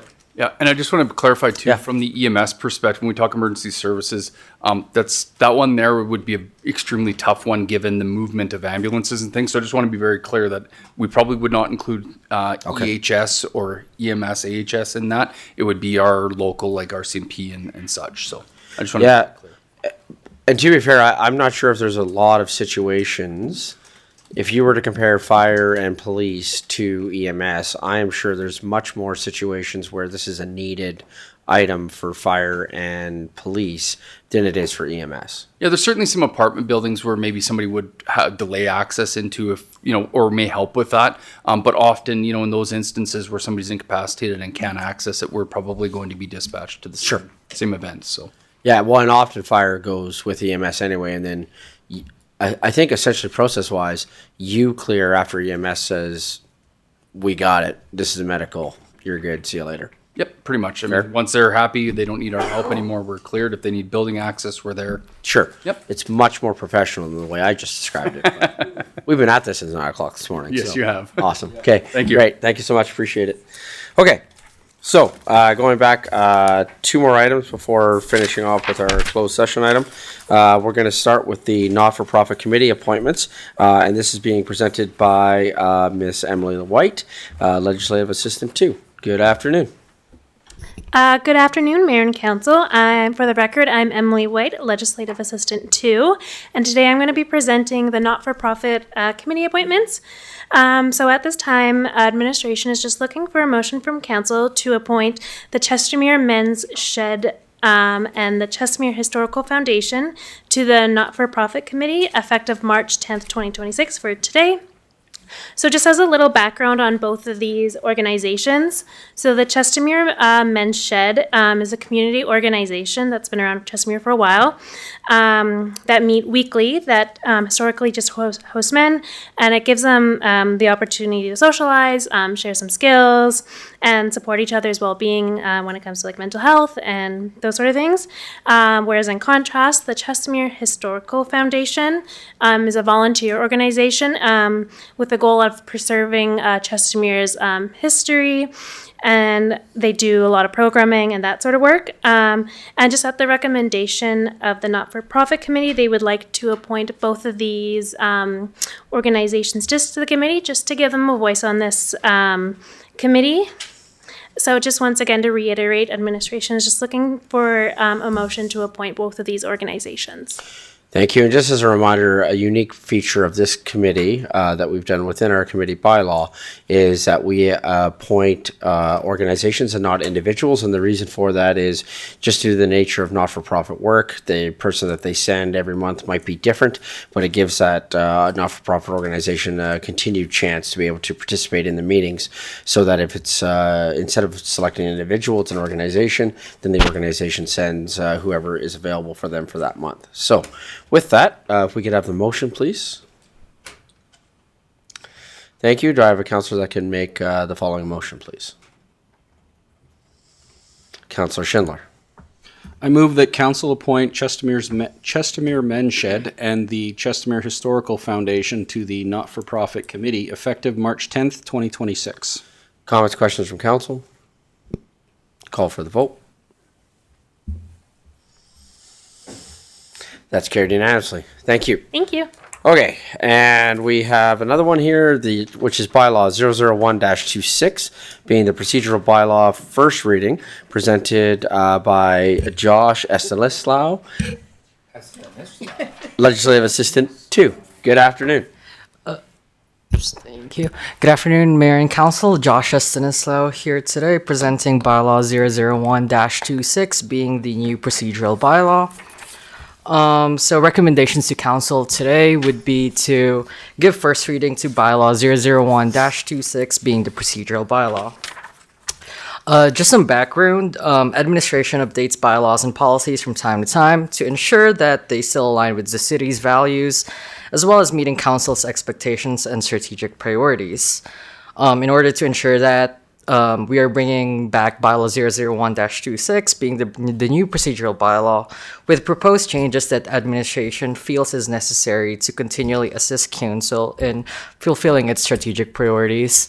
I won't go through all of the changes because there's a lot. It's all written down in the RFD. All of the changes are also redlined in the package, so you guys can go through that. And if you guys have any questions, I can speak to that, or my new manager can also speak to that. Just a note though, before passing second and third reading, administration is requesting feedback regarding our voting processes, which is also the later portion of the RFD. So in the process of reviewing the current bylaw, administration has identified inconsistencies between our current procedural bylaw and our current voting practices during council. As it stands, our current voting practice is compliant with the bylaw, but it exceeds the minimum transparency required. Technically, council is not conducting recorded votes unless one is requested, even though individual votes are visible on screen and via live stream, and the public can perceive it as a recorded vote. In regards to this matter, administration has identified two options for council to consider when directing administration to amend the procedural bylaw. So option A would be aligning our current voting practice with the procedural bylaws language. So we would add a housekeeping amendment section clarifying that electronic voting displays do not constitute a recorded vote on the screen. So just some point of reference, Calgary tallies their votes during the counting, during the voting, and their votes are still shown on the screen, even though their procedural bylaw does not talk about it. Medicine Hat also shows the recorded vote on the live stream and the screen, and shows how each member voted, even though they did not request a recorded vote, which is the same as what we're doing. Option B would be to explicitly differentiate between a non-recorded vote and a recorded vote and change our voting practices used in council. So we would maintain the current voting clauses in the bylaw, but change how voting is done in council. The public will continue to see whether each motion was carried or defeated, but no longer see how each councillor voted on the screen and live stream unless a recorded vote is requested. So for that voting style, we would actually just see the numbers on the screen about how many people voted in favor and how many people abstained or how many people voted against it, and we would just have to call if it was carried or defeated. And we would only show the how each councillor voted if a recorded vote was requested. And we already tested it in the case that you guys wanted to go down this road. But yeah, that's it for my presentation, and I'm open to questions or comments. Thank you. So procedurally, I would recommend that what we do is we pass first reading as recommended by administration. So I think we should pass first reading as recommended with the changes that they have brought forward. Then I would recommend that we put the question on the table with regards to this recorded vote piece, have a vote with regards to that. And then I would even recommend we could proceed to a second reading today, as I know that some other changes have been suggested. And I think that some councillors have suggested some. I know that some councillors have some others. There's also some cleanup ones that we could do that could be handled rather quickly. So my recommendation would be pass first reading with it as is. Again, that doesn't finalize the process. Then we'll open up for the question that's been asked by administration, open that up for debate, and then have a motion with regards to that, and then recommend a second reading, and then we can decide if we want to do third reading today and put this to bed or have it go to another council meeting. So with that, can I have a councillor make the motion for first reading, please? Councillor Randhawa. Thank you, Your Worship. I move that the council give first reading to bylaw number 001-26, being the procedural bylaw, with the recommendation from administration. Thank you. Comments, questions from council? Call for the vote.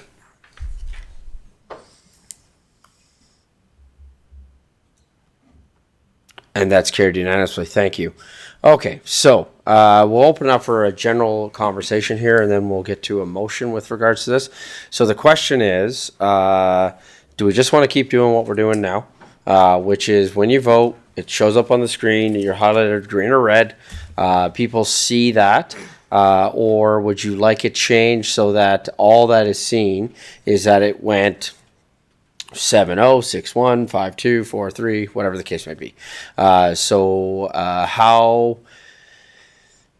Just general conversation with regards to how people feel. I'll share my thoughts here in a moment, but just open up the door for that conversation. Councillor Schindler.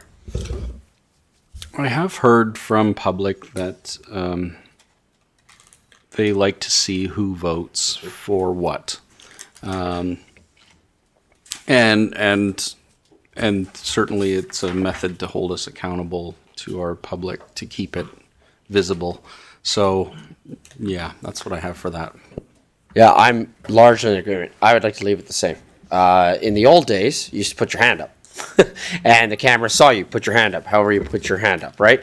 I think the purpose for a recorded vote is that then it goes into the minutes. And I think that that's a really important distinction, right? Is that a recorded vote shows in the minutes how you voted, whereas it's live and in time, and people can then go back and review the video and see how you voted, whereas a recorded vote is right in the minutes. So I would recommend that we just leave it the same as what we have been doing. Okay, so if we do that, what do you need for a motion for that? So we would need no motions because the current voting clauses is still reflected in the new procedural bylaw. Yeah. Because we just copied everything, but then we just redlined all of our new changes. So you guys wouldn't need to do a motion for that. So we're good. Yeah. On that one, we just leave it. If council is choosing to keep our current voting practices, then we don't need to do anything. Okay, thank you. Councillor Warzanowski. I'm on the fence on this one, and I know a motion isn't on the table. Just some food for thought is there's biases sometimes whenever there's votes that are public, recorded or otherwise, whether it's a green sign, a hand up. If we weren't biased by that it may encourage less biased voting, so to speak, for people up here unless there is a recorded vote. So I wanted to put that to fellow council and see how they feel about that before we either do no motion or present a motion. Yeah, I mean, I'll watch for the screen to go green and let anybody comment that wants to. I stand by every vote I make. And so I have zero problem whether my vote on the screen is green or red. I'm an elected official elected to represent the residents, and I stand by my voting record. And I think that is something that's really important for as an elected official, especially in a non-party system. That in a non-party system, you stand by the vote that you made on that day, and then when it is done, including on a vote today where I was on the quote-unquote losing side of the vote, I will now fully publicly support the direction of council because that is what is required of us of the MGA. But I have zero issue having my name beside any vote that I have made, and that has been a stance of mine since I was elected in 2021. Deputy Mayor Ryan. Yes, thank you, Your Worship. And I don't have issues either. Councillor Wozanowski, he does have a point, and it's something that once a resident, said to me that, do councillors vote the way they do is because they're voting for the right thing or they're voting, for what's, popular or will get them re-elected. But again, to your point, I don't have problems having, my name attached to the way I vote. Thank you. Okay. So then I guess procedurally, it's written currently the way that it is in the bylaw. So if somebody wanted to have that changed, that person fully has the right now to make a motion, and then we would vote on said motion. Is that legislatively how you would like us to handle that? Yes, and then we can just add it to the amendment before second reading. Yes, thank you. Okay, so would a councillor like to make a motion to make a change in the procedural bylaw with regards to voting? Going once. Going twice. Feel like I'm doing a public hearing. Going a third time. Legislative Services, has anyone made a phone call? Sorry. Okay, so with that then,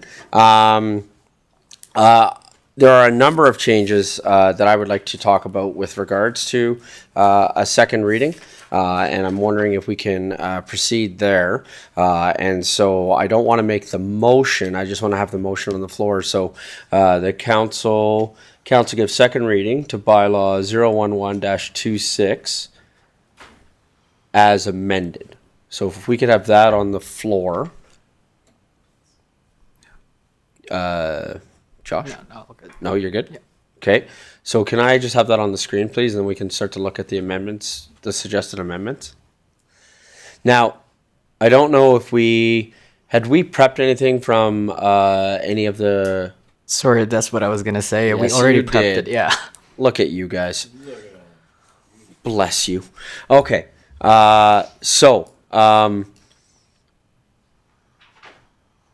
Okay. Did you take these in order from how they were sent in from? Thank you, Your Worship. They weren't in the exact order of your correspondence. We just changed them so that they were in the correct section. They're in the numbered order. Yes. Okay, perfect. Okay, thank you. Only because I just realized I'm going to jump around in my notes, but I see what you did. Okay, fantastic. Thank you. So this was a question that I had clarifying if the mayor can make a motion. I just want Legislative Services to speak to this. I don't think that this needs to be a part of the amendments. I just want Legislative Services. So when I look at the definition of how we define counselor, the way that we define counselor or a member of council is that it's actually all 7 of us are the members of council. I am not suggesting in any way, shape, or form that I want to change the practice of what we're doing. There have been some times where I'm like, would anyone like to make the motion? And then there's a pause, and I'm like, oh, I'll just make the motion so we can get going. So I'm just wondering, just to clarify, under our current procedural bylaw and under the MGA, can the mayor make motions? Legislative Services, your first swing at answering a question. Here we go. I am going to attempt to do this, Mr. Mayor. Yes, to answer your question, the mayor can make motions. The MGA is a little silent on that, and it usually refers, when I was doing some research, I did look at Robert's Rules of Order, and it did indicate that as well. And typically they would say refer to the procedural bylaw. Great. Okay. Thank you. So again, I'm not suggesting, I just want to clarify that because that's been kind of a question that's been overhanging us for a while. So I think we could just remove section 3.6 because I think that's been clarified. Thank you. So 4.1.2 just had to do with this was under our this was under our organizational meetings. All members are authorized to sign checks, agreements, and other negotiable instruments. I would probably turn this back to Legislative Services, but under the MGA, it's actually the MGA that defines our roles and what we can and cannot do as councillors. And to me, your procedural bylaw is how you conduct a meeting. And we're never going to sign a check or do any of that in a meeting. And other sections of the procedural bylaw speak to if I'm not here, then the deputy mayor takes over. If I'm not here and the deputy mayor is not here, then council decides amongst themselves who's going to chair that meeting. Like all of that other stuff is outlined, which is why I'm suggesting the removal of 4.1.2. So I'm just wondering if there's any objections to having that as an amendment. Councillor Schindler? I'm just curious, if we remove that entirely, we might also be duplicating this section as well. We're also removing that as well as fulfill other roles such as chairing meetings when the mayor and deputy mayor are unable to fulfill these duties. We can just remove the check part if we want to keep the rest of that in there. Again, I don't think we need to because it's outlined further, right? It says if the mayor doesn't come, then it's the deputy mayor. If the mayor and deputy mayor are not available, then it's council. It's all throughout the rest of the document. Yeah. So I don't think we need it at all. I was just wondering if there's an order of operations to that organization. No. Services, there is not. Sorry, through the chair. It's also outlined in section 5.2.2, which states like the duties of the deputy mayor and all the other councillors. So it should be covered over there. Councillor Schindler? Sorry, I'm just saying that specific 4.1 is specific to organizational meetings. So while we have it elsewhere, and it may be redundant to have in this section as well, specifically for organizational meetings, having in that section, having it in, well, again, while redundant, that's government for you. Okay, so then just a thought. Yeah. So if we feel strongly enough about this, I would, because I do want to move this along.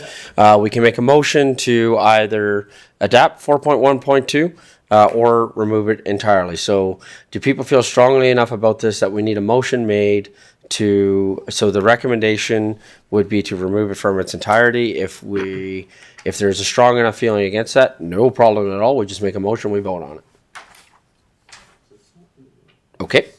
The other one was a clerical. I believe that 4.12.2 actually should say 5.1.12, and I'm seeing nodding from Legislative Services. So 5.1.12 instead of 5.1.11. That's just a clerical error. A conversation that has come up amongst council is the idea of when people are at public hearings, them stating their name and their address. And I know that there's been some concern expressed amongst council that if people are giving their full address and it's an unpopular opinion, are we worried about, is there a concern with that? However, we also want to know if they are if they're from Chestermere or not, right? We at least want to be able to know that. So, legislative services, I'm wondering about wording, so that can we remove all the references for addresses instead of providing your name and address? You provide your name and the municipality in which you reside.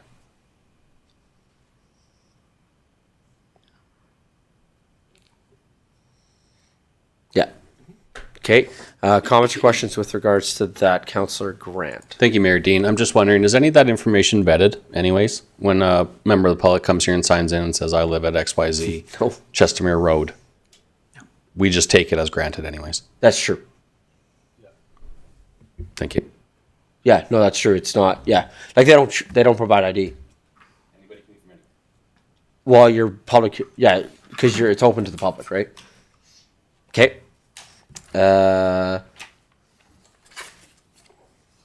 I'm also recommending the removal of section 5.3.4, which talks about people's ability to only speak to an item twice. I have two concerns with this, actually.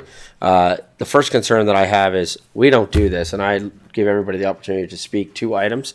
Number two, in my opinion and in reading Bill 50, I actually think that this breaks Bill 50 at the moment, because under Bill 50 you can't do that. And I think that if Municipal Affairs was to see this provision in there right now, they would ask for us to strike it anyway. And I have that even based on administration went to a presentation from Brownlee with regards to Bill 50, and having spoken with administration, they feel the same way, that this actually currently goes against Bill 50 and we should remove it from our procedural bylaw. Okay. The next one would be 6.1.1. I don't think the timeline was correct. I think what you were suggesting is, because the current way it currently reads, you could do a submission 12:30 yesterday for today, and I don't think that's what you want at all. I think you mean the Monday prior, so the week prior. So do you have a suggested wording for that? 2 Mondays preceding. There you go. Okay. Okay. Councillor Schindler. I just want to jump back to 5.1.8.1, where it says the chair may refuse to, or the mayor may refuse to hear or terminate a delegation. I'm wondering if that should be changed to the chair. Yes, thank you, Councillor Schindler. That's my fault for going through my book and not I knew that one was coming. So thank you, Councillor Schindler. Yeah, I fully support you on this one. I think it should say the chair. And I think the reasoning behind that, which I fully agree with, is if I'm then not chairing the meeting, but it says the mayor, we're in a pickle. So I think it should say the chair so that it can reflect that. Okay. Can we go back so that I can do this in order, not from my book? No, the motion. What you copy? Yeah, there we go. Thank you. So I think we can just stay on here. I don't know if we need to flip back and forth unless there's a specific question. 7.2.2, amend the wording to state council may address items on the agenda in different order than presented as determined by the chair or by a majority vote. This is literally, we did this today. So I don't think we want to do a vote every time we want to change the agenda. Okay. 7.2.3 is removed in its entirety, so it's redundant. So 7.2.3, now that 7.2.2 says what it says, it just made 0.2.3 redundant. 7.6, suggesting remove the word awards, because it is now addressed in the new, we're no longer going to call it public input. We are calling it, Josh, help me. We are calling it council recognitions and announcements. Thank you, because I think that better reflects what we do anyway, right? We're doing recognitions and announcements of our public, and I think that better reflects. So I think then we can take out awards, and we just do the proclamations at that point. I'm also amending the wording to include governance and priorities meetings at 7.10.1, because they are designated in our procedural bylaw as different. So then, speaking of that, should we also add special meetings of council? Governance and priority meetings and special meetings of council, since they are 3 designated ones? Okay. So can we add and special meetings of council? Another part that this is something that we do anyway, we've seen us do it a number of times today, is to amend the wording to include a recess will be taken after all closed sessions. So this provides the public an opportunity to come back. It's a practice that we're doing. It just was never in our procedural bylaw. So to add that into our procedural bylaw, and then redundant but more specific, that a recess will be taken after all closed sessions for a minimum of 5 minutes to allow for the public to return to session. So it just puts it in, the reason for the two different sections is this is then specifically under the closed sessions, and then amend Schedule A and B so that 7.4, 7.8, and 7.18 are standing items on the agenda. So a recommendation that I'm bringing forward is that we have, as part of our agendas, the conflict of interest, business arising out of the minutes, and new business from henceforth, should third reading pass, will be standing items on the agenda, just as a reminder for all of us. Because I think sometimes we forget that we can do that, right? So that if something's in the minutes and somebody has a question of, hey, I just approved the minutes from the governance and priorities meetings, and I said something, and I don't feel like we caught it, I have a business arising out of the minutes, it provides that reminder for all of council, which I think would be important, and then new business, so that if you get to that point, you're like, oh, because within our procedural bylaw, we have allowed for a provision for new business that is a little bit outside of the additions and agenda, but just as a reminder, because that fits within Robert's rules. So, is that all of them?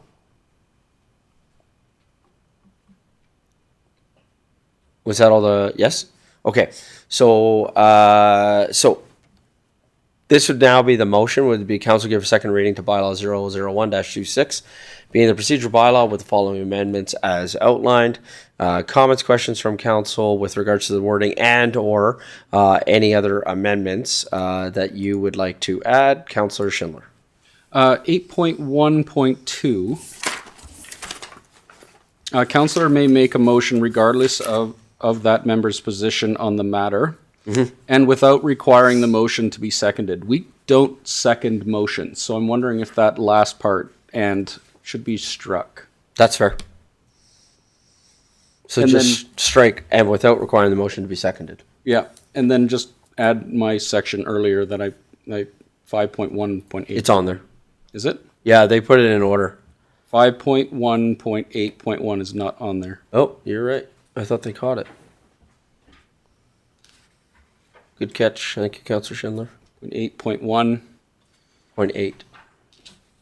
0.8, right? Yeah, 0.8.1. And change mayor to chair.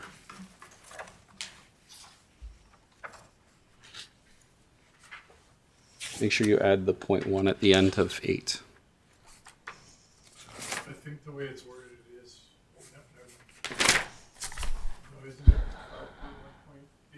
5.1.8.1. Doesn't that say the matter is outside the municipality? No, sorry, that's under the amendments that the administration brought forward. It's in the first page. It's not actually in the procedural bylaw right now. Yeah, except we did first reading. So to, yeah. Right. So it would So- be, On page 62 at the top. On page 62 at the top.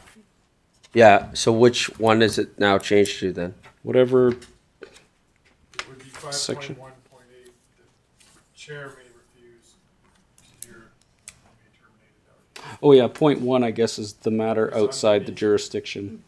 So just be it's- 0.8. Just 5.8? Yeah, 5.1.8.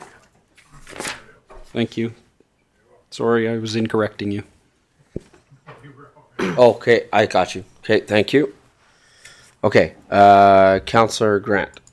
Thank you, Mayor Dean. I am wondering if I could have some clarification from administration on the added section 5.1.9.2 about participating on camera at all times. Is this law or is this best practice? I'm just wondering where this item came from. Mr. Edney? Yeah, thank you, Mayor Dean. This came about to answer your question, Councillor Grant. It's not law. it is a best practice. In a closed session, I would suggest it is law, because you do need to know who's behind you there. But if it's something that makes council uncomfortable, again, it's a best practice, not necessarily a legal requirement. My only concern is I just wonder, if a member is not attending because they're sick or disfigured or whatever, and they want to participate, and now we're forcing them to be on camera. And I'm wondering if we thought about all the different instances where it may or may not be appropriate. That's a good point. I think this was driven more by we've experienced in some situations. We have people remotely and we ask questions and they don't answer. We're not sure if they're still in the meeting. We don't know if they've left. We can't record this on the minutes. So perhaps there's a different way to, if you're going to keep your camera off, explicitly state, hey, I'm leaving the meeting, or I'm on a phone call, I'm doing something else. I think that's where it's come about, because we've encountered some situations over the past year where someone is remote and then not responsive. So there's just no way to know if they're even still in the meeting or not. So then what if we added, what number was that again, please, Councillor Grant? 5.1.9.2. Thank you, sir. What if at the end of it, a member participating electronically must have their camera on at all times during the meeting, unless permitted by the chair to do otherwise? So that if you call and you're like, I'm sick and I feel gross and I don't want to do that, then the chair has that authority to be able to do that, just like they do at other parts of the meeting.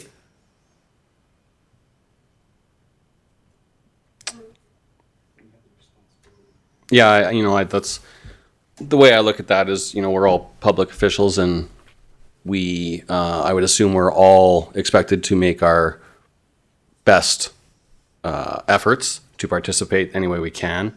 And I would leave it to the councillor's discretion on whether they feel it's appropriate or not. And I totally understand Mr. Edney's comments about there may be difficulties if people leave a meeting. And I think that should probably be a rule, that if you are participating electronically, that if you do end up leaving, that you have to declare it. I think that would be more appropriate. Okay.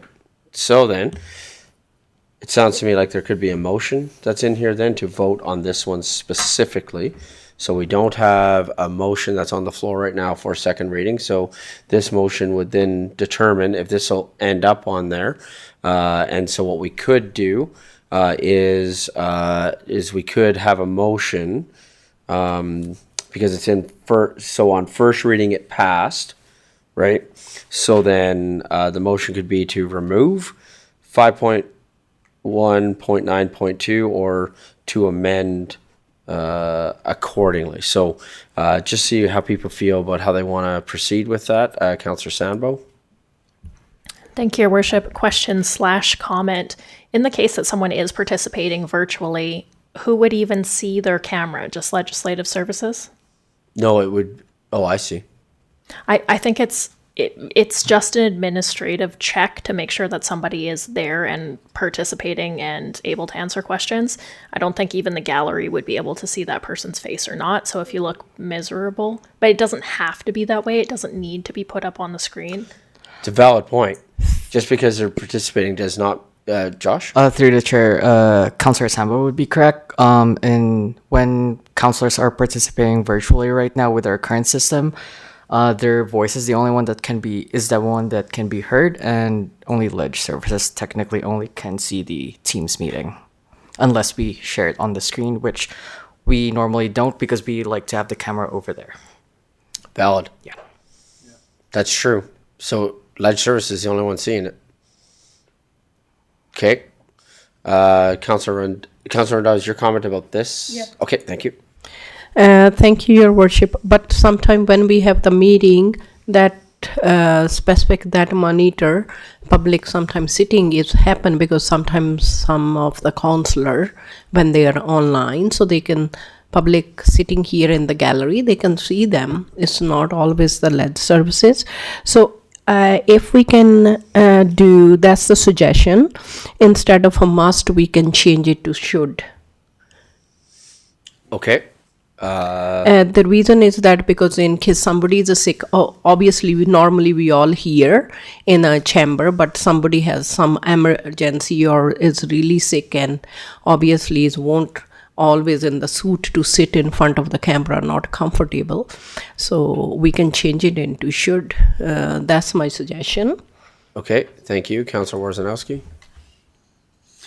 Thank you, Mayor Dean. And excuse me if this sounds maybe like a stupid question, but getting back to Councillor Grant's commentary on this, like under the MGA, I mean, whose responsibility is it if you are completely checked out? You go to the washroom, you fall asleep, you take an important phone call, you're online, but you're distracted.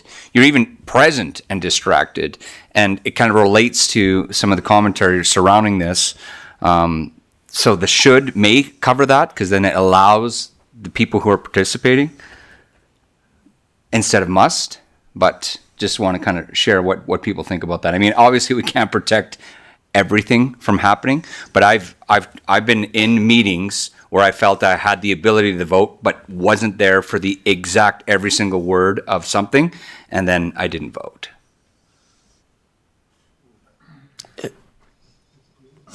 So how do we cover that off if we can? If there's no possible way to do it, then we should probably just do our best and leave it at that. Yeah, so legislatively, you are required to vote on every motion that is made if you are in attendance at the meeting.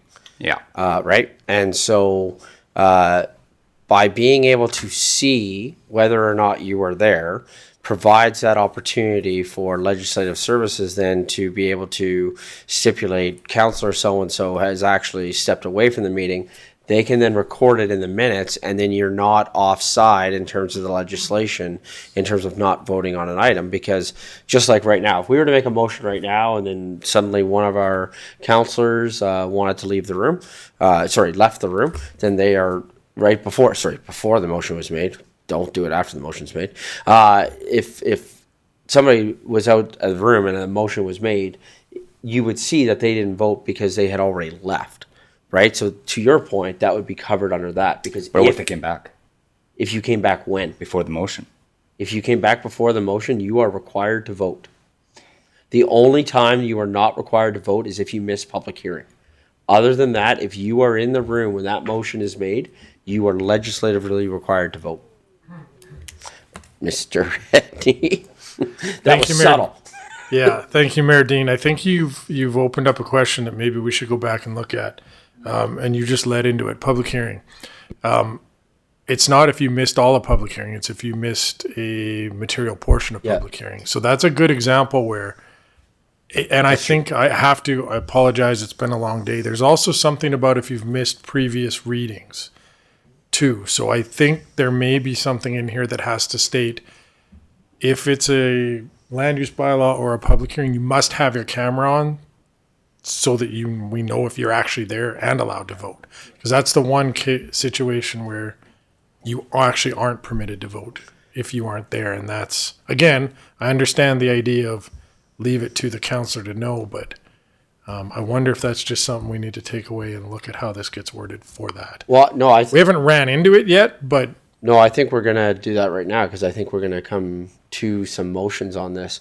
I feel pretty strongly on this. I think if you are attending electronically, then you should have your camera on. And it's not a should, it's a must, in my opinion. And if you are ill and unable to participate, no problem. Then you're able to watch, you're able to do those things. I feel pretty strongly on this, that as an elected official, for me, it's a bit of an accountability piece that if you are participating online, that you should have your camera on, and it also assists our legislative services with regards to minute taking and that sort of thing. So, Councillor Grant. Thank you, Mayor Dean. Are we being accountable to legislative services? Is that what was stated here, that we need to be on there so legislative services can make sure that we're participating? In my opinion, I would love to see that it is. In some ways, I would actually support the idea that you have the virtual that's going out, and like in the corner is you on camera. But I'm okay with that not happening. that part I don't feel as strongly about. I feel pretty strongly about the cameras on when you are participating electronically. Sure. I feel like it may discourage participation by a counselor if they're under the weather, where otherwise they would participate. So yeah, which is why again I'm suggesting that if there's a special, my problem with should is that then it's real easy, whereas if it's must, unless Permitted by the chair. Unless permitted by the chair. Because then the same thing happens now, right? Like if someone's going to miss a meeting, procedurally what we do is council lets the mayor know, right? We've had that a couple of times where people are ill and they shoot me an email and they say, sorry, Mr. Mayor, I'm not going to be able to make the meeting. I'm not feeling well today. And then I just state that at the beginning of the meeting, right? Not to put him on the spot, but Deputy Mayor, a couple weeks ago missed a meeting and I just, again, as an accountability to the public, I just said, unfortunately, Deputy Mayor is unable to join us today. And then it's a positive accountability, in my opinion, to be able to state that. So, Councillor Schindler. Right. We're talking about this. Does not the MGA have something to say about this? I would assume there's something in the MGA about remoting in. Yeah. We should be following the MGA. Surely they have something. I recall reading something, but I can't quote it. I think the MGA is silent on this particular issue. I don't think the MGA addresses video, but I could be wrong. They did make a provision. That's true. But only to provide, I think, remote in. Well, that's for sorry, really quick. For public hearings, they made a provision so that you had to allow the possibility for the public to phone in and or participate electronically. That was for sure a change that was made, but that was about public participation in public hearings, not council participation in public hearings. Mr. Edney. Yeah, thank you, Mayor Dean. Section 199 of the MGA talks about those electronic means. I think the problem that we're attempting to solve here, and the comment back to Councillor Grant about doing it for legislative services, is legislative services need to record in the minutes when councillors are in or out of the meeting. And that's the challenge we're facing here, is if your camera's off and you don't type in the chat or say, hey, I'm leaving, that part. So there could be a different way to capture that than necessarily having your camera on. Because when we're in here, if you get up and walk out the door, that's easy. Everybody can see that. But that's, I think, the challenge legislatively that we're trying to capture is how do you deal with someone who's remote, who leaves the meeting when it's not a regular break? Councillor Sambo. It doesn't say anything about having to have your camera on in the MGA. Thank you, Your Worship. I agree with your assessment here. I'd like to see the cameras on. I think you would have to be pretty sick not to be able to just sit and look presentable enough for Leg Services to look at you. I also think there's a certain extent, if you're that sick or if you're in transit or if you're doing something else where you can't completely focus and then you're voting and you're making decisions, it might just be best for us to recuse ourselves from that particular meeting and watch online or that portion of it. So I think it does make sense to have the video on in the rare cases when we do have to participate online. Okay. So, with that, currently first reading says currently first reading says must, right? Does a councillor want to make a motion that is different than the way that it is worded from first reading? Councillor Randhawa. Thank you, Your Worship. Please take my suggestion to should sometime on camera some of the things for women. As a woman, I cannot say which one men don't understand. If it's a should, yeah, we are responsible. For example, we are somewhere where we cannot turn on the camera, but we are in the meeting and we want to vote for on agenda, and we are sincere about that. So if it's a must, then person cannot turn on the camera, then we cannot vote on that matter. So that's why I think we need to consider should. Okay, so that is the request. Ms. White, can you on a different screen, totally different screen. Thank you. To 5.1, so we're not removing. There we go. Council, no. So the motion is Council direct administration to amend section 5.1.9.1, the wording from must to should in the procedural bylaw. First of all, looking into ledge services, does that wording work for what we're doing? Ms. McGilvery? Yes, that should work. Okay, thank you. Council, any concerns with the wording? Because we'll do this and we'll just see how things go. Any other concerning with the wording on this before opening up for debate? Okay, Councillor Randhawa, do you want to make the following motion, please? Thank you, Your Worship. Certainly. I move that the Council direct administration to amend section 5.1.9.1, the wording from must to should in the procedural bylaw. Josh? Sorry, it should be 5.1.9.2. Thank you. Thank you. Can you restate the motion, please, Councillor Randhawa? Thank you, Your Worship. Yes, I can. I move that the Council direct administration to amend the section 5.1.9.2, the wording from must to should in the procedural bylaw. Thank you. Comments, questions from Council, Councillor Schindler. Okay, I know it's 6:30 and I'm getting the sillies now, but the spirit of 9.1.9 or 5.1.9 is that, we should be there, but there's nothing that says our faces need to be on the camera, so we can have our camera on and it face the ceiling. Just putting that out there as a, if you want malicious compliance, you can turn your camera on and face the ceiling. There's nothing that says we have to have our face in it. Okay, so with that, I don't think it's getting the sillies. If we want to get that specific, then I would say that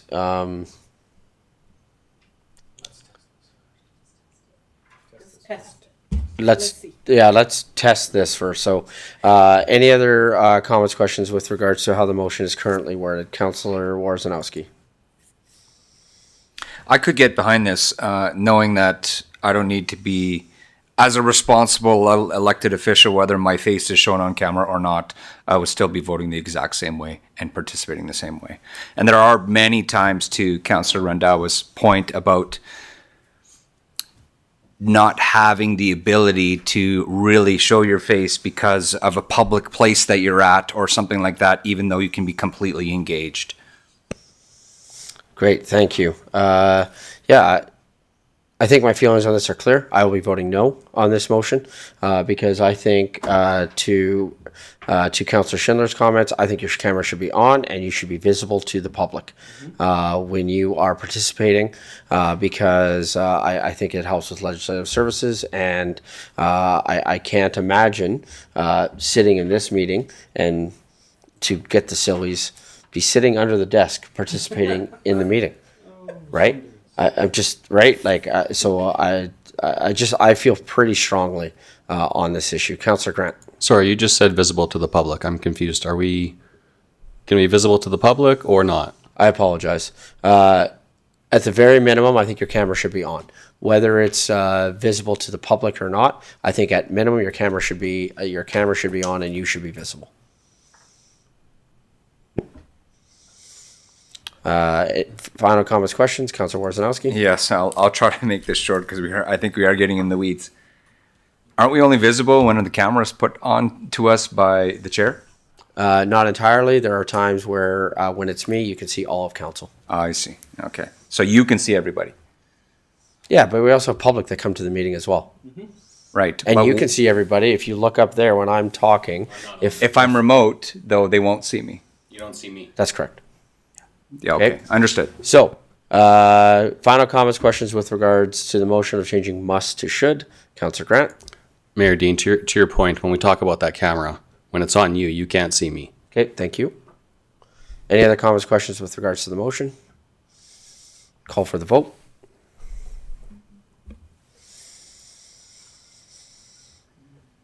Okay, so that motion is carried with a majority vote. So we're going to move the word to should.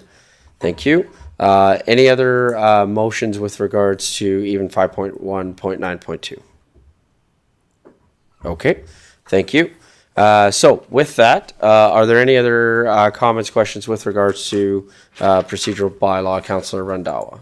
Thank you, Mayor Dean. Yeah, I just need a little bit clarification on point 8.5.5. So where a ruling of the chair. So can you explain for that part? I just need little clarification. Yeah, so this would happen where if somebody thinks there's a point of order. So you say something. And Councillor Warzanowski feels like, hey, point of order. But she said she can't do that. And the person that has to decide on whether or not that's a point of order is me. And then Councillor Schindler should go, no, you're wrong. Now you have to provide a justification. That's literally what that means. Yeah. Okay. Yeah. Thank you. Okay. Any other recommended changes? Councillor Warzanowski. Thank you, Mayor Dean. This is not meant to be funny, but it kind of will be. Should we be considering as a council any type of procedures in regards to breaks, especially if we go extended times, anything like that? At least some guidelines, because to Councillor Schindler's point about getting the sillies at 6:30 p.m. after a very long day, the ability to stay focused is important as we make some tough decisions. Yeah, so right now the extended time is 10 p.m. As outlined in the procedural bylaw. Also, as outlined within the procedural bylaw, the chair can call for a break at any time. And I think that's what we see happen is that I kind of look around council and council asks for that. So unless a motion wants to come stating differently, I feel like that's covered within our procedural bylaw. Okay, seeing no motion, are there any other suggested changes? Councillor Schindler? I just, sorry, I just was reading a little bit further, 8.6.3, point 1. Members may not interrupt except for when exceeding their time limit to speak. I thought we removed that time limit, so we actually don't have a time limit anymore? No, that's 8.6.2. So that's if somebody is, you have 5. Oh, right. Yeah, it's in relation My to that one. apologies. Yeah. Okay, so with that, can I have a councillor make the following motion, please? However, can the motion be council give second reading to bylaw 001-26, being the procedural bylaw with the amendments as outlined below?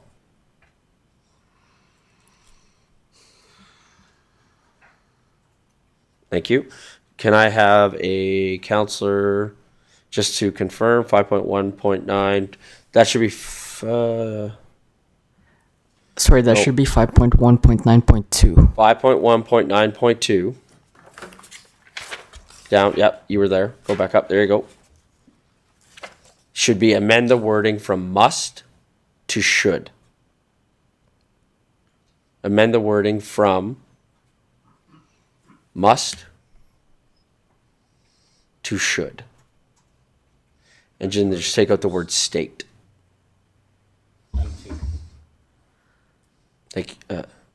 Yeah, and then take out unless permitted by the chair.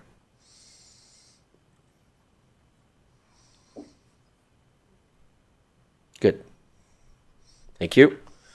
Councillor Schindler. I move that council give second reading to bylaw number 001-26, being the procedural bylaw with the amendments as outlined below. Comments, questions from council? Councillor Sandbo. Thank you, Your Worship. I took a couple of minutes to consider that, given that motion that we just voted on there a second ago. I do think we should add something in section 5.1.9. Sorry for not getting this in before the motion, but stating that the camera needs to be on during in-camera sessions. I do think that is important. If a councillor is participating electronically in an in-camera session, they absolutely should be visible to make sure that there's nobody else in the room. So you're suggesting that we add section 5.1.9.3 to camera must be on during in camera.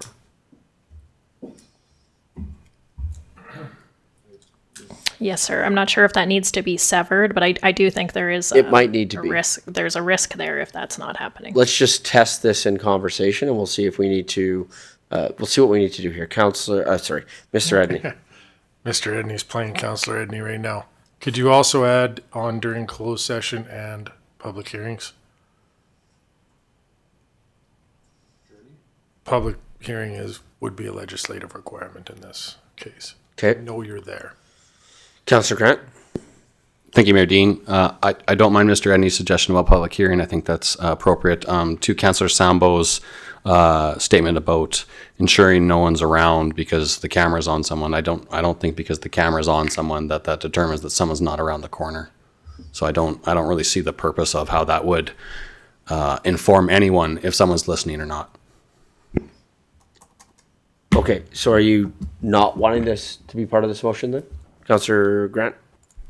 I don't think it is needed, but I don't want to put a motion forward to oppose it, so. Okay. Councillor Wojciechowski? Yeah, I don't know if we've put a motion yet to oppose it. It was suggested as a modification to Councillor Schindler's motion. But anyway, I will jump into your point, Councillor Grant. I'm with you also. Just because somebody's there doesn't mean that somebody's not listening. I think more importantly, either legislative services, the chair, or otherwise, if they're taking attendance in a closed session, it should be noted, are you alone? And you can answer yes. So you go on record that you are either present or not, and also alone. That to me would be more appropriate than keeping the camera on if we are in closed session. And if I can add on to the public hearing, yeah, it's a good idea to have that, but they're two separate items. We can capture them both together, but it's more important that we acknowledge that they are alone. Okay, so here's what I'm going to suggest. Can you just, so we don't lose it, can you just copy 5.1.9.3? Because this is second reading. Yeah, good idea. So can you just copy, then take it out? Okay, so the motion is exactly the same as it was before. This is second reading. I'm going to suggest maybe we do third reading here in a minute, but before we do third reading, we're going to debate and vote on Councillor Sambo's idea. Cool. We good with that? Because that way we don't have to... Sorry, through the chair. I don't have any opinions regarding Councillor Sambo's point, but to Councillor Wojciechowski's point, we actually did add 7.16.3 under closed sessions. It states that upon resolution to move into closed session, all public live streaming and recording shall cease. No audio or video recording of closed session shall occur. Members participating electronically must confirm they are in a private setting where confidential discussions cannot be overheard. Okay. 7.16.3. Okay. Okay. Okay, so the motion's on the floor. Any other comments, questions with regards to second reading? Okay, call for the vote. And that's carried unanimously. Question, do we want to wait until March 24th to finish our procedural bylaw or just finish this thing right now? You want to wait. Lead Services wants to wait. Because there's so many changes. Mr. Edney? Yeah, thank you, Mayor Dean. I was going to suggest we wait. I've sent a note over to Ledge Services and Council. I'm maybe asking you to refresh me. I can't find anywhere in our bylaws where we have a bylaw that states you can attend by electronic means, but I thought we did that. Yeah. Okay, so why don't we wait So then? let's go Give back us an and look at that opportunity. because we might need to add that in here Okay. as part of that. So then that puts this matter to bed. Okay, thank you. Thank you, Lead Services, for your work with that. With that then, I need a motion to go into closed session for our final item, please. Can I have a councillor make the following motion, please? Thank you. Councillor Grant? Thank you, Mayor. I move that council move into closed session at 6:34 PM to discuss the following: legal update, Access to Information Act, Section 29, advice from officials. Call for the vote.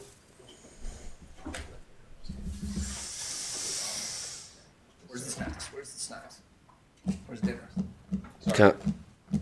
And that's carried unanimously. Thank you. Technical difficulties. Okay.